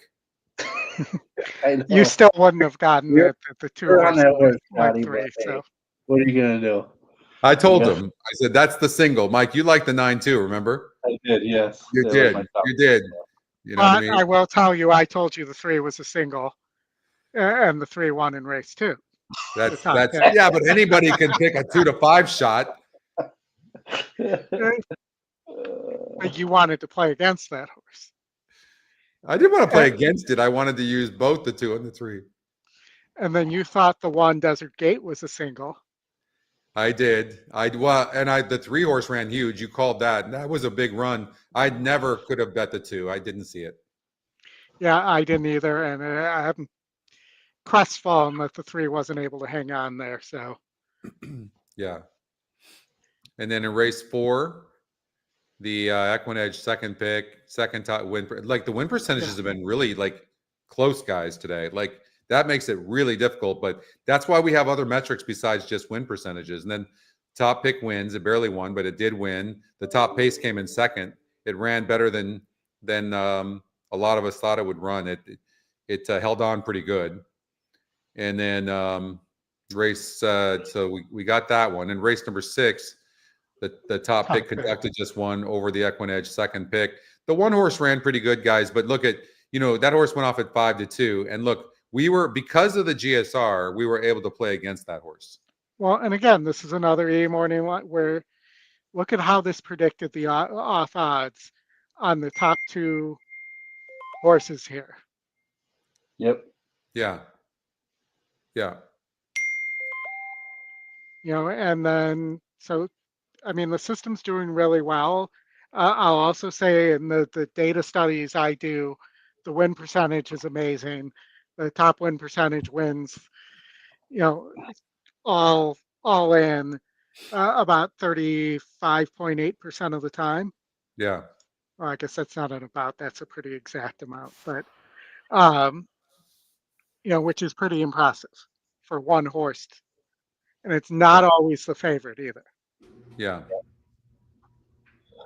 I just realized I hit that try. I didn't play it, but my picks were ice cold on that race. Ice cold. I can't do it. Scott. Ice cold. Exactly. Dave Weaver style. And then I had a reverse ice cold at race 4. Yes, the old reverse ice cold play. And we've got Santa Anita race number 7 coming up in 21 minutes from now. It's an optional claiming 50,000 for 2-year-olds. And Oldie, why don't you go there real quick? You're already there. And then I'm already there. Guys, I mean, this does look like the picks, no? Yeah, I thought it was 3-6. That's where I was here. Yeah. With the caveat that the other speed is cheap here, and if the 7 doesn't get out of the gate, the 1 could be gone. Yeah. That's my only caveat there. But to the stretch, the 8 runs really well if you're looking for a long shot. Let's see here. By the way, since we have a lot of new people on the chat too, guys, I just thought I would bring up the pace number. Oldie, can you, since we have a little bit of time, can you go to race number 1? Let's look at the pace number in every race, and then we can look to see how that actually did. So if you run the first call of the race simulator, and it's pretty much similar, right? And if you look, wasn't the 4 on the lead? It was the 4 and 11 battling on the lead. Right. And let's just see. Oh, can you click on that past performance? Is it up? There it is. There it is. Yep. No, it's not. It's not there. That's weird. Refresh your screen. Okay. Maybe that will do it. Now look at it. Nope, not yet. Okay, that's interesting. It's usually the past performance show up about 20 minutes after the race. Yeah. I mean, I could bring up the race replay player. No. Oh, that's true. No, you can't run it from there. We have to do that from the portals. That's okay. I got it. Oh, you do? Yeah. I have it sitting here. Hold if on. you guys, for those of you that don't know, our pace number is the most accurate pace number in horse racing. It's not even close. We had the 4 and the 11 on the lead in this race. And Felipe, we will get to Woodbine race 11. Alert out of the gate. So is checks on the way. Titanic Thompson We're moves broke up slow. between them, and the Oma But the Brave there we is go. right next to them and moving through along the inside. And there's the So it is 11 Titanic horse. Thompson There you in go. front of and the Oma of the Brave with Cullen J now racing in third. fact, it had the 9 horse in third, moves up inside, sitting right Clever behind the 4 and the Clover. 11. And that pair is followed by Glorious Life, who had a tad of trouble earlier. Scotty, on. there's a 4 lengths horse off the that lead. was in Checks on the way between is next. The Gray that didn't is mind amazed. as He much. is followed on the inside. Which one? Gold The so 9. is a good 10 lengths Oh, off the yeah. lead.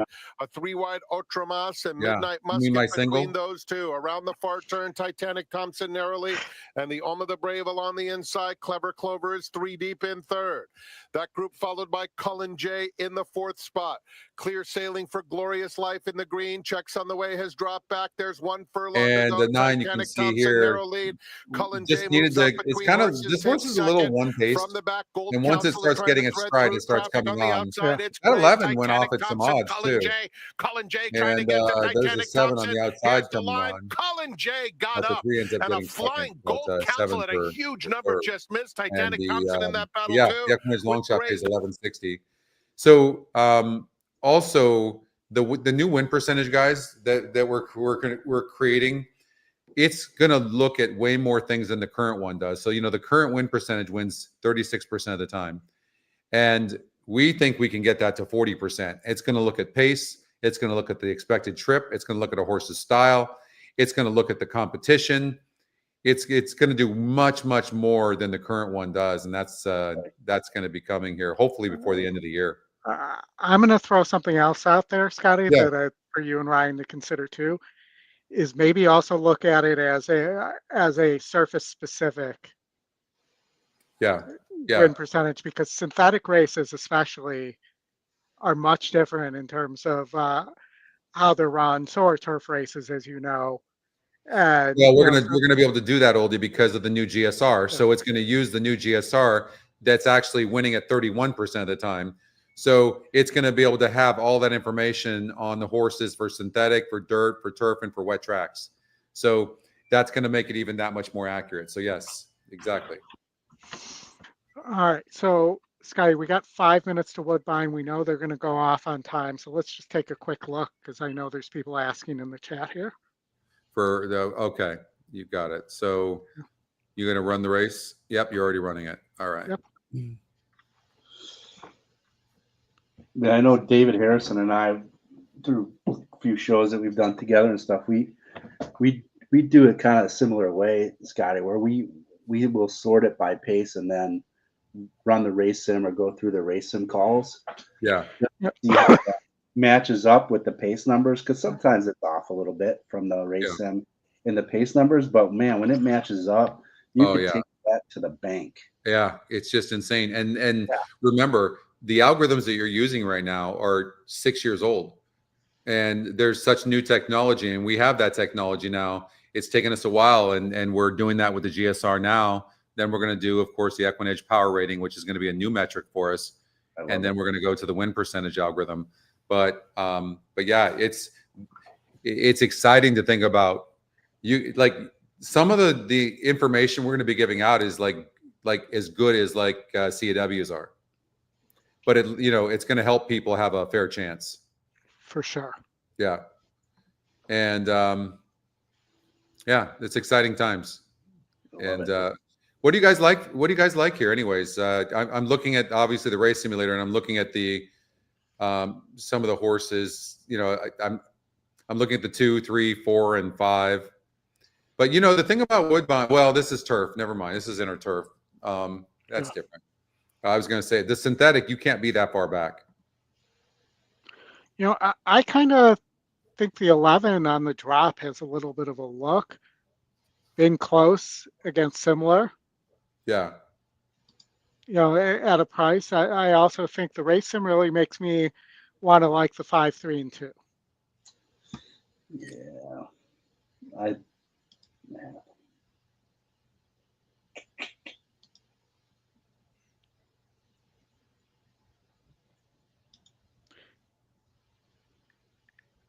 Five's your top pick, second best win percentage. Those win about 20% of the 25% of the time. It's a big step up for the 4. There's other speed here. For me, that's not one I like.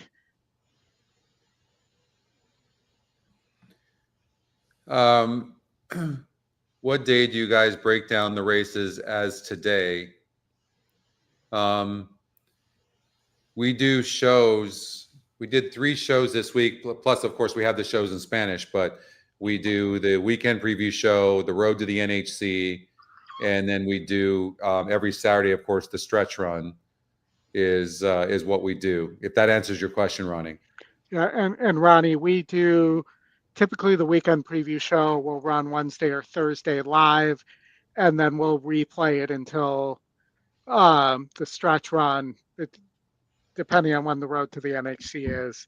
But we'll replay it when we don't have a live show, and it'll just keep rerunning. So if you miss it, you'll have an opportunity to watch it. And that previews the weekend and gives our handicapping for typically about 20 stakes or graded stakes races for the weekend. Dave Duncan, we wish you all the luck, my friend. He's alive in the pick 5. Where? From here? Yeah, and there's some nice payouts. 3, 4, 5. I mean, he's the one who's alive to the pick 5 here. Oh shit! Hold on. We're okay. You have to show that. It's Three. showed- Wait, he's the only one alive? To the 3, I think so. No, there might be. Wait. Two tickets for I the am 3. live in my pick 5 to the 3, 4, 5, and 11. So he's alive to all those. Yeah. Okay, he's not the only one, but No, he is he's alive. the only one. Okay. There's probably others that have each one of those. Yeah. Let's Oh, look at okay. what We the got to. pool Well, was. we're rooting for you then. This race has become about that. Yeah, We're so the rooting for pool Dave. was 122. So there's probably 4 tickets alive to the 3, approximately. Man, that's 3, awesome. 4, 5, and 11. I'm not even thinking about anything else. I'm not even looking at any of the horses. Forget it. All right, let's get that up so we don't miss it though. Yeah, They go off on in time. fact, I'm looking at my screen right now. I'm getting rid of everybody but that. Hold on. And I do like those horses actually. The 3, 4, 5 especially. 3, 4, 5, and 11. Okay. So the 11's going up in GSR. Back last time out, it was in a grade 3. You can throw that race out. It did burn money as the favorite too, but it had trouble. It looks like in those 2 races, and the 1-2 back was at 11 furlongs, so it's going 8.5 furlongs. And I could see why he used that horse. Yeah, Godolphin bred this horse, and I could see it for sure. 11's a sleeper in here for sure, no doubt about it. And then the 4 horse, it's Aster My Monday. They're going in the gate here, and 4 horse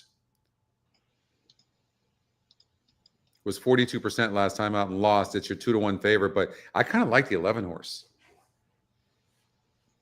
Yeah, I kind of like the 11 too, which means that usually when you and I like a horse, that's not a good sign. Scotty. I'm rooting for a 3 for Dave's sake. I'm a rootin' and a tootin'. All right, let's go. Let's go. Their race in a very good start. Tighten slightly though as they break over in the center, and what's dropping up, in behind Joe? them was Ocean Atlantique at the early I miss stages, you, coming brother. for the lead, breaking alone, and on the I outside. know. It's I went Monday. there They go out for in front. one day. I Away think. sharply is Malibu Mambo. Feeling El really Kabong on blessed. the I hope you inside guys and are doing taking great closer too. order now. Journeyman in Or is behind them ranked on the on the outside. It lead. is Chairman Bob and Joyride of the center. And towards the tail end is Elusive Night. Back to second last. Ocean Atlantique, and last is Border Town as they take the turn. Racing with the lead, it's a Stormy Monday. Angles across to the inside. Leads by a couple of lengths, 2 in second. It is Malibu 6 to Mambo. 5 on the 3 board. quarters Doesn't El look Kabong. comfortable A even length on and a the half lead. Journeyman. Breaking alone is on the inside, lying in 5th. 1 to Chairman Bob, Joyrider, Border Town, Elusive Night, and Ocean Atlantique will have to come from absolute last. About 8 lengths covers the field and trying to break away here by about 2.5. It's a Stormy Monday, but Malibu Mambo just within 2 again. On the inside is El Kabong. Journeyman 4th. Behind them, breaking alone, starting a run in the center is out Journeyman wide. got off Border at Town 7 to sweeping up 1. around the outside. Chairman Bob is in the center on the rails. Joyrider and Border Town continues to make ground on the top Come flight. on, 3. Back Where's to the the tail, 3 Ocean at? Atlantique, and last Elusive Night, but the leader by a length. It's a Here Stormy comes the Monday. 11. Journeyman coming. Malibu 3's Mambo in the between center. El horses. Here Kabong comes the the inside. 11. And now seeing daylight in the run coming through is Chairman Bob. As they come for the lane on the inside, it's a Stormy Monday. El Kabong up the rail. Down the outside, kicking on is Journeyman and Malibu Mambo. And such strength by Malibu Mambo to come after this leader. Malibu Mambo, it's a Stormy Monday. Come on, Journeyman 11, and get El up. Kabong, Come on, they 11. battle it Come out. on, 11. And Get as up. they come down the stretch, 11. Journeyman. Get up. Come on. Journeyman's got the better Get of up. it, and Attaboy, Journeyman Dave. goes on to win. And El Kabong second. Ocean Atlantique's in a show photo with It's a Stormy Nice Monday. hit, A very Dave. unlucky runner, Ocean Oh, do you know Atlantique. what Alright. kind And of a Malibu Mambo time it breaking was? alone. The time Exploding time. You got 1:42.58. 7 to 1 odds, guys. I am stoked with that. Boom. And Dave got that. How much did Dave get for that win? 22-8. 22-9. 22-9. Way to go, Dave. He's not even responding in the chat because he's like sprinting back and forth. He's jumping up. He's got to get back to it. To his Yeah, soccer There he game. is. There he is. Get the tequila out, Dave. Break out the tequila. All right, Dave. Way to go, Dave. Race 11, number 11, Journeyman is the winner. The first quarter, We'll give him an 24, the applause, half, too. 48 and 2, 3 quarters, He's been hot, 112. man, and his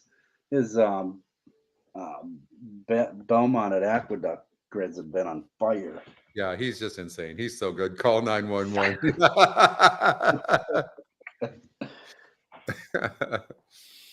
Oh, that's fun. All right, let's get to Santa Anita. We got 7 minutes before Santa Anita, and our host track. We love Santa Anita. It's my favorite track. Love it. Love it. And thank you to Santa Anita for allowing us to simulcast with them as well, and for partner with allowing us- them. And shout out to everybody watching on their feeds on YouTube and Twitter as well. We appreciate you, and hopefully you can like the show, and then also get on the chat room with us. We'd love to hear from you, what you like, what you think, and we're going to be doing more of these shows as well. So, guys, the Santa Anita meet goes till the 26th, and there's a lot of good racing left too. So we'll probably do one more show before the end of the meet. That would be awesome. And speaking for myself, Scotty, my theory of these shows and handicapping is to not just handicap well and give out picks, but also make it fun for everybody and make it interactive. The chat room is what makes it fun, honestly. But I mean, we all play a part in this for sure. But having fun and loosening up. Remember when we first started doing the Sam Houston series? Remember that? Yeah. And that was really fun. And like, it was a small track, obviously, but we had fun, and we did it at night. And I'd have my, my whiskey, my Macallan, or my Belvini, and we just had the best time. Yeah. Oh, see, there we go. Thank you, Montgomery. I'd love to hear that. Watching from Santa Anita live feed on X. That is awesome. It's great to hear from you, honestly. Awesome. Hey, by the way, too, you guys can subscribe for free. If you go over the QR code right there on the top left of the screen, Oldie's hat, that is, you get 3 free races. It's only 3 free races, but the point of it is that you get a feel for what we do.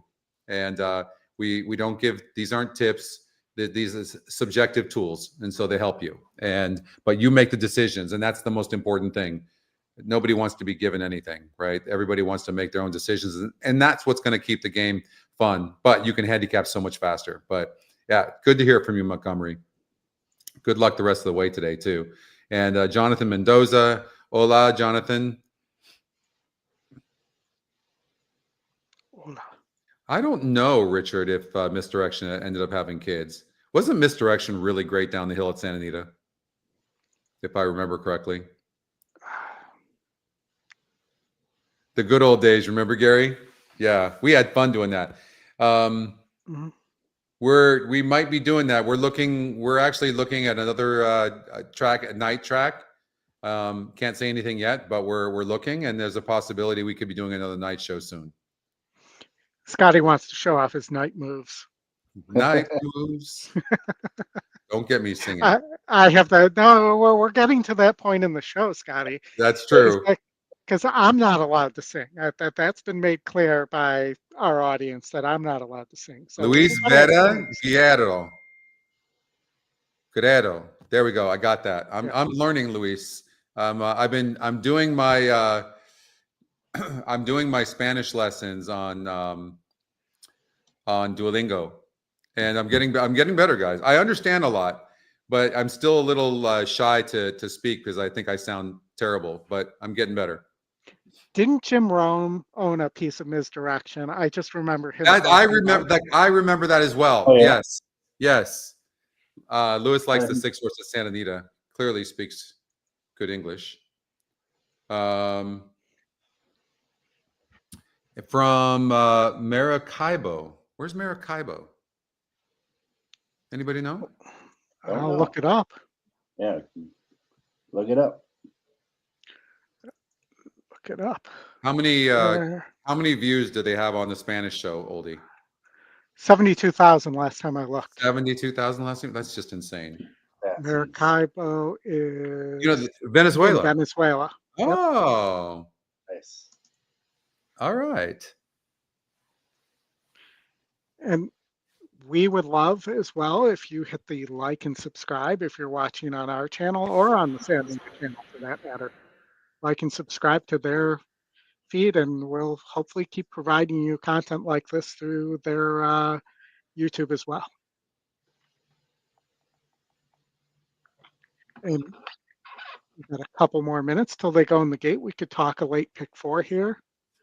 I know I know you guys are. I'm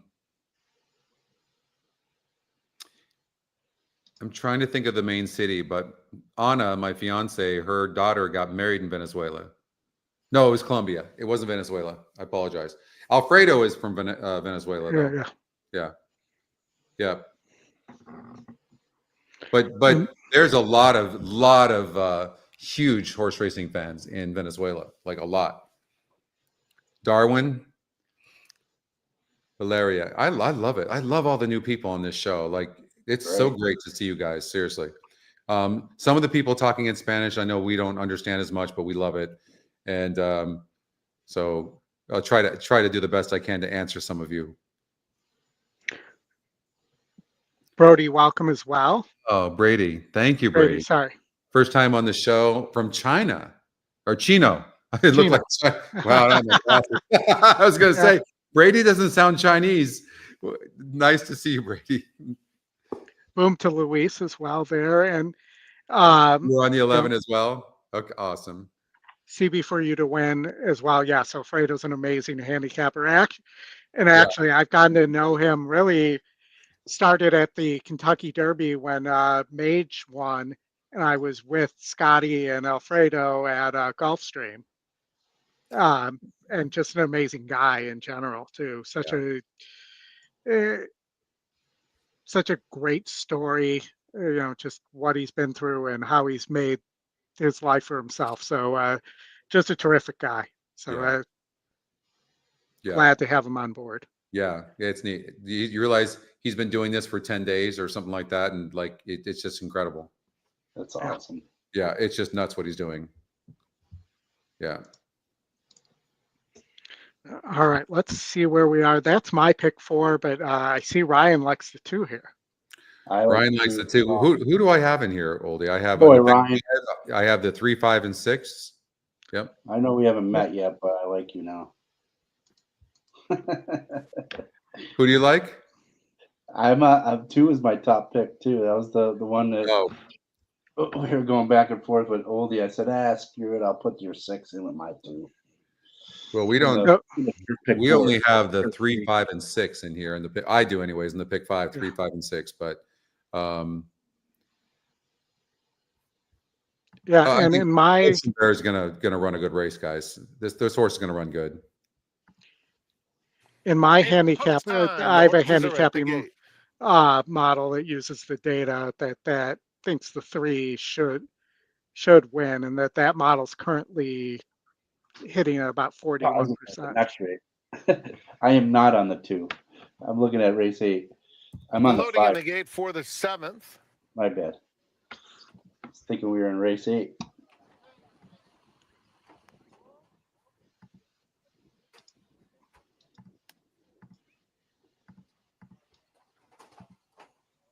Fumano's Magic coming up.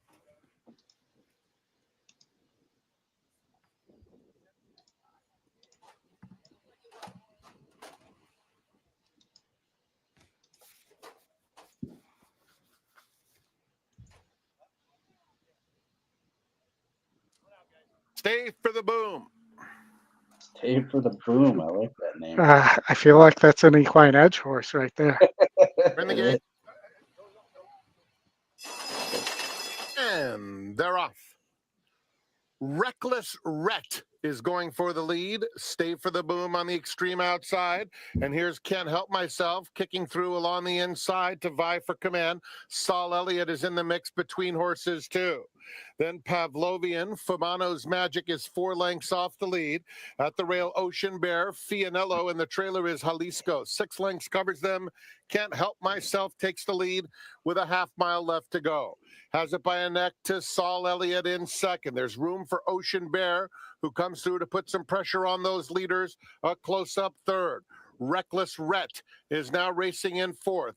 On the outside comes Stay for the Boom, moving up now to take 3rd. Pavlovian is racing in between horses, just 3 lengths off the lead. Fumano's Magic is widest of all. Fianello is next. Jalisco. 3 is loaded if it can get through. Well, but he choked that horse back when the horse was ready to go. On the So let's see outside, if he Ocean can. Bear takes a shot at him in second. They're followed by Stay for the Boom, Yeah, Furlano's he's gone. Magic, Final Furlong. Ocean He's Bear gone. comes to Can't Help Myself and goes right on by. And it's Ocean Bear It's with a two, Mike, 16th that's second. go, Look at handwritten this. by Reese Pulley. A late run Wow. from Pavlovian Oh, into Ryan. second. Look at that, Ryan. Me too. My Roberto. horse and your horse there. Pavlovian Right. second best. Can't Help Myself was third. Stay for the Wow. That was a good run by that too. Yeah, so Scotty, I have this data model that I've come up with, but it Yeah. only pulls like 4 horses a card, or sometimes 2 horses a card, but that 3 was one of them Yeah. there. And it's really small sample, but it uses the data and just has found something in the win percentage. Rispoli getting the win there. Umberto, Luca Ciccarelli. You hit that exact. That's a nice exact, actually. Good call on that, Yeah. too. What's that exacta going to pay, Oldie? $23. $23. 3-2 exacta, $22. So it'll probably pay closer to 23. Nice. That's a nice exacta. Help Heck if I yeah. hit the probables, not the will pays there. Yeah, it's another really nice exacta. And Okay. you do see there were some positive notes from Mike there. There also were some good workout notes from Dan here of outclass the workmate. Oh, look at that. 3 straight workouts where Dan's Yep. saying, yeah, but those are invaluable to know that the horse is doing well. Yep. Those are invaluable. That work that Dan does is so good. Yeah. Yeah, for sure. It just gives you a comfort level to know the horse is doing okay. Yeah, and that's one of those, we talk about how maidens moving up don't win that often, but having that comfort level Yeah. Can also you could scroll help down define there that. one more time, Oldie, for me? And there you go. There's 3 straight workouts that Dan's saying that this horse is doing really good. And on August 3rd, it also had a 1 of 99 gate work Yeah. Yeah, that's sick. at Delmire, of all places. Yeah. So we still have 3 more races to go. The next race is the race number 8. If you can go to that, Oldie, is a Grade 2 Fillies and Mares $200,000 Rodeo Drive Stakes, and it looks like a wide open race. Oldie's on the 6 horse Hang the Moon. I like Mission of Joy and Alpha Bella, our long shot and top pick. And so I've used those 3 horses in my pick 5, as well as my all turf pick 3, which is a $3 bet, and which is already done. So, but and then in race number 9 is our feature, and that's the $200,000 Oak Leaf Stakes, Grade 2 Fillies. These are 2-year-olds, and it really does look like a 2-horse race. Oldie, Hamika is really nicely bred, and you made the point of this one. Dan's got 3 straight workouts, a bullet, 1 of 85, 1 of 89, and 1 of 60. 3 straight bullet workouts for her. And she had a troubled trip in the Del Mar debutante. So, like, she figures to come out running. Mike Smith jumps aboard for Bob Baffert. Mike, I think this horse is really, really, I can't wait to watch her run. Yeah, it should be a good race. I Explorers, Baffert and JJ connection. Those guys are hitting at like 50-something% when they're combined together. So it's hard to stay away from them, especially if they've got a nice horse and Explorer like that. The other horse I was looking at too is La Wally. Yeah. Ran really well in the debutante. So that you think the 3 horses got to look Lawali. I mean, it ran 3rd. That was a nice race. There's no reason why this horse can't go long by constitution. The dam wasn't much. The dam didn't do anything really. 15 races, earned $79,000. So the dam wasn't much, but that was a really good run. That, to be honest with you, makes me like Explora less. And the dam for Explorer, Collection's Choice, was not much of a runner. But when you talk about Himika, the 4-horse, and you talk about that damn motivated seller, she won 157,000 on the dirt in 6 races, 3 wins, 1 second, 1 third. The only poor performance was in the La Brea Grade 1, going 7 furlongs, and Chad Brown trained her. So I think she's going to be live. I think she's going to be really live. I'm looking forward. I want to follow her. She, we can't show the Del Mar races. That's right. We don't have. Unfortunately, yeah, we can't. it's too bad. I would have loved to see that replay of that race, but we can't watch that, unfortunately. Sorry about that. But yeah, so this is it's going to be an interesting race. On paper, anyways, it looks really interesting. And then and that's a Grade 2. The purse on that's 200,000. And then to finish off, honestly, is a really one of the most competitive races on the card. It's a $200,000 Speakeasy Stakes, guys. This is also for 2-year-olds, and it's a sprint race going 5 furlongs. And I think there's 12 horses in the race, so this is going to be find your price. That's right. And Scotty, do we want to talk the $3 late pick 3 here? Yes, absolutely, we do. Right, we do. And for those of you who played the Golden Hour pick 4, this is with Golden Gate no longer around. This is the replacement for the Golden Hour here, the $3 late pick 3, and then there's also a $5 double in the last 2 races. So, that's a good question, Gerald.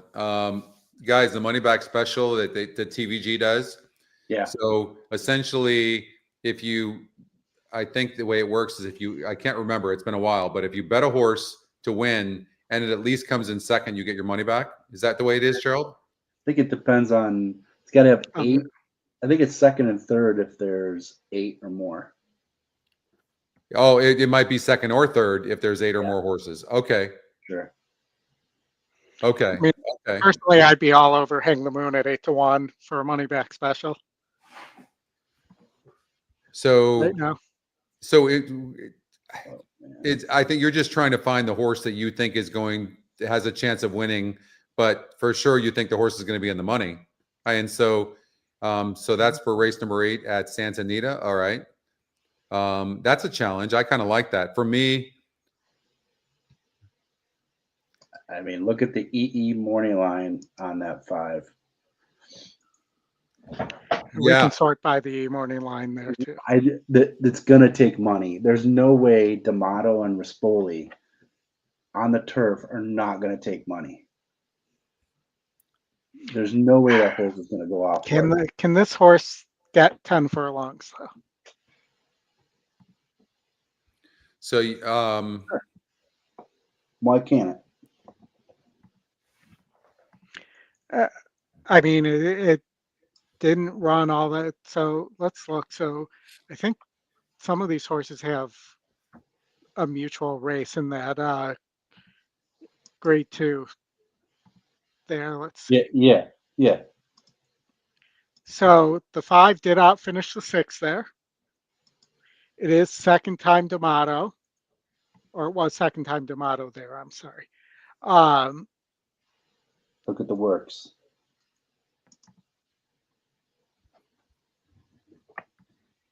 Works are on synthetic, got classed work May, breezed easily. Finished under a stronghold, looked like she had plenty left.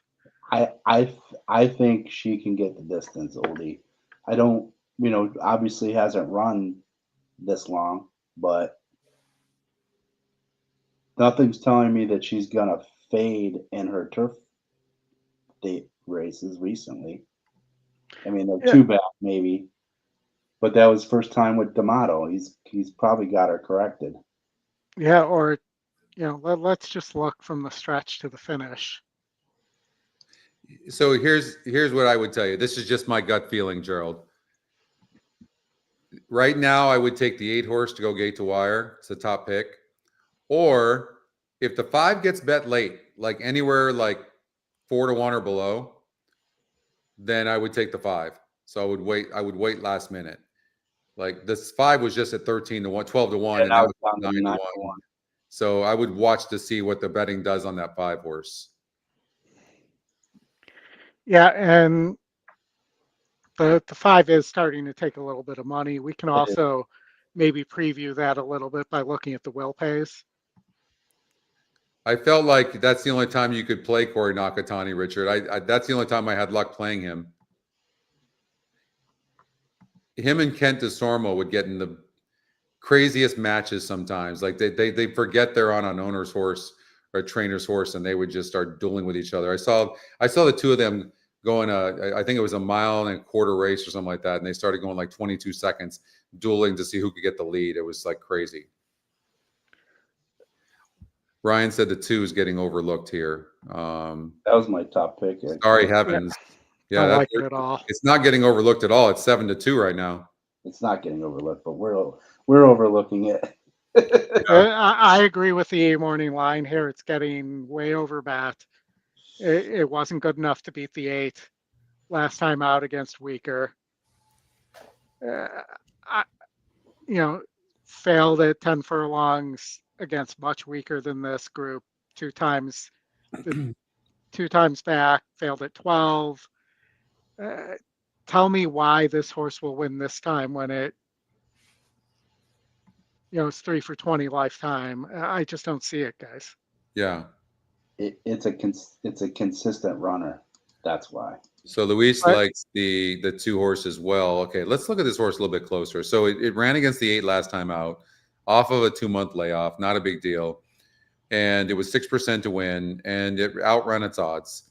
And if you look at it on paper, like this is a grade 2 race. This is a non-graded stakes horse. That's what this is. Yeah. And so you really want to look for the horses that have proven themselves, unless none of them have proven themselves in winning graded stakes races. The truth is, guys, the 7's the favorite. None of these horses are really proven that they're graded stakes horses. So first of all, I just noticed this, but this is the weakest grade 2 race I've ever seen. It's only a SOR. Yeah. And Scotty, the 6 has won multiple graded stakes races. Yeah, it's the 6. Yeah, it's a but not in a while. I mean, that's been a while. That was last year, Oldy. That doesn't count anymore. Like it just doesn't. I'm not saying the 6 can't win. That's not what I said. But I'm just saying winning those stakes, those graded races back then, it's not the same horse anymore as it is. It was then. It's 3rd race off the layoff. It was supposed to improve last time out. It didn't improve. Well, not necessarily. It didn't really go up in win percentage. The win percentage is still not high on this horse. Kimura is off. Kimura rode this horse I don't know how many times, but I don't know. Who knows? This is the breeder's Ripoli, and I love Uncle Moe's. I absolutely love Uncle Moe's, and but I don't know. It just doesn't seem like the same horse as it was. I'm not saying it can't win, actually. Before you even said that you liked the 6, I looked at it last night and I thought, this horse has a nice long shot look. And the only reason I'm even looking at the 8, you guys, is because look what it did going gate to wire. And it looks like it's going to get the lead again. But in 24 races, it only has 4 wins and it has 8 seconds. So I'd imagine this horse is going to be right there. We'll see if it can hang on. We'll see. But this is a very weak grade 2. I mean, the other one that's not getting bat that has a look to me would be the 4. I mean, I don't love it. It seems like more of a non-graded stakes horse, but it can at least I know it can go long. Yeah. And then Mission of Joy is actually going up, not down. Yeah. And now the 7 horse is only a lukewarm 5-2. Yeah, I mean, you can just see by the wagering that nobody has a clue. That's what you see. That's what I see. Right, and it's understandable. Yeah. Understandable. So let's look at that late pick 3 though here. All right, let me see what I have because I might cover myself here. Yeah, I'm 257 in my picks.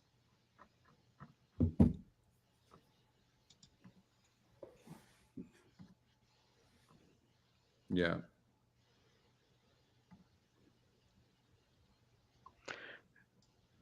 Used to hear those Uncle Mo breeding commercials all the time.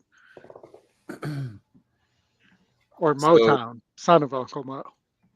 Usually, Ryan, what I was talking about was with horses that are like the big favorites, like they're big favorites, not just a horse getting bet. It would be like you would all of a sudden see the 2-horse being at like 7-5, 8-5, like, you know what I mean, 6-5. That's what I mean when, you know, horses that are very live or horses just out of the blue that you didn't see all of a sudden are just massive favorites. And that's not really the case here with Starry Heavens. And so, Mike, do you want to give a late pick 3 here, since we've given my picks to death here? 11 minutes before the race. Yeah, I am not on that 6. I know we keep going back and forth between that 6, but I'm probably going to play it and add it. But my original ticket, I had the 2, 5, and 7 in race 8.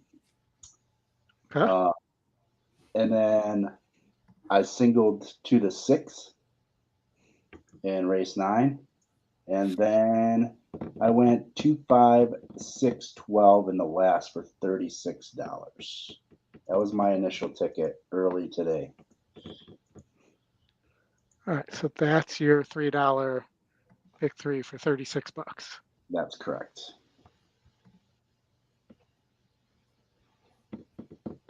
Now, I may pivot, and I actually might play a second one and include the 3 and 4 in race 9 and skinny down in race 10.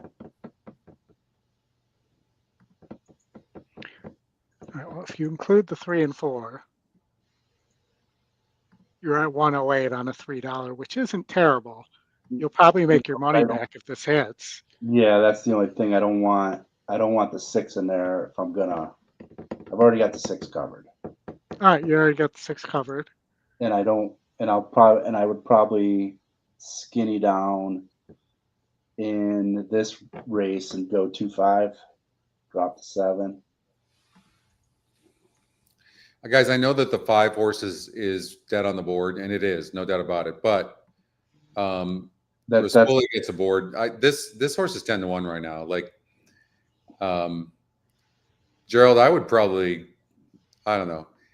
I like those odds of that 5 horse. I think the 5 could still be second or third. And you've got 8 horses in this race.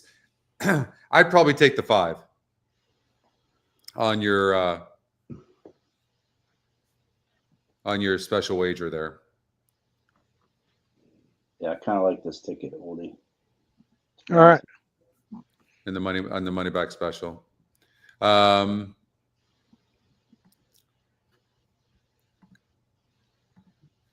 7 right now is at 2-1, guys. Amber Cascade, you know, keeps coming in and out. This is a player, but I don't think this horse has to win. I just really don't. I think the 5, watch what's going to happen. The 5 horse, when they're going into the gate, is going to go from 10-1 down to 4-1, 5-1. Watch. That's what's going to happen. Because right? Don't they shut them off at 2 minutes to post? I'm not sure how they're doing it. I think they are. They do at Santa Anita, shut it off at. Oh, they are? Yeah. Yeah. So yeah, that's a new invention, if you will, for this meet. Let's see here. So in that late pick 3, that's a $3 pick 3. Yes, correct. Yeah. And you guys are using what? That's my ticket. So that's what you're using right there. Okay, 2 and 5. So 2 and 5, huh? You're going for Starry Heavens. It's at 4-1 and Mission of Joy. All right. Is there a reason why you don't like the top pick, Alpha Bella? No, there's no reason I don't. I just like the 2 and 5 better. I just don't. It just won recently. I get that, and it did beat. What was it? The 5. Yeah, it's a 5, right? Or no? Who did it beat last out? The 2. I don't think it's a coincidence, you guys, that the 8-horse won last time out. It dropped a little bit in class, but this is not a hard race as well. This is a little bit tougher than what it faced last time out, but it stretched out. And so it probably is the type of horse that runs better on the lead. It's going to get the lead here, it looks like.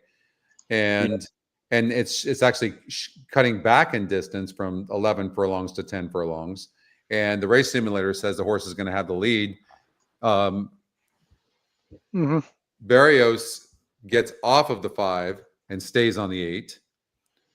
So I don't know. I like the 8, and the 8's 3-1 right now. Like, this horse is going to be very, very tough on that. If it gets an easy lead like it's projected, good luck catching that horse. Yeah, I get it. And as you were saying before, Mike Smith's not going to go after him. So.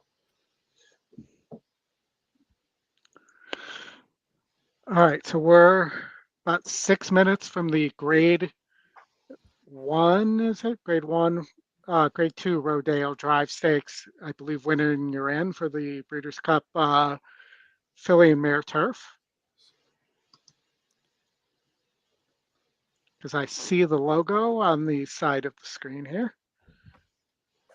But I'll go ahead and bring that up so we can take a look at them on the track, if that's all right, guys. Yeah. And I also will again encourage people to hit the like, hit the subscribe, and as well, if we can get you to hit the alerts on the subscribe, that would be great too. And this is what I'm talking about. And you can scan that QR code in the left-hand corner. We really haven't talked that much about it, but you can get 3 free races a day from EquinEdge. $106,000 in this late pick 3 pool.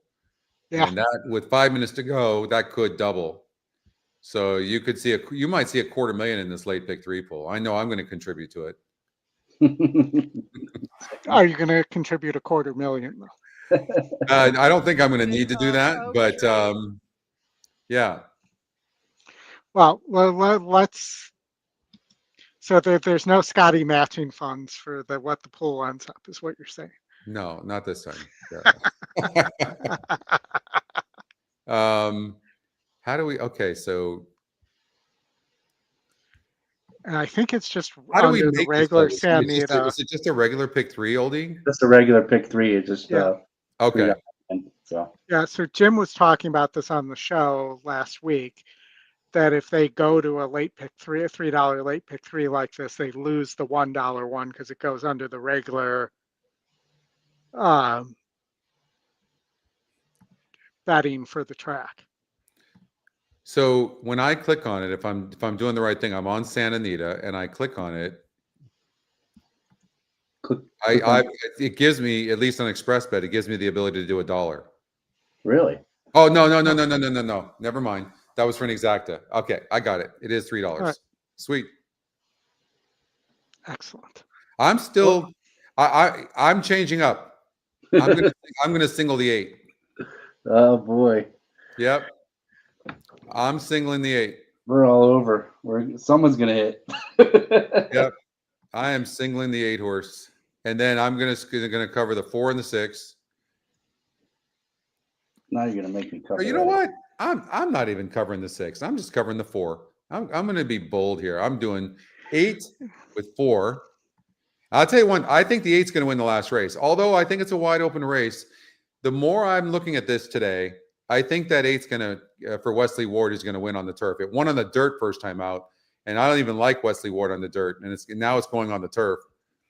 And so Baccio might be very tough to beat at that 5 furlong distance at Santa Anita on race 10. So I'm gonna be on the 8. That was my top pick there as well. The 8 is? Yeah. Yes.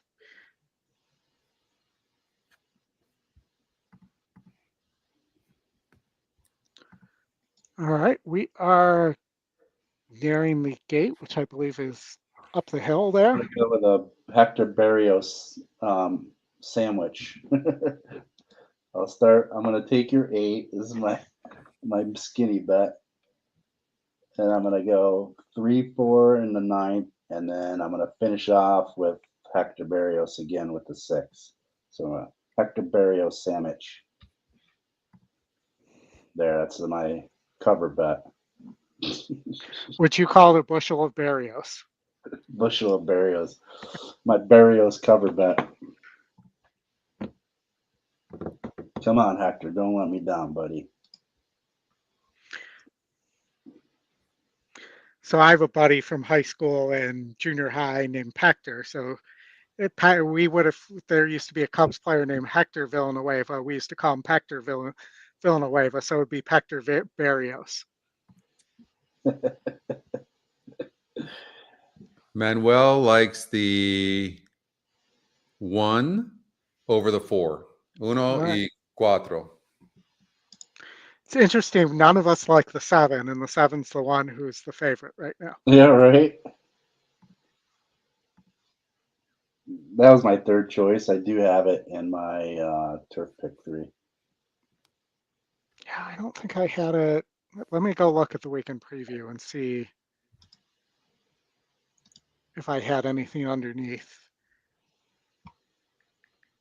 There, Rodeo, I was just the 6. I did not like anything else in this race.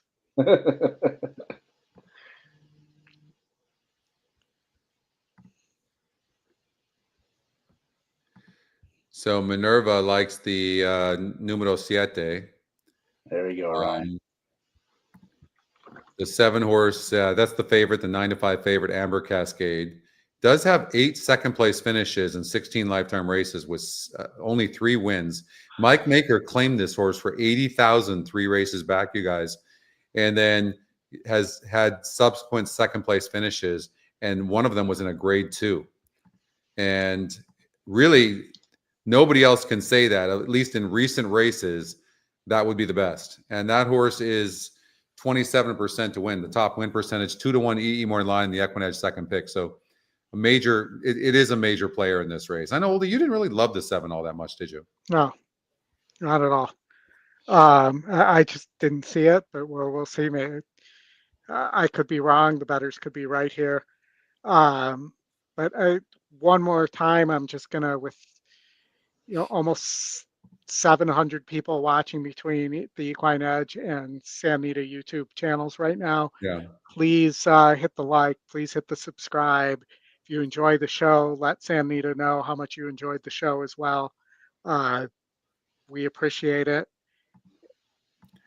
And Angel numero 5, Game Time numero 2, Manny likes Juan Hernandez. Speed. And the 8's going to get the lead. Is up close along the inside in 3rd as they cross the dirt. I describe that as barreling down the hill. Alpha Bella asserts herself now and takes command.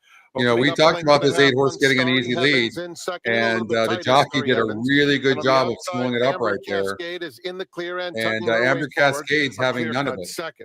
Long ago, who broke on top, has settled 4 lengths off the lead. It's 2 more back to Speed Shopper, who is followed by Mission of Joy. So you got Hector Barrios and JJ Hernandez. A dozen lengths off JJ Hernandez looms large right there, guys. I singled the 8 horse off the rail, but in charge my by $3 pick 3 though. Amber Cascade is in I'll take 3-1. 48-2 seems a little aggressive, no? Then long ago, I mean, it was faster for the first quarter than she's followed by Speed even that. Shopper So and Mission of I would Joy. take 2 more 48-2. to an unhurried Hang the Moon, who's 5 in front of Watchtower. Down the back this could be all about the 8 horse just being a better horse when it gets the lead, you guys. We're going to find out if he can handle this class hike right now. But the horse seems to be relaxed up front. 3-1 right now. At the rails, Starry Heavens continues to race in 3rd. There's Starry Heavens on the inside who got second to Alpha Bella last time out. Long ago is running next. very Down good. at the rails, Speed Shopper, 5 lengths off the loose 113 leader. flat. 2 more back to Mission of Joy. Come on. The Moon. About around the turn. Watchtower is out of it. They're at the top of the stretch, and it's Alpha Bella. Alpha Bella in front at the top of the lane. Chased down by Starry Heavens, who angles out one from the outside down at the rails. Shopper running a big There's the race. 2 on the rail. Here comes the 5. Here comes the 5. Come on, 2. Come on, 5. Holy crap! Get up! Get up! Good call, guys. Nails. Okay. Very, very game. Speed shopper along the inside. Behind them, it what a was run in Story that Heavens spot. in a thrilling Insane. renewal So of the good. Rodeo Drive. Gerald, Boom, I tell hope- me you I played hope that 5, Gerald. Tell me you I hope played they that played 5. the 5. Shakalaka! Tell me you played that 5, Gerald. Do you know what kind of a berm it was? The exploding kind. Yes, all right. 11-1. That definitely qualifies as the Look at exploding that. time, Boom. Scotty. 11-1. Come on. That is amazing. I see the that is booms in the chat. That is Like old so times here, Yeah. Scotty. Good. That is so good. So And good. Mike. Love it. Love it. The EquinEdge long shot. That horse was, show that, Oldie, if you don't mind. 25% EquinEdge long shot. I mean, 5-2 EE morning line goes up at 11-1. That's what I said. That is sick. Look at this. Yep. 5-2 EE morning line, 25%. A beautiful GSR. Look at that 76 GSR. It's only second to the 8 horse. And that is just freaking amazing. The oldie. That's amazing, Oh, wow. Montgomery. Montgomery had that. Nice going, Montgomery. He's alive on every. On the late pick 3, alive on. Oh, nice. That is Alive on every fantastic. I decided to sing in that bet anyway. I'm alive in the pick 5, the all turf pick 3. I'm alive in that, so I'm good.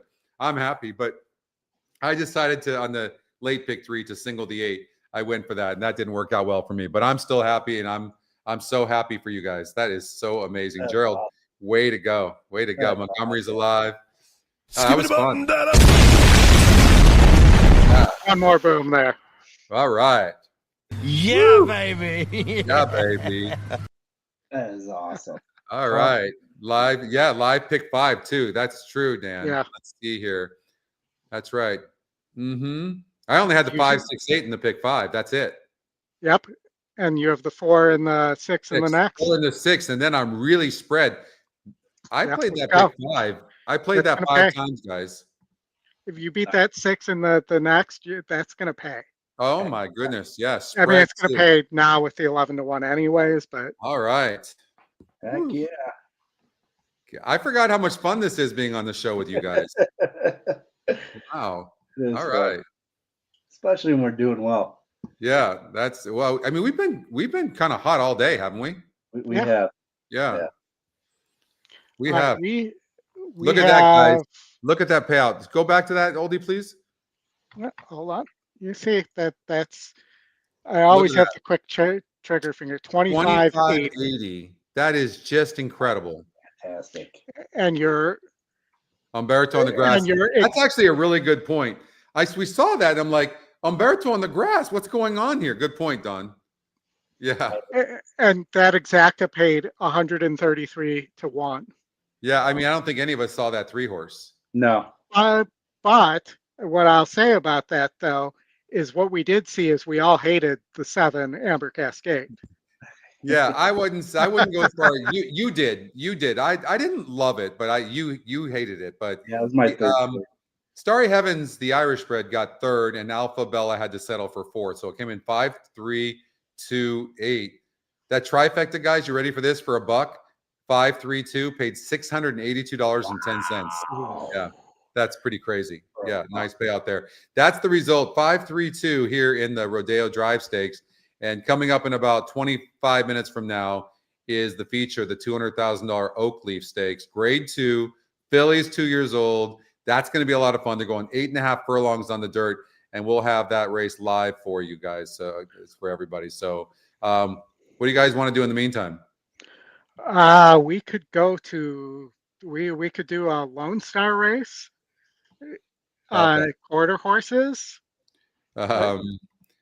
What else can we do? Is there any special in any? We got how many more races? We got 2 more races. We got the $5 double here at. Let's do the double. Let's try to put together a good double. Let's do that. You guys, I think between Rispoli and Barrios, I think they've won all but 1 race today.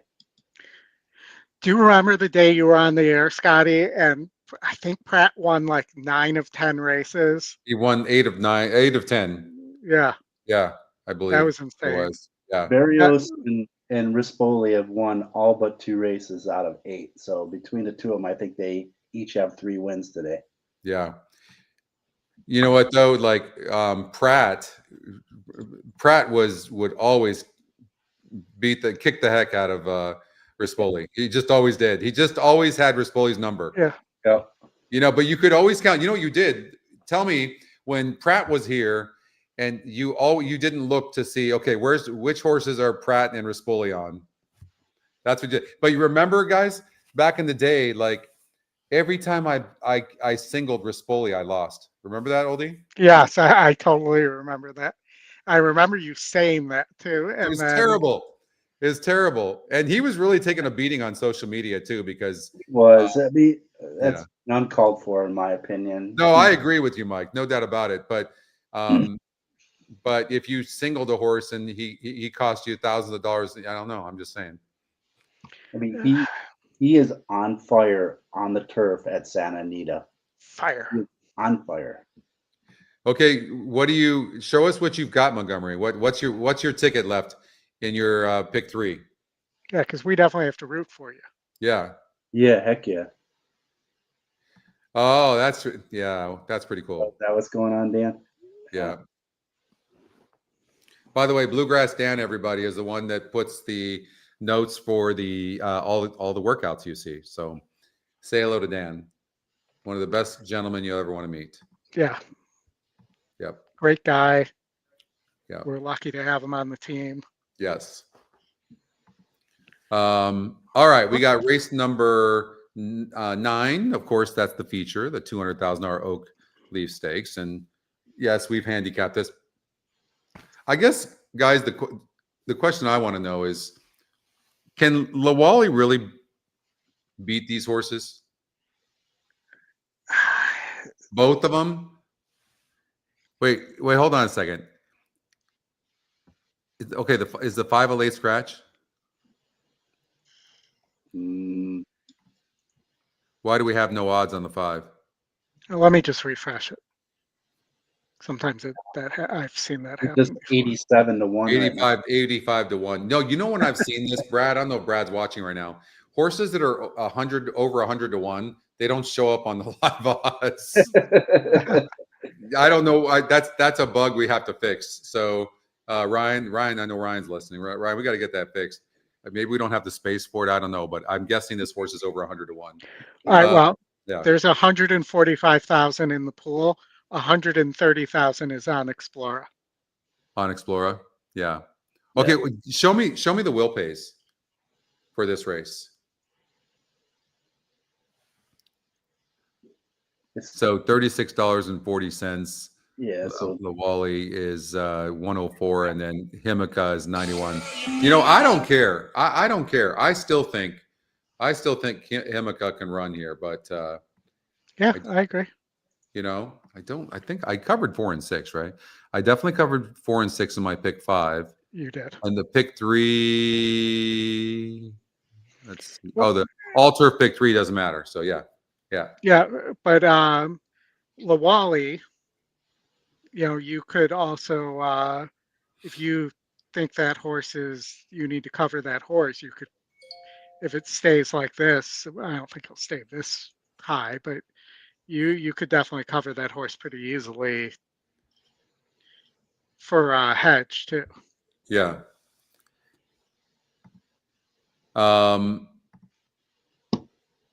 So you know what? I'm really looking at the all turf pick 3, you guys. I hope that's paying good. It's got to be paying good, right? But I don't think we're able to see payouts. But I've got 6 horses in that thing finishing out. The all turf pick 3. Let's see if we can see it. I think you can. Yeah. So if you go to. Yep. What are you live to? Oh no, didn't work. I don't think we have it on our site. I don't think they don't always come through right away either. Don't. Sometimes it's slow and switching over, and it's not your site. That's just tote too. But if you have it, yeah, I don't think we have it. I don't know where they might have it. Let's see results, and I have it on Twin Spires. Okay. Let's see. You have it on that. You have it on that other site. Is what you're saying? Yes. The other site, yeah. Okay. All right.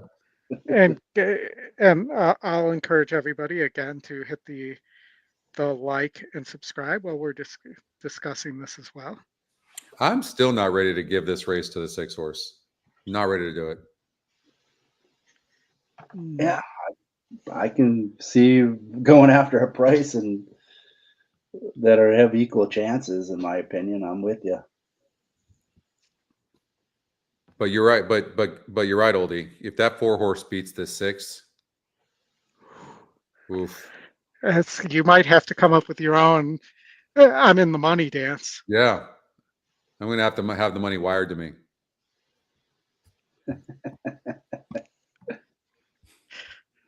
Gonna have to get the Scotty briefcase out. Yep, gonna have to get it out. Love it. Let's make it happen. So let's look at the Wally again real quickly. While Mike's looking at this, see if we can find out what the payouts are. So in that I wish we could watch it, you guys. We can't watch it. Hopefully Delmar will give us approval soon on race replays and live streaming. You guys, huh? I do have the will pays if you want. Okay, so let me tell you who I have, Mike, in the Altar pick 3. I have the 2, 5, 6, 8, 11, and 12. 5. 2 is 509 for the base. For $3. Yep. Okay. You said 2, 5. Yeah. 714. 5 is 714. Okay. You said 6, right? I have the 6. Let's see here. Correct. 6, 8, 11, 12. 6 is 482. Okay. 8 is 549. 549. And then you said the 11 and 12. 11 is 960. Okay. And the 12 is 813. 813. All right. Can we get us up in here some 11 and 12? Yes. Let's go. Well, I have the wager 5 times. Okay. So Excellent. It's not money, but it's still nice payouts there. So all right, let's get one of those horses home. Plus, that also helps us in the pick 5 if we can get a long shot there, right? We've got first 3 legs are done. We have 2 more to go. Correct. Yes. I believe it was $108 is what you invested. Yep, $108. Yep, exactly. So I've got that 5 times as well on the pick 5. So okay, here we go. We've got 14 minutes before this $200,000 Oakleaf Stakes. Oldie, why don't we look at these horses in the paddock? All right, let's do it. The $200,000 Grade 2 Oakleaf. Win in, you're in. And hold on, we do not want to turn the live music on because we know what happens with that. We do know. Don't turn that on. There's George O. All right, we'll wait. Let's wait a few minutes. We'll wait like 5 minutes and then we'll go back to it. We're 6 minutes to Remington, 3 minutes to Lone Star. Nah, we want to watch let's just stay here to the feature for sure. Yeah. All right, we'll just keep the sound off. Yeah. And then all right, so we've got Explorer 1 to 9, 51% to win. Himika's 27% to win. So okay, we're gonna let's do a daily double. We're covering those 2 horses. Maybe if you wanted to spread, if you thought you had an idea of 2 or 3 horses that would win the last race. This is a $5 daily double, correct? Yes, correct. Okay. See it right there on the screen. It's a $5 late day double race 9-10. Perfect. So I don't know, Dave. Did Dave let us know who he liked in the in this last race at Santa Anita? I don't know if we heard that, Dave. I'd be curious what your opinion is. I don't believe so. I'm scrolling up to see if I see it, but no, I don't recall.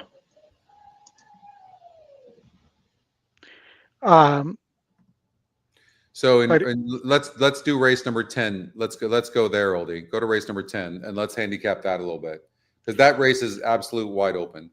Yeah.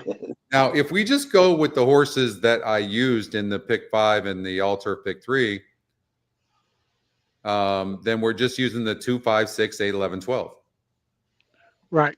And, you know, if you're thinking about hedging here from your narrow lag, you could just throw the 4 and the 6 out, use the rest, and play a giant double here that's going to pay a ton if you beat those 2 horses. You could. You could. The 6 horse has a very low win percentage, but again, remember I told you I won't look at win percentages in races like this. I don't care about it. I want to look at all the other things, and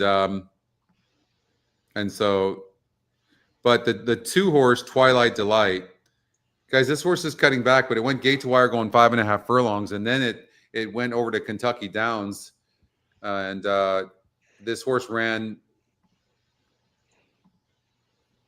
It ran a 4th place finish in a $1 million race. Those races don't come up all that tough. That race was, you know, so I don't think you want to get too excited that it was $1 million race. But that being said, that was a pretty nice effort second time out. And now Kimura jumps aboard, and the jockey trainer combination, he's never used Kimura. And this, I've never heard of this trainer, Daniel Leach. Me neither. He's a Kentucky trainer. Okay. We could watch that race though, Scotty. We have the race replay on that one. Oh yeah. That's actually true. Let's you got to go through the portal, but yeah. Yeah. Okay. Give me a sec here to pull the right race. What's the? I can look on the screen. Kentucky Downs 8:31. All right, and that's race 9. Oh, no doubt, Ryan. I mean, there's no doubt about it. The 4 horse didn't run good last time out. That was a mile. It didn't seem to appreciate that. Tougher group, but it's back sprinting, and the GSR goes up on 19 points. Racing. No doubt. In the inside, Johnny's Red Storm Who are we looking begins at? Which horse? brilliantly. Johnny's Red Storm looking and at the Alliteration 5 both horse. going very fast, and Twilight Delight's almost matching them in the middle, followed by Long Shoreman and Zeus's Echo, Win and Juice. A gap of 2 lengths. So sitting in the middle right now? From the pace. Between horses? Okay. Lawyer Mason getting a long 8 way to back 1. on the field, together with Azizam and Trendsetter. Past Very the fast half-mile early pole, they pace. string out over 11 lengths, and the lead belongs to Johnny's Red Storm, but he has company. It's no place for the faint-hearted. Twilight Delight within ahead of him. Obliteration is close up out 3 wide. Zeus's Echo just in behind them along the fence. Longshoreman lurking close up by the 2 lengths off the lead in the black silks, and wider out Win and Juice is putting in a dash as they turn for home past the quarter pole, and it's Johnny's Red Storm on the inside. I see the Twilight horse very Delight green. battling on. Here comes Azizam, And the then grey started down getting the a little bit outside with a tired big burst. as they Twilight started Delight tries finishing. to hang tough with obliteration. horse is gonna Johnny's do better Red going Storm longer. still the It's leader. not Johnny's Red changing Storm lead. getting away again. Azizam It should flattens learn a out. lot from this Johnny's race. Red Storm, part of George's juvenile juggernaut. And isn't Frankie having himself a weekend? Obliteration was set. So, yeah. So it wasn't a bad performance for the 2. That was a 4th place finish. It wasn't changing leads, and cuts back in distance here to 5 furlongs. And the horse is it going to get the lead early? It looks like it's going to get the lead, and that will be huge if it does. What's interesting is, and I don't know why, because the horse won but the GSR is dropping. The GSR is saying that this horse wants longer, but not longer. It's a sprinter, but it's. But that was such a hot pace too, going longer. Yeah, no doubt. I would think 5 furlongs would be no problem for this horse. What about the 5 horse, Mike? Later than planned, this horse broke its maiden for Phil D'Amato 2 back, first time in the country. That was an impressive effort. Then it moved up in a grade 3 race. It was 18% to win. It was rank in between horses. It didn't run. Bad last race. I don't think you can ignore this horse. Rispoli's aboard. No. I don't love Rispoli on sprint races on the turf as much as I do on route races, but still, this horse has a big look. Yeah, I would agree. What I would say is I'm not sure, Mike, that this horse wants to sprint though.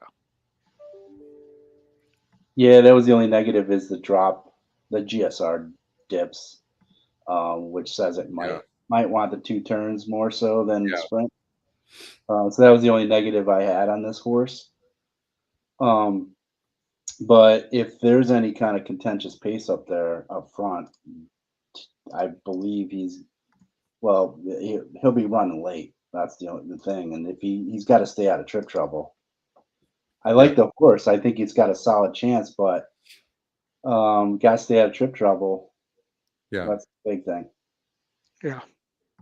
All right, Oldie, let's get back to race number 9, but actually let's get to the let's see him in the let's see him in the on the track as they're coming on now. With this, the 9th race, post time. Hola, Carlos.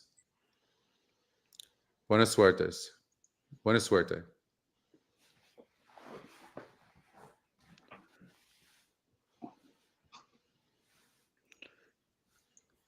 Again, I love this view. I absolutely love this view. I think it's just super important, and you get to see it though. Like, I'm not saying I know exactly what to look at, but I know the horse is happy. But sometimes you can see the horses that you just know that you shouldn't bet. By George Papapadromo. Be right back. By Umberto Well, and it's a win and you're in. Is La Vie Too, Lumiere, Scotty.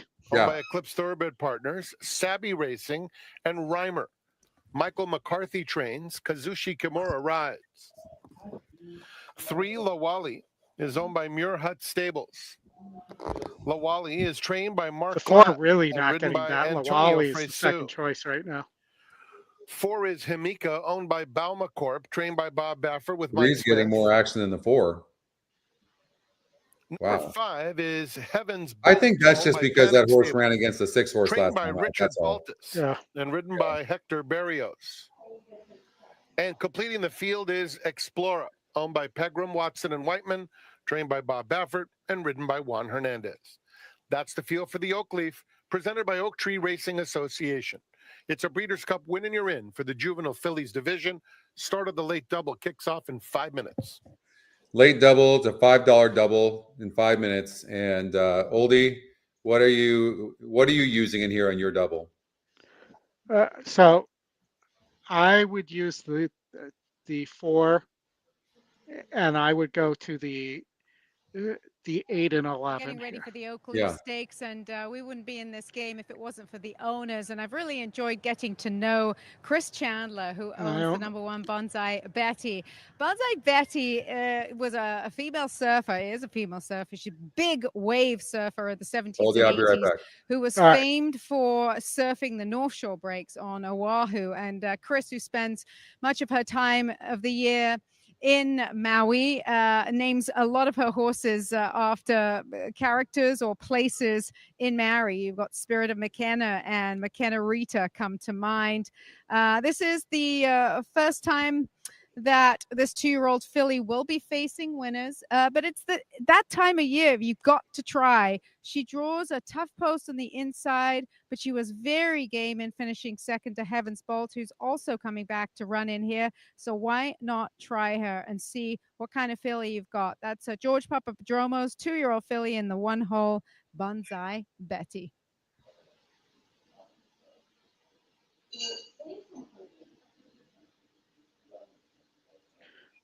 All right.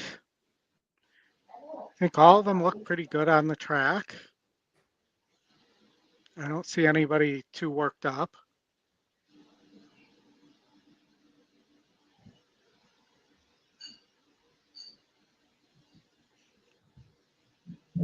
Two maybe looks a little turfy to me, which it's been running on the turf, so that would make sense.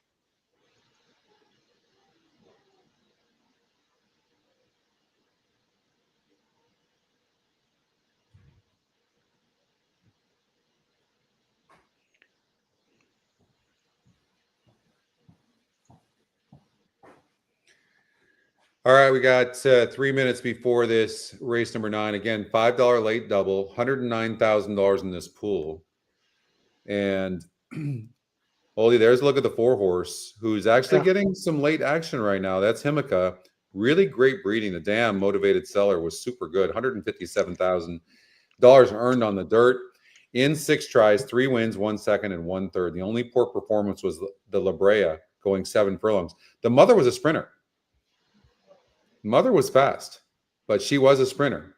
And of course, Curlin would go as long as possible. So what a great match that is. I love that for this horse. And this horse had such a poor trip last time out. We talked about that. This horse was 26% to win in the Del Mar debutante, and Explora that day was 35% to win. So like they were the first and second choices there. Himika is training, according to Dan, Himika is training amazing. So this is just a situation is people are betting what they can see. Yeah, and if you look at the GSR really is strongly sprinter on Explora. The current version, I don't know if the new one is. Moments away from the Grade 2 Oak Leaf Stakes. This is the final winner you're in race for the Breeders' Cup. This one for the juvenile fillies. And the number 3, Lawali, I thought looked good out here on the racetrack. Her work 2 back was just outstanding on XBTV, on First TV as well. And I thought she looked really, really good. She did come up 3rd behind Explora last time, but with the work since that race and it being just her being a little bit fitter this time, I think she definitely deserves a spot in the winner's circle. Your favorite on the outside, Explorer, I thought definitely looked the best. She got the best turned out award, and she is just one heck of a filly. She warmed up very nicely out here. Yeah, and the 4's getting that late. A little bit of an excuse last time, just because Bottle of Rouge is such a good filly. Also getting the blinkers off should help. Bob Baffert, 32% with the blinkers off angle. Yeah, we talked about that earlier in the show, you guys. When Bob Baffert takes blinkers off, he just absolutely kills it. Domingo likes the 4 horse as well. And Dan is live to the 4 and 6, a little scared of the 1. And they're at the gate here for the Oak Leaf. For the Oak Leaf Stakes. These are 2-year-olds. They're going 8.5 furlongs on the turf. And there's $200,000 on the line, and it's a Grade 2 event here at Santa Anita Park. This is race number 9, and you get to watch this live here from Santa Anita and EquinEdge. And good luck to you. The $5 late double starts now $138,000 and climbing into the pool. There's the San Gabriel Mountains behind. Coming up. Frank Miramani has your call. Good luck. Explora, the heavy favorite to the outside. The daughter of Blame walking in. All set. And they're off in the Oak Leaf Stakes presented by Oak Tree Racing Association. And it's Himika who goes straight to the front. Heavens Bolt alongside second. Explora is joined by Lawali. The pace appears honest. La Vie Lumiere is down at the rail, 5th, 3 lengths off the lead and moving forward. And it's a long way to Banzai Betty. Around the first turn, and Mike Smith and Himika sprinting along, lead it by 2.5 lengths. Heavens Bolt is in second. They're followed by La Vie Lumiere down at the rail, who was just passed by Explora, taking 3rd while in the clear. Behind them, Lawali under a hold, 4 lengths off them, and it's a dozen back to Banzai Betty. Down the back stretch, and the target is Himika. Has it by 1.5 lengths to Heavens Bolt, getting close to the half-mile pole. La Vie Lumiere Explora matching strides. Just behind them, Lawali, 5th. This quintet covered by 3 with less than a half-mile to go. Banzai Betty has been far back throughout. Into the far turn, and Himika gets a little bit of a test from Mike. Now. Come on, 4. Look at that move. Go, Mike. She takes second. One time, Mike. After her stablemate, Himika. Go, Mike. Length. Explora looming alongside. Let's go, Mike. Come on. Making steady headway. Go. La Vie Lumiere in 3rd, and Explora is the new leader. Let's go, Mike. Come on. Don't give up here. Go. Heavens Bolt has been eased. No. Explora's in front, coming to the furlong pole. Now we got to hope the 6 can get the distance. Wow. And Lawali head and head, 2nd and 3rd, but it's all Explora by 5 past the 16th pole. And Explora devastates the competition with an easy stroll in the Oak Leaf, presented by Oak Tree Racing Association. Okay, well, 6-3 order finish. La Vie Lumiere we move on. Move on. That's at least we move on. Better than not moving on. But that's everybody's single, of course. I can't imagine anybody that pretty much didn't single the 6. But I tell you what, that was a nice move at the 3/8 pole. Yeah. It looked like about the 5/16 pole, right, for the 4-horse. But yeah, and that's a nice horse, no doubt about it. But nothing at this level. 2 to 5 off odds. Yeah, I just think that they took enough pace pressure to take the starch out of the 4 there. And we talked about with the Number blinkers 6, going off Explorer that the was 6 might first. not 3, go to the La lead. Wally ran second. 2, La Vie Lumiere finished third. 1, Banzai Betty was fourth. All right, Dan, congratulations on that. You were live to the 4 and the 6, and you did get that. That 1, Bonsai Betty, got fourth at even money. The 2-horse, La Vie Lumiere, ended up getting third. So came in 6, 3, 2, 1 is your order of finish. Herman.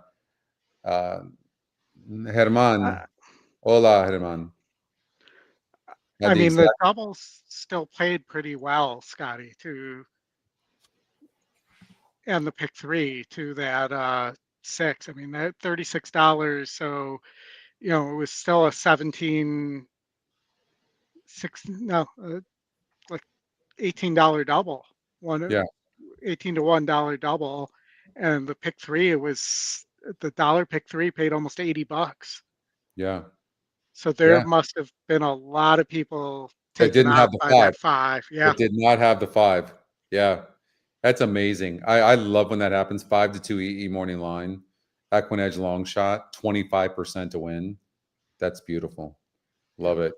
Way to go, Stuart. All right. Well, most of Montgomery, what do you mean how it crumbles? You didn't tell me you had the 6-horse. You didn't leave the 6 out. He went 3-4. Oh, he did? Yes. Oh. I did that on my late pick 3. I had 6 covered everywhere else, so I did the same thing. Ay, ay, ay. Hola, Edison. I didn't see you up there. ¿Cómo estás? Wow, look, that's a beautiful animal. Guys, that was a very impressive performance. It really was. Yeah. Yeah, it really was. 6-3 exacta paid $4.30 if you had that. Congratulations. And the trifecta, $37.30. Guys, I will say this. That is amazing.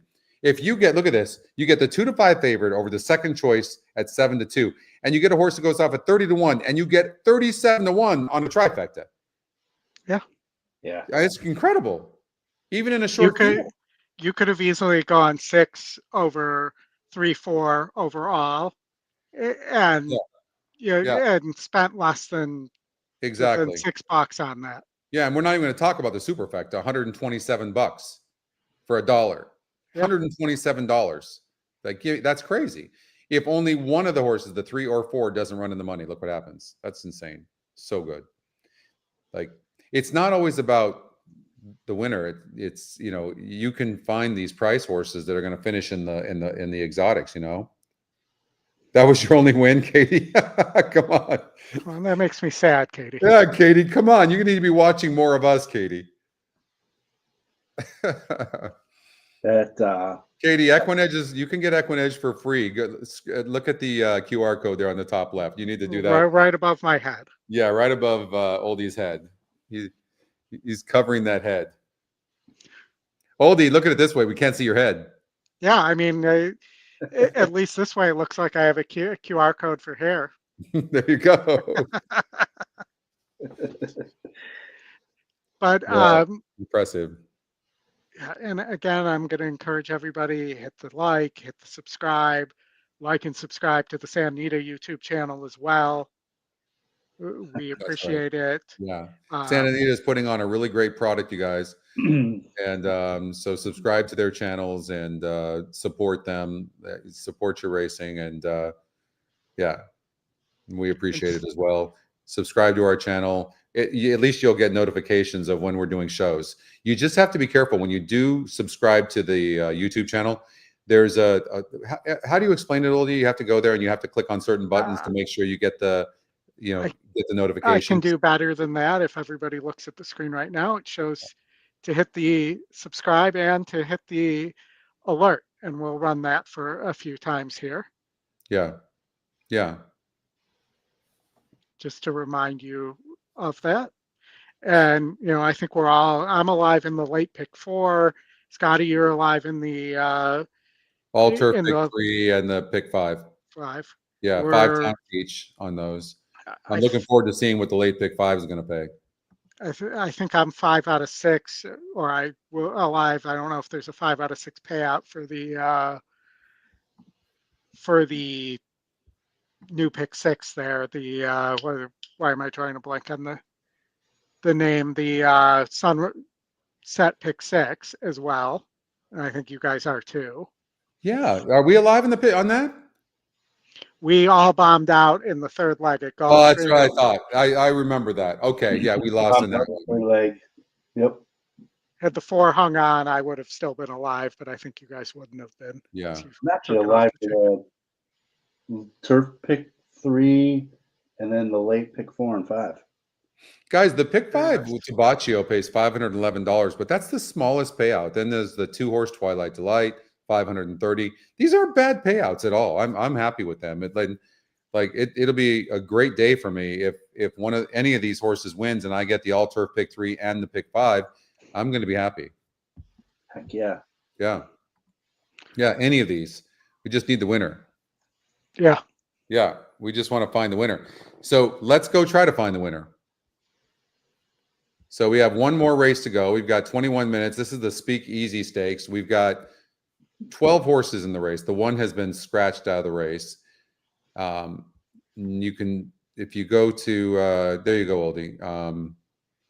That's the changes tab that Oldie's showing right now. Sorry, guys. You can go over there and see changes. And then, by the way, there's live late pick. Okay, so 2, 5, 6, 8, 11. Yeah, that's what I have. 2, 5, 6, 8, 11, 12. I can always count on Dan. 2, 5, 6, 8, 11, 12. Let's see here. I think he's talking about mine, right? Yep, that's mine. Yep. Okay. So let's see here. Oldie, maybe I should just show the new feature branch. What do you think?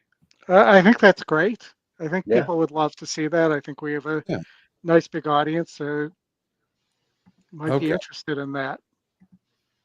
Let's share this. All right, you see my screen? Yep. That's me. All right, so this is the new handy view that's going to hopefully, no pressure, Brad. No pressure, Ryan. Don't look at the stats exactly because they're still in work, but you can see Mike's works. But you can see the new handy view. There's meat stats now, so you can see Ayusu is 20% for the meat, so that's good on the 11 horse. And Oldie likes that 11 horse. It's 6-1 right now, current getting bet. The GSR Plus is down here now, so you can click here and see what a horse is really bred to do. And this one looks like it can go pretty much any surface. And let's see here. So then you get the jockey trainer stats here. You're going to have all the trainer stats that apply. We have 80 new trainer stats coming here, and you'll see that. And of course, we've got live racing here as well. You can get on the site. And then these are the workouts. And then, of course, if a horse has any notes, and I think Mike has notes here, you can see you'll get the trainer stats all here, the jockey trainer combo, and then you'll get the workouts or the analysis, and then you'll see the workouts. And then you might see workouts for Dan like this. And you can see that. You can see the 11 horse has a bullet workout. Last time out went 47-4 and was a bullet work of 102 horses that went 4 furlongs that day from the gate. And Dan says, quick and smooth out of the gate, exactly what you want to see, outclass the workmate. And this horse has had some subsequent really good workouts. So right now you're getting 6-1. I welcome that horse to win. That would be actually the best hit for me would be the 11 horse, Oldie. Well, if I could be right once, that would be a great spot to be right in. I love Montgomery already. He has the best attitude. I'm going to try to make my money back with this race. Like that was natural. I was laughing at Ryan's comment though. Oh, my life is pressure. It's true. Yeah. It's true. It's true. But yeah, this is the new handy view. Also, by the way, one of the things we're working on is you're going to be able to scroll. So you'll be able to, if you're on, horse 4 as an example, or horse 2, as you're scrolling up, it's going to scroll everything where the name is and the saddle cloth is all the way up to the EquinEdge picks. All this stuff will scroll, and the entire screen will pretty much scroll up to the EquinEdge picks. And then as you're going like this and you're here, then the 3 horse will come up, then the 4, and so on and so forth. So you're going to have that scrolling feature if you want it as well. And Scotty, what else did you add this week to the site that people may have not yet noticed? I don't know. Tell me, what do we do? Remind me. Did we add some new live streaming tracks? Oh, that's right. We added, all right, hold on. How about Charlestown? Yep.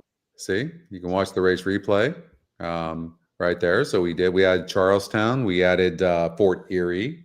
So thank you to those tracks. I believe we just got approved for Lone Star. We're trying to get that working. Brad's working on that right now. And big shout out to RTN and RCN as well, the great partners of ours. To United Tow, to Equibase, of course. These are great partners. They've been fantastic. The Stronach Group has been fantastic. Big shout out to Andrew and Tyler over at Santa Anita, and Nate and the entire team over there.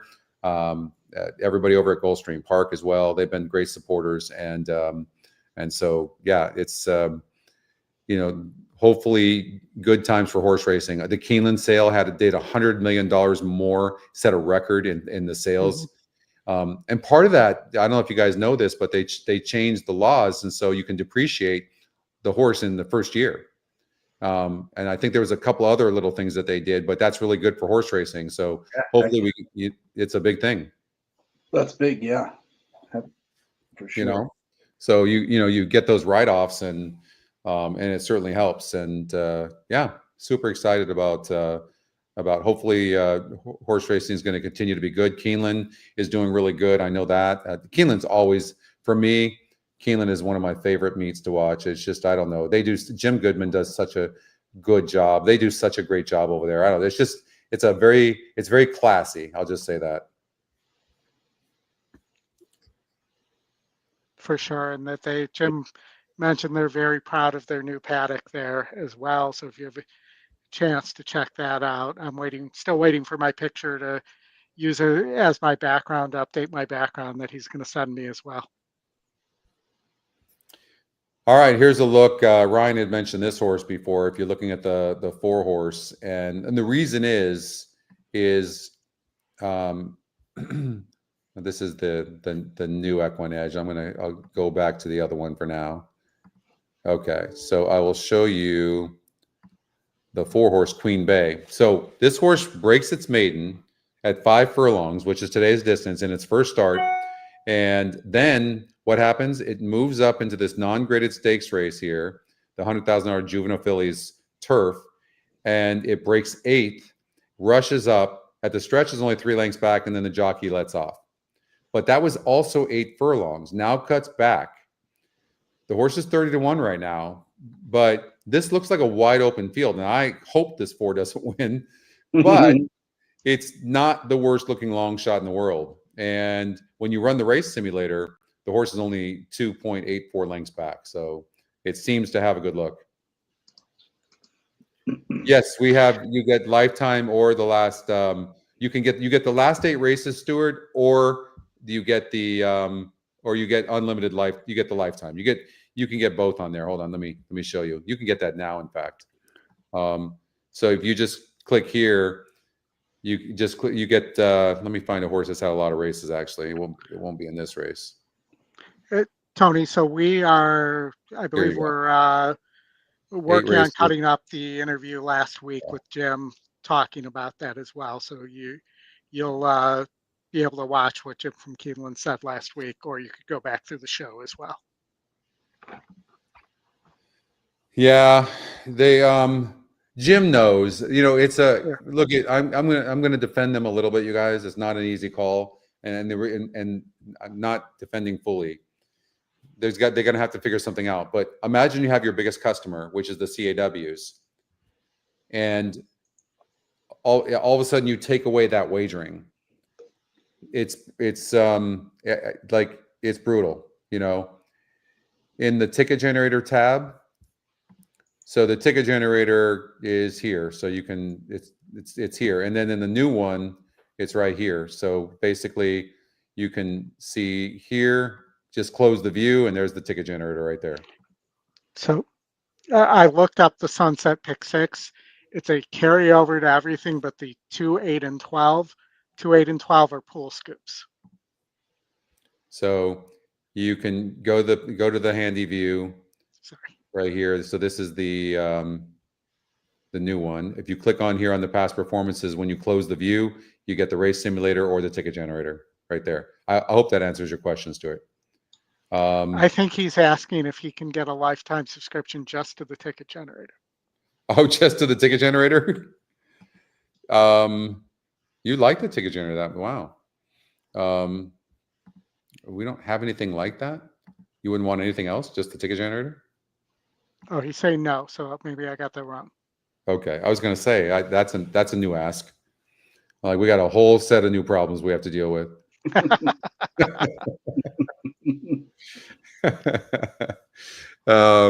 Keeneland sale, 3,076 horses totaling 531 million, 56 horses sold for over $1 million. That's a record. That's insane. Yeah. And I'm not defending CAWs, Tony, just so you know, at all. I'm just saying, here's what happens. I'm very familiar with them, though, is that most of the money made, they need to have the latest odds possible. So the later they put in those automated wagers, the more accurate they are. And so if they do it 2 minutes or 3 minutes before, they're not as accurate and they probably can't make money. So they would stop wagering. I don't know what the answer is. I really don't. So, but that's what we're dealing with in case you didn't fully know. Not what I'm dealing with, but we as bettors are dealing with. I don't like it either, believe me, because there's numerous horses I bet, and all of a sudden they go. We saw it today too, guys. We saw a couple of horses. Yeah. That 4-horse Oldie that you liked. That horse was 18-1 going in the gate. Yep. 6-1. And what did it go off at? 6-1? Yep. Yeah, I think for me it's more of a when you're trying to set a goal for the day, or especially if you're playing in contests where you're going after a number and you're getting down to the crunch time and you're expecting, or you're trying to get to a milestone throughout the day. Yeah.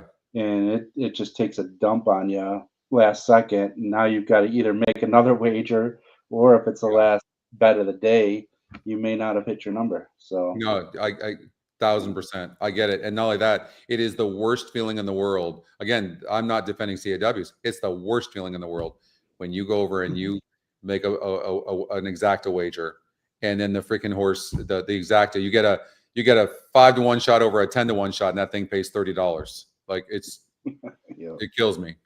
So Luis likes the 11 in the last race, and then Connor says only 3 tickets are alive, huh? 2, 8, or 12. Yeah.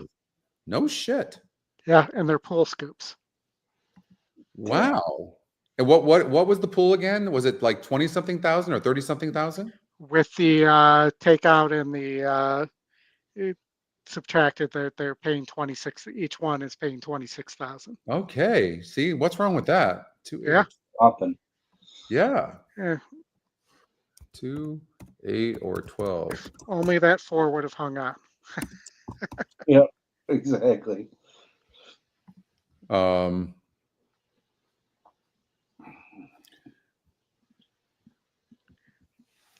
They're starting to come out of the paddock. Yeah, let's show that. Let's show that, Oldie, please. Yeah, thank you. Hold on, I just got to switch the screens around. Yep. Remember, they made it more difficult. Go ahead and take it over. All right, there's a look at the horses in the paddock. That's the 4-horse Queen Bay. That's Ryan's long shot. That horse is not impossible. God, I hope that horse doesn't win, but yeah.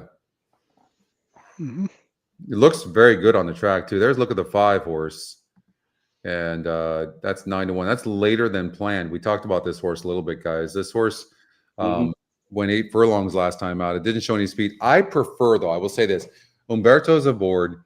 I think this horse is going to make a late run. I prefer, when I'm taking a horse that's cutting back in distance, especially from like so much from 8 furlongs to 5. I prefer horses that show speed going long than horses that don't show speed going long and now are cutting back so much, personally. There's the 8 of 5 to 2. That's Baccio. And it's the Wesley Ward.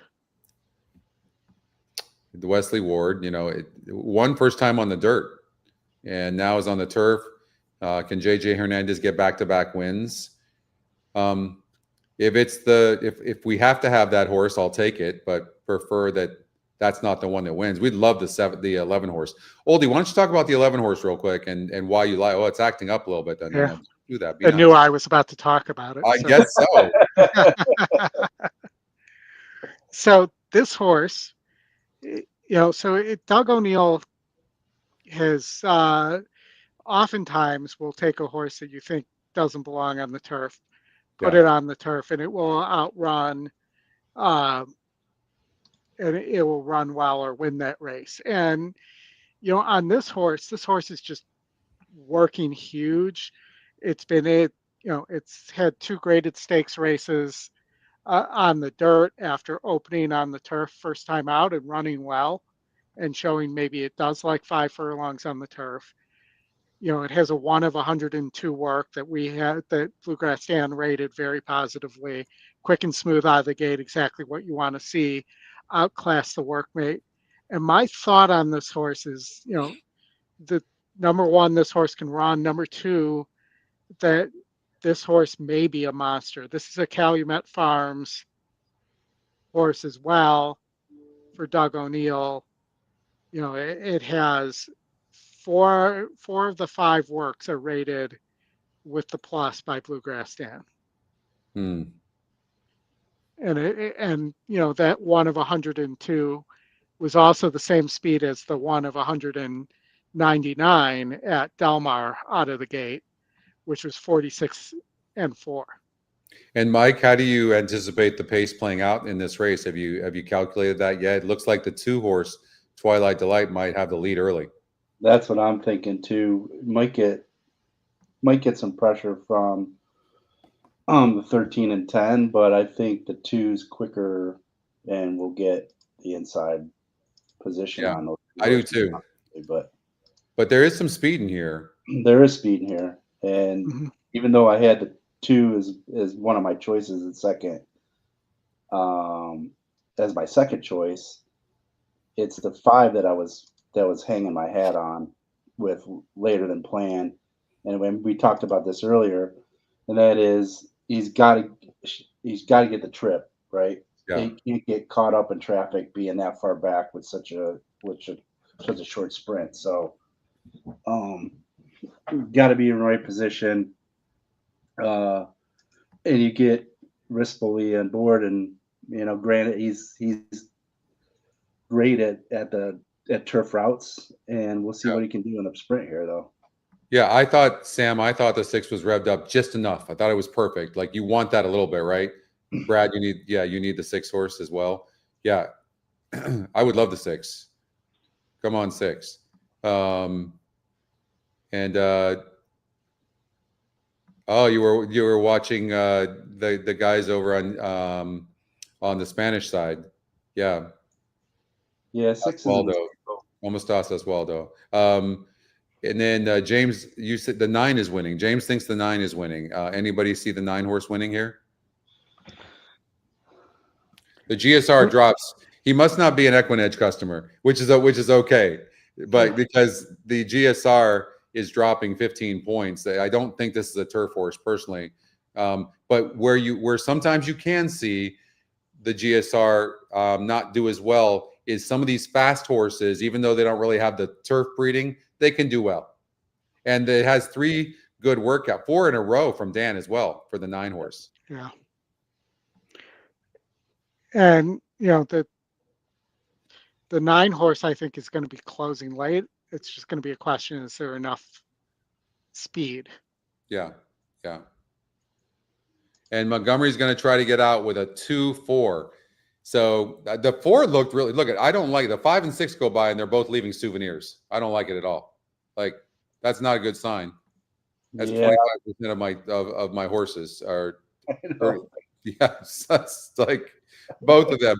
But the 2-horse, honestly, like if I had, and it's 6-1 right now, but if I only had one horse to choose right now, it probably would be the 2. I think the 2 is going to be on the lead, and it's cutting back in distance, and it showed speed going 6.5 against much better horses. So Kimura might have this horse go gate to wire. So the 4-horse looked really good on the track. I know that's Ryan's long shot, but I actually think that horse is realistic.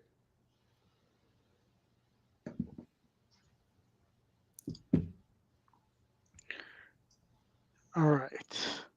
Yeah, I think it's going to be interesting to see how this pace works out.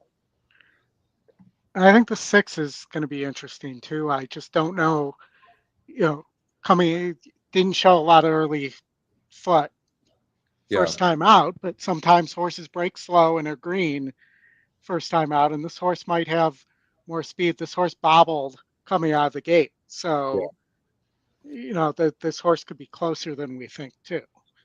1 minute before the race, you guys. Mike, remind us who you're rooting for here.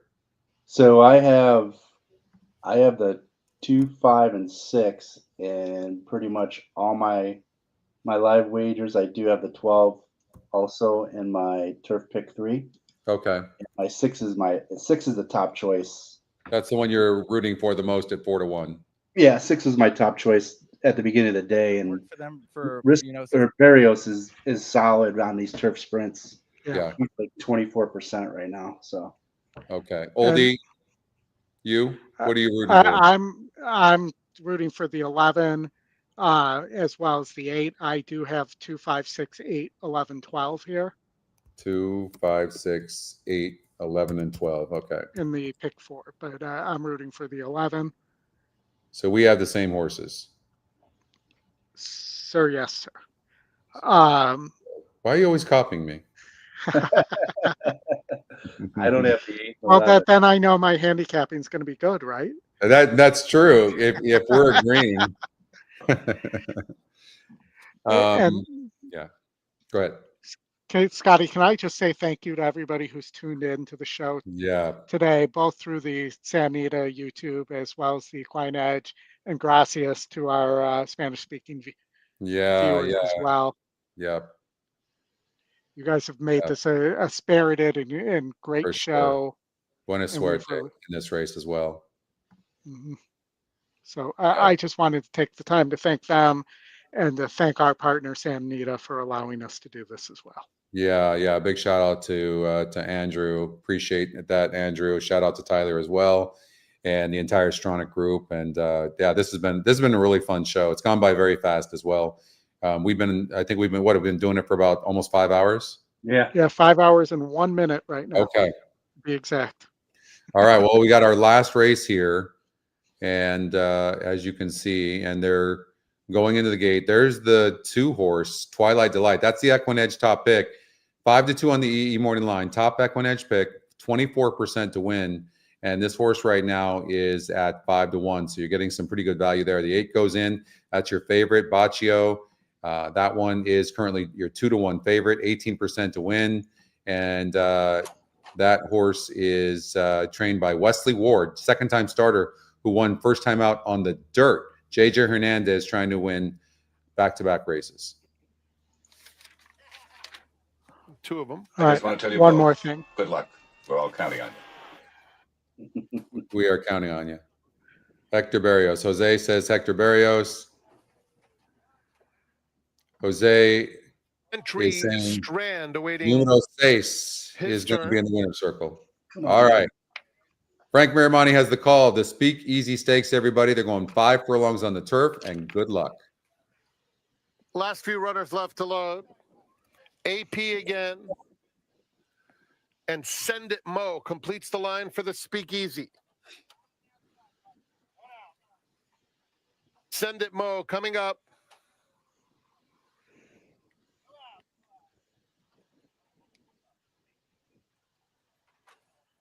We're in the gate. A little bit of movement out there. A little bit of no. That's the 11 horse, Oldie. And And they're Yeah, up. he's been. And AP again was left. Arkadelphia is extremely fast. Speeds clear by 3, just Who's like got that. a flyer Twilight out of the Delight. gate? Dirty Yeah. Rich is in the mix through the opening furlong 2 and vying for second. Here's Baccio ranging up smartly Baccio. now to take Didn't that mess second around. spot.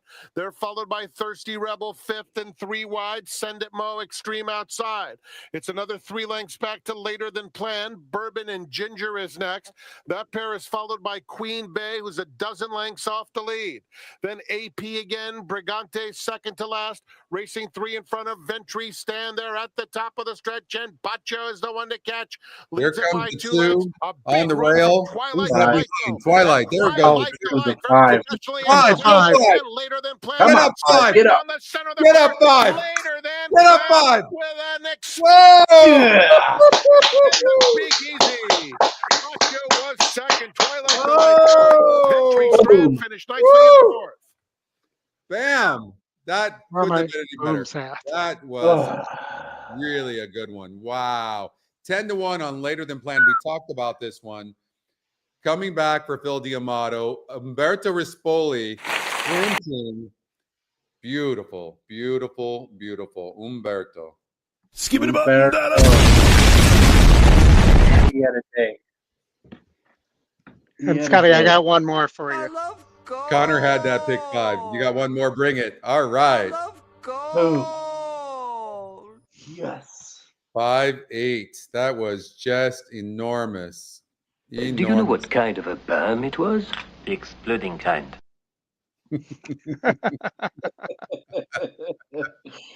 Oh, that was great. That horse just closed. Little Red Feather. Congratulations to them. Phil D'Amato. Umberto with his second win on the day, both on the turf. And man, he rode that horse to perfection. That horse really, really closed. The 2 horse, the 6 horse 4th, like 5, 8, 2, 6. We never had to sweat it, guys. And we got the best one. Yep. You got. Yeah. Yep. And you had That it was 5 huge. times. I had it 5 times. I had the all turf pick 3 5 times, the pick 5 5 times. Connor had that all turf pick 3 as well. What is it paying to that 3 again? I don't remember, Mike. I think I wrote it down actually. Hold on here. Oh, I didn't write it down. I can go back here. It was paying pretty good. To the 5 years. Oh, here it is. So the 5, it was paying $7.14. We'll take it. Boom. Yeah, man. Yeah. Boom, boom. $7.14. Boom. That was like, yeah. And the pick 5? What about the pick 5? I think it was paying 1,500 to the. Let's see the here. 5 We'll for pay 50 cents. So if you had it, no, it was paying $25.78 for a buck. So the 5 horse was paying $12.89 for 50 cents. So I had that 5 times. So yeah, I mean that's the between the all turf 3 and the big 5. It was a really great day. Wow. Yeah, Montgomery, thank you so much. Thanks for being a part of the show too. Of course, it's our pleasure. You made it fun. You guys all did. Yeah. Everybody in South America as well. Yeah, gracias to everybody in South America. And yeah, it was just really a lot of fun. That was fun. And Connor's gonna go spend that money and get some more wins over at Los Alamitos tonight. Dave, thanks for being a part of everything. You're always the best. You're a gentleman. And Gerald, thank you so much too. I'm so glad you had that 5 horse. And we ended up getting, what did we get on that 5? 11 or 12-1. That was huge. 10-1. Right? Yeah, so good. Willie, thank you, brother. Appreciate that. You guys, thank you so much. Shout out to Justin as well. He's at the Mariners game right now playing the Tigers. Oldie, as usual, you're the best. Mike, always good to hang out with you as well, brother, too. Likewise. Thank you. Yeah, thank you, Alan. Yeah. Yeah. And again, thank you to Santa Anita and Andrew and team. Appreciate that. Lauren was a part of that, setting this up too. Ryan was a part of setting up the feed and all of you that were watching on the Santa Anita feed, Twitter and YouTube. Thank you as well. Hopefully you enjoyed and hopefully you did very well. There's more racing tomorrow at Santa Anita, of course, and some really good racing there too.